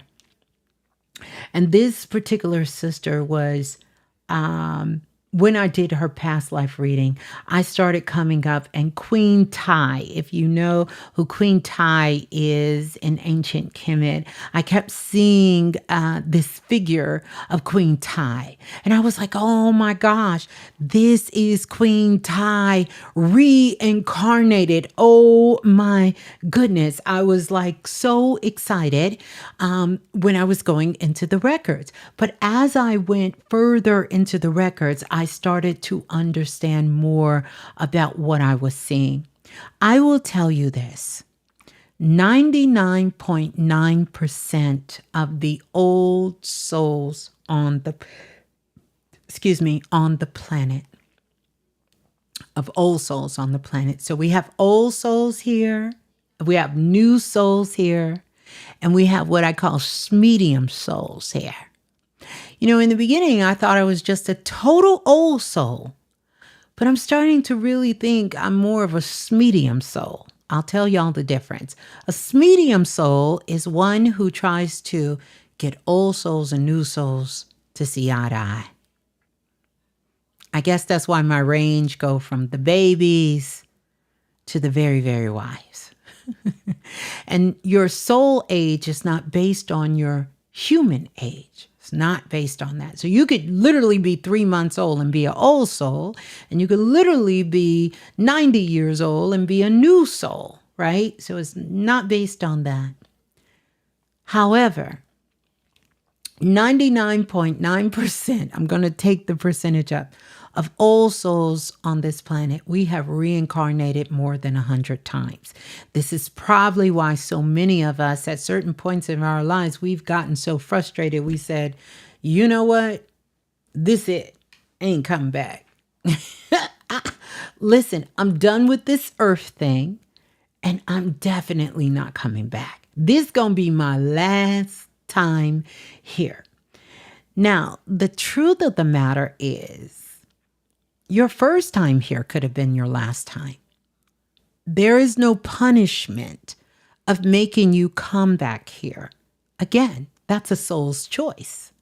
Now, there have been systems set up on the planet that make you believe if you don't follow, their structures, their laws, their understanding, that you are forced to come back here. But that's not true. Nobody's forced to come. Nobody forced you to come here, and nobody's forcing you to come back. And contrary to popular belief, you do not have to grow. That's a soul's choice. Souls actually can transition out of here. I have talked to ancestors in the ancestor realm. They're still not forced to grow. You don't have to grow. Now, what they see and understand is completely different because emotions are taken out of it, and they're able to see the whole picture in a different way because now they're living as their pure soul of source. And so therefore they have a deeper and a more expanded view of their consciousness. But you don't have to grow. You don't have to evolve. You don't have to work on you don't have to do any of that. That is your choice. Right? That's your choice. I've talked to a lot of souls on the planet, and they have told me a lot of things. But one of the things they have never told me is they've never told me they seen God or Jesus, Buddha, Allah. They ain't tell me that. They talk about their life. They talk about their understanding. But they don't talk about it in that way. No one talks about it in that way. They will tell you they still believe in God, Jesus, Buddha, Allah, whatever that faith is, but they don't talk about them in the sense that we have been taught to understand it from this dimension. Stay with me here because this is going to bring about a lot of understanding here. And I'm not here to debate why they don't talk about it in that way. But you can survey the whole world. And if someone is telling you that this is who they seen, I guarantee you they are still alive. They are not dead. Clock it. They are still alive. I'm not talking about what we interpret things to be within our minds. But they don't talk about no Shiva, no, none of that. Lakshmi, none of them. No Aset, no Asar, none of that is what any soul has ever expressed. They express pure love. They express the wholeness of one, and they express how they see things, but it's not defined in that way. And I don't want you to get stuck there, because I see some of you getting a little stuck there. I don't want you to get stuck there. Just hear me out, and you're going to understand why I answered this question here. Here's the thing I want you to understand. When a soul comes to the planet, and that soul has made a significant impact on the planet, like that template. And when I talk about templates, I'm not talking about your personal beliefs. I'm not talking about a particular school of thought. I'm not talking about whether the person was a physical person. I'm talking about a significant impact. Are y'all following me? Okay. We talking about figures like Jesus. We talking about figures like Buddha. We talking about figures like Allah. We talking about figures like the Egyptian pantheon. We're talking about people who come from the dynasty pantheons. We're talking about great leaders. We're talking about different prophets as they have been in sacred books. When these type of archetypal energies come to the planet, they do not reincarnate. There is no need for them to reincarnate. Okay? And I'm sharing with you what I've learned, not from studying in a book, not from reading something out of history. This is from me doing well over, and I have some exact numbers, but I'm going to keep it modest, more than 20,000. And I know it's much more than that if I pull in every live show and every interaction of Akashic record readings that I have done from people all over the world, different backgrounds, different schools of thoughts, different religions, different skin colors, different ideologies, different education, different continents, from all around the world. Stay with me. These archetypal energies do not come back. However, what I have found has happened. A person will come to me, like say for instance, this brother. What was I like as King Tut? And in their mind, what they're picking up is that they were King Tut. Stay with me, because several past lives I've been able to see this. And when I figured it out, I understand, because I'm like, well, this person sure knows a lot to say that this is not them. Like I said, 99.9%. So I'm not saying he's not or she's not. I'm not saying that. I'm telling, stay with me. What I found is that 99.9% of us was ordinary people. There is no need for King Tut to ever come back to the planet because of the work that that archetypal energy has done. But remember, he didn't live here by himself. He had people around him. He had advisors. He had people connected to him. And what I have found when I've been doing Akashic record readings is that we see out of these physical eyes. When I'm looking, if I am a person who is a consultant to King Tut and I'm giving him information, then my memory is focused on him, not me. My whole life and my dedication, and there were periods in life where our life and our dedication was dedicated to the work that we were doing. 99% of us who are here, we have done the kind of work we have done many, many lifetimes. Many, many lifetimes.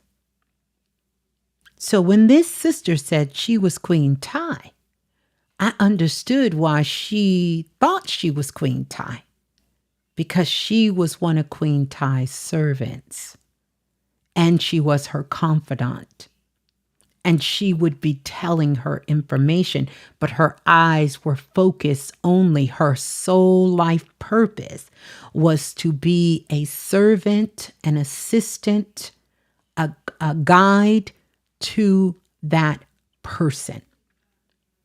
Sometimes people will feel it heavy because they were alive at the time that events and things took place. All of us here, we have had a past life together. That's how we all can be around each other now. But some of us live in different parts of the world. We live in different parts of the world, but everybody remembers when certain events happen. We all can say, we remember on this day when this happened. We all were here. We remembered when it happened. So this is what I'm telling you, that 99% of this is a part of our consciousness not getting the story right. King Tut and King Solomon has no reason to ever incarnate on earth again. Now here's the other umbrella. You could be a part of that oversoul group, which means that you were alive at the time and you played a key role in the events that transpired around these figures' life. So, for instance, Tyreek, you could have been alive when King Tut. You could have reincarnated during the time King Tut was alive. And so, therefore, you are very much entrenched into that. You're a part of that oversoul group. Maybe you were being groomed to be a king, or that's something you wanted to do. King Solomon, you could have been around during the time that King Solomon was around. You could have been alive during the time when that era, that dimension was alive. And so you're part of that oversoul group, or the oversoul group of in this lifetime. Those are kind of your soul bodies and the work that you want to do in this lifetime in a more modern, a more structured way. You are doing some of those same things. And I have found doing readings for people, you can side by side see that when they were a child, maybe they had an illness like King Tut, maybe their parents died and they were left some fortune or had a trust fund and they had to grow up. You will see the similarities of your oversoul group. You will feel a strong calling. Maybe you're introduced through them through school, or you're watching a YouTube video and someone pops up and you go down the rabbit hole and you're just so entrenched with this person. But I can almost tell you, based on everything that I know, based on, I'm talking about thousands and thousands and thousands of people I've done Akashic record readings with, I can almost tell you that you were not King Tut. You were not King Solomon, but you might have been alive at the time that they were alive. I heard you wrote in there about being Christ. That energy of becoming Christ is, Christ doesn't belong to Christianity. Christ is a frequency, that frequency of the Christ, the 33rd, right? Which is the master, This is the master energy of the builders. But believe it or not, that 33rd is not as powerful as they want you to do, but it is someone who is going through trials and tribulations. You understand that is a very challenging master number energy to hold on to acquire.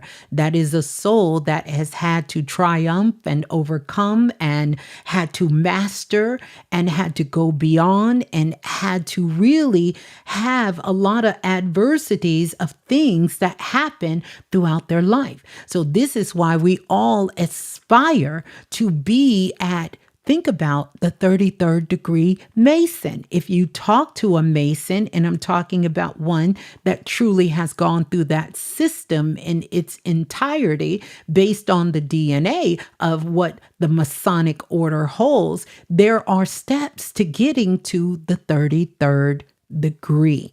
So that 33rd degree is there for a reason. It's letting you know that this is a master. This is someone who is here, who is coming here to master some very challenging situations in their life and overcome and become triumphant in it, to be able to learn and shine their light of coming through these 33rd degrees. We're not coming through 33rd degrees just to say that we obtained something. There is a lot of sacrifice and things that happen as a result of that. So when I hear these questions, I love these questions because I know that this is a soul, an old soul on the planet that has experienced a lot of things. And that remembrance of that past life of being there during King Tut or being there when King Solomon, I always call King Simon King Solomon. I think he's just as great as well, powerful brother. But King Solomon, can I say it? King Simon, King Solomon, King Solomon, has gone through these things. And that's something I want you to research so that you can understand about these past lives. But anybody who's been great, and when I say great, we're all great. Oh, okay. All right, got it. We're all great. But anyone who has made a significant impact on the planet is not, and I'm talking about on the planet. I'm talking about 8 billion people. I'm not talking, all of us are great. So I don't want to hurt nobody's feelings. I'm not saying we ain't great enough to do that. But y'all understand what I'm saying. A world, a international level. There's no reason to reincarnate in that soul and hold that memory, because that memory gets dispersed. And I'm going to give you some examples of how you know we've advanced. When Aretha Franklin passed away, they literally took her voice and they broadcast it into outer space. Do y'all remember when they did that? When Michael Jackson passed away, countries all around the world shined their light in different colors and played his music all throughout the world. That's an impact. Like Michael Jackson would never need in that archetype to reincarnate as Michael Jackson. He would not. He would not come back as Michael Jackson. He would not even come back and say, I used to be Michael Jackson and now I'm somebody else. There's no need, because when souls that large make their transition, what they do is they pass on their consciousness to the collective. After Michael Jackson passed, we still have babies right now that are 1 year old, 2 years old, and you put on Michael Jackson and they can dance like Michael Jackson. Why? Because he had enough of his consciousness that they spread it out amongst the people. so the people can get it. This is why now you can go on TikTok and you can find somebody who lives in Hawaii that is a Samoan that can sing like Ray Charles. You can find someone in China that can dance just like some of the great hip hop dancers, because once we reach the zenith of something, it gets dispersed to the collective. And now all of those that have a desire or have any kind of connection with any of that energy, they're able to tap into that frequency and channel it within themselves. Hear me when I say that. This is how we know that humanity has broke the glass ceiling. Every great person who has lived here and made their transition, they have passed on their consciousness, just like our ancestors do. You see this in cartoons. You see this in anime. Someone passes away and they got a superpower. You will see the fog or the mist leave them and go to the next anime character. But that's just showing you how it energetically happens. And so your grandmother passes away, and your grandmother was a great cook. And she gives the recipe to the grandchildren, the cousins, the nephews, the ones who she feels is the one, and they take their consciousness and give it to that child. That literally can happen. And somebody say, oh my goodness, you can, and nobody else could figure out that recipe. You can cook just like your grandmother. They will pass on their gifts. This is why I tell you, stop thinking your ancestors only left us with debt and trauma. They left us with gifts. Some they were able to activate and some they were able not to activate. They have passed that on to us. And remember, we are the ancestors remembered. And so, when great souls come to the planet, they're not reincarnating. They're not. But you can be a part of their oversoul group. We have been out of soul contracts. Soul contracts don't exist anymore. And soul contracts started to disperse and it came out. This is why the family structure seems like the family unit is dismantled. It's not that it's dismantled. It's that we don't have soul contracts anymore. We don't. So if you're in someone's life, whether they're your blood relative or not, that's a blessing. They should be there because that's who you want to be in your life with you. You are loving them and they are loving and supporting you. No one is bounded by anyone, not mother, not father, not child, not anything. Remember, blood only exists here. And humans put too much stake in blood. That's just the truth. You don't have a soul contract with anyone. No one. You only have one with yourself. There is no soul contract with anyone. This is how you're trying to figure out how people can walk away from families and do this, or how you can meet somebody and they become closer to you than your own sibling. This is how it's happening because we're not under soul contracts anymore. There are no soul contracts.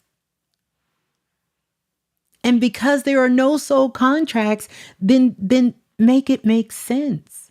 There's no contract for you staying here and no contract for you going. No one made you come here. You're not going to be punished to leave. I know we would like to think that everyone who does something bad or does something crazy, that somehow they're going to go somewhere and they're going to be punished and they're going to be in hell. It just doesn't. The universe sees everything as divine. Everything as divine. There's nothing wrong with Earth. because the drivers of earth and its consciousness is based on the souls that are here, that are choosing to be here and choosing to be present. I'm not telling you that to make you complacent or numb to what's happening in the world. That's not the purpose. It's like somebody said, we're going to play a game and we're going to drop you all off. Now, which team you want to be on, because you get to pick your team. No one's going to make you pick your team. You get to pick your team. And guess what? You ain't got to stay on your team. You over here, but you want to go over here? You can go over here. You ain't got to stay over here. But pick your team. Pick your purpose. Have a good time. Do what you want to do here. Experience what you came to experience here. What you came to do, because everything here is temporary. Nothing is here forever. It's a temporary state. Your soul continues on forever to eternity. Live your best life when you're here. Live life, because life is worth living. Life is worth living. Life is worth living. So live. It's a comment that I had at the bottom of my email forever. Yes, before my granny transitioned one day, she called my name, grabbed my left arm, and held it strongly. The nurse had to pry her apart. I always believed she was transferring my power that day. Yes. And here's the good thing. They don't even have to hold you anymore. You could be in one state, one country, one continent, and they can send their consciousness to you. So we are growing up on planet Earth. And memories are coming back. We are truly remembering ourselves, like the brother Trazik. And he's remembering what he feels is most connected to him and who he was. But this is a part of you being a part of that oversoul group.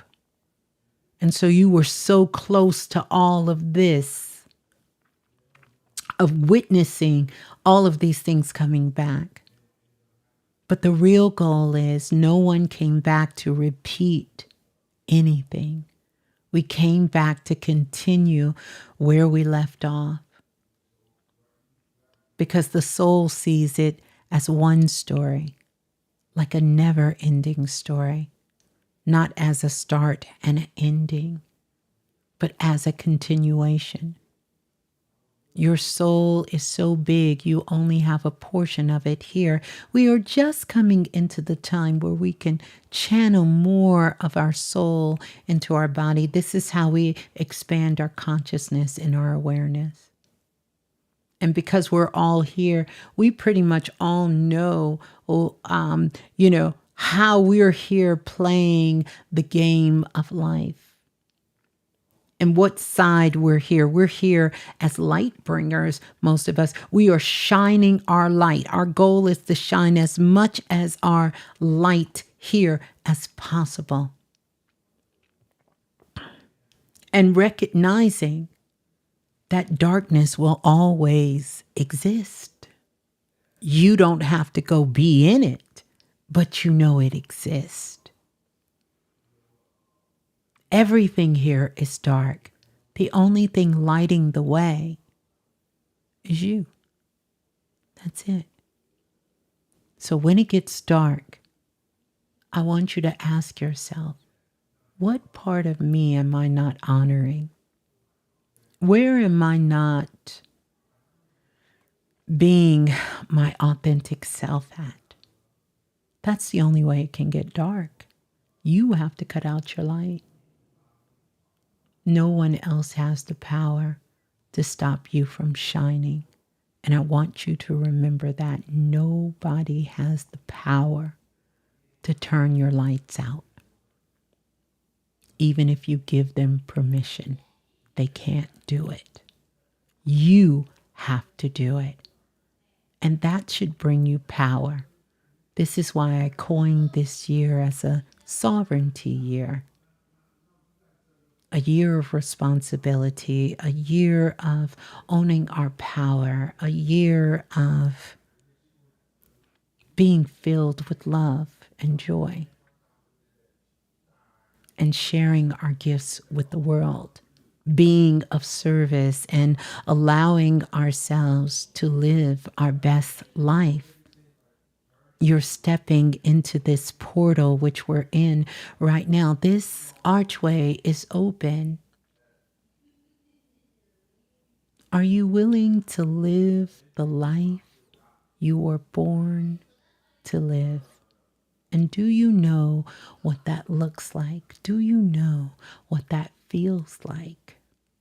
Spend some time with you before you respond to anything. Check in with you. So that's my message for tonight. And we're just beginning. We're just beginning. And I want you all to know that I love you all. I am so grateful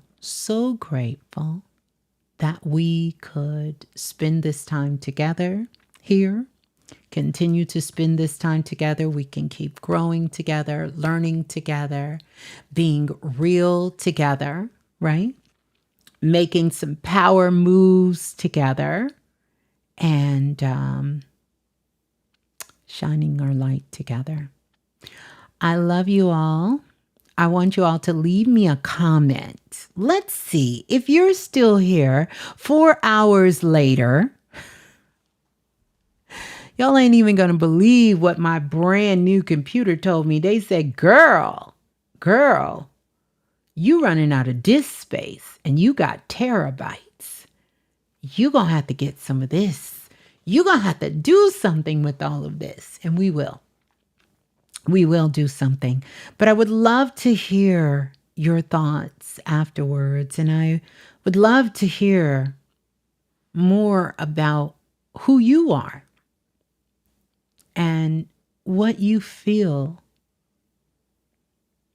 you were born to live. What you were born to live. That part. What are you born to live? Yeah.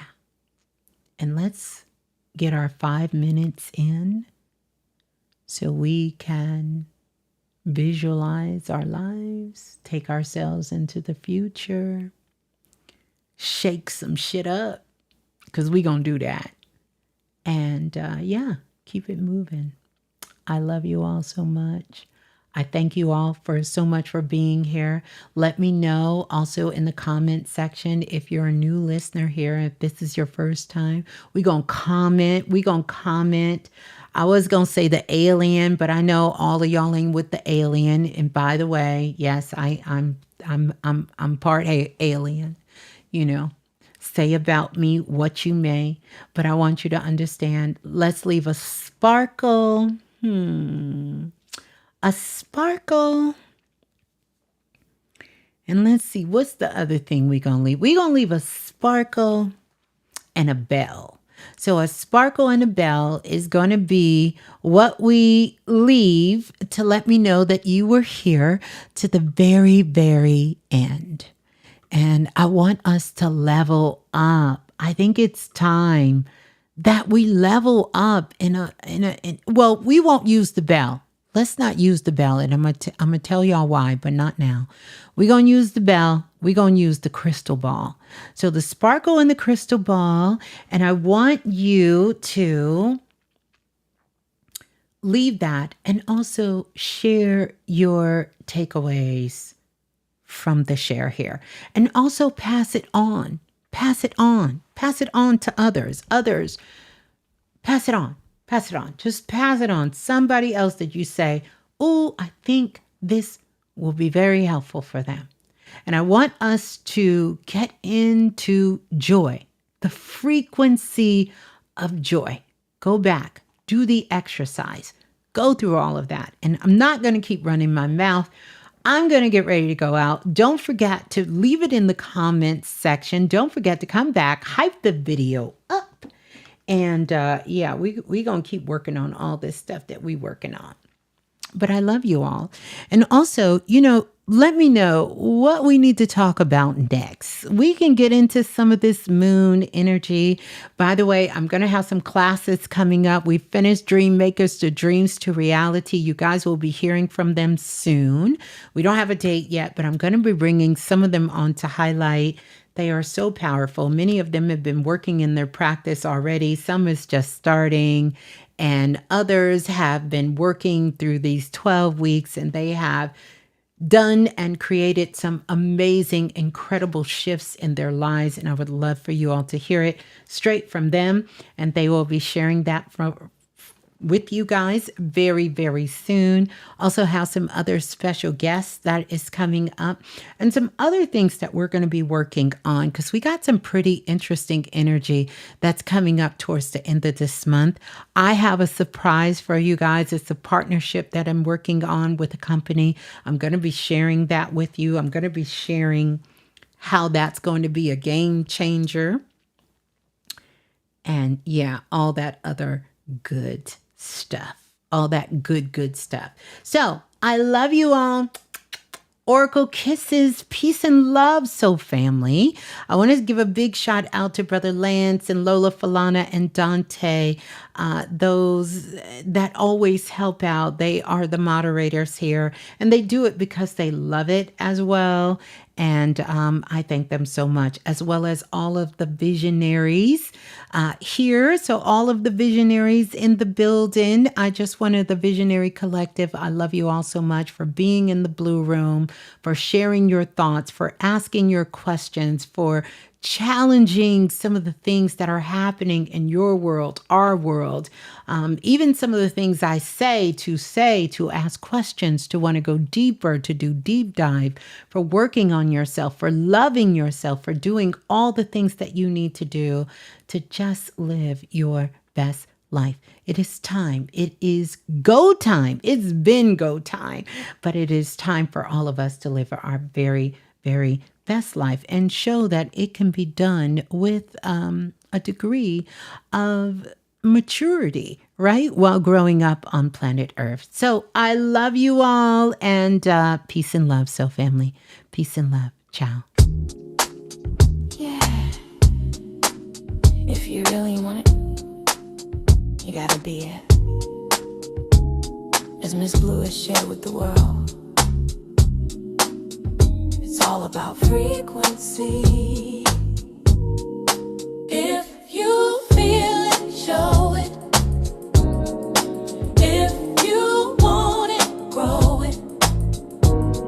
If you believe it, know it. It's all about frequency. If you dream it, live it. Live it. If you receive it, give it. Oh, nothing's missing. I'm it.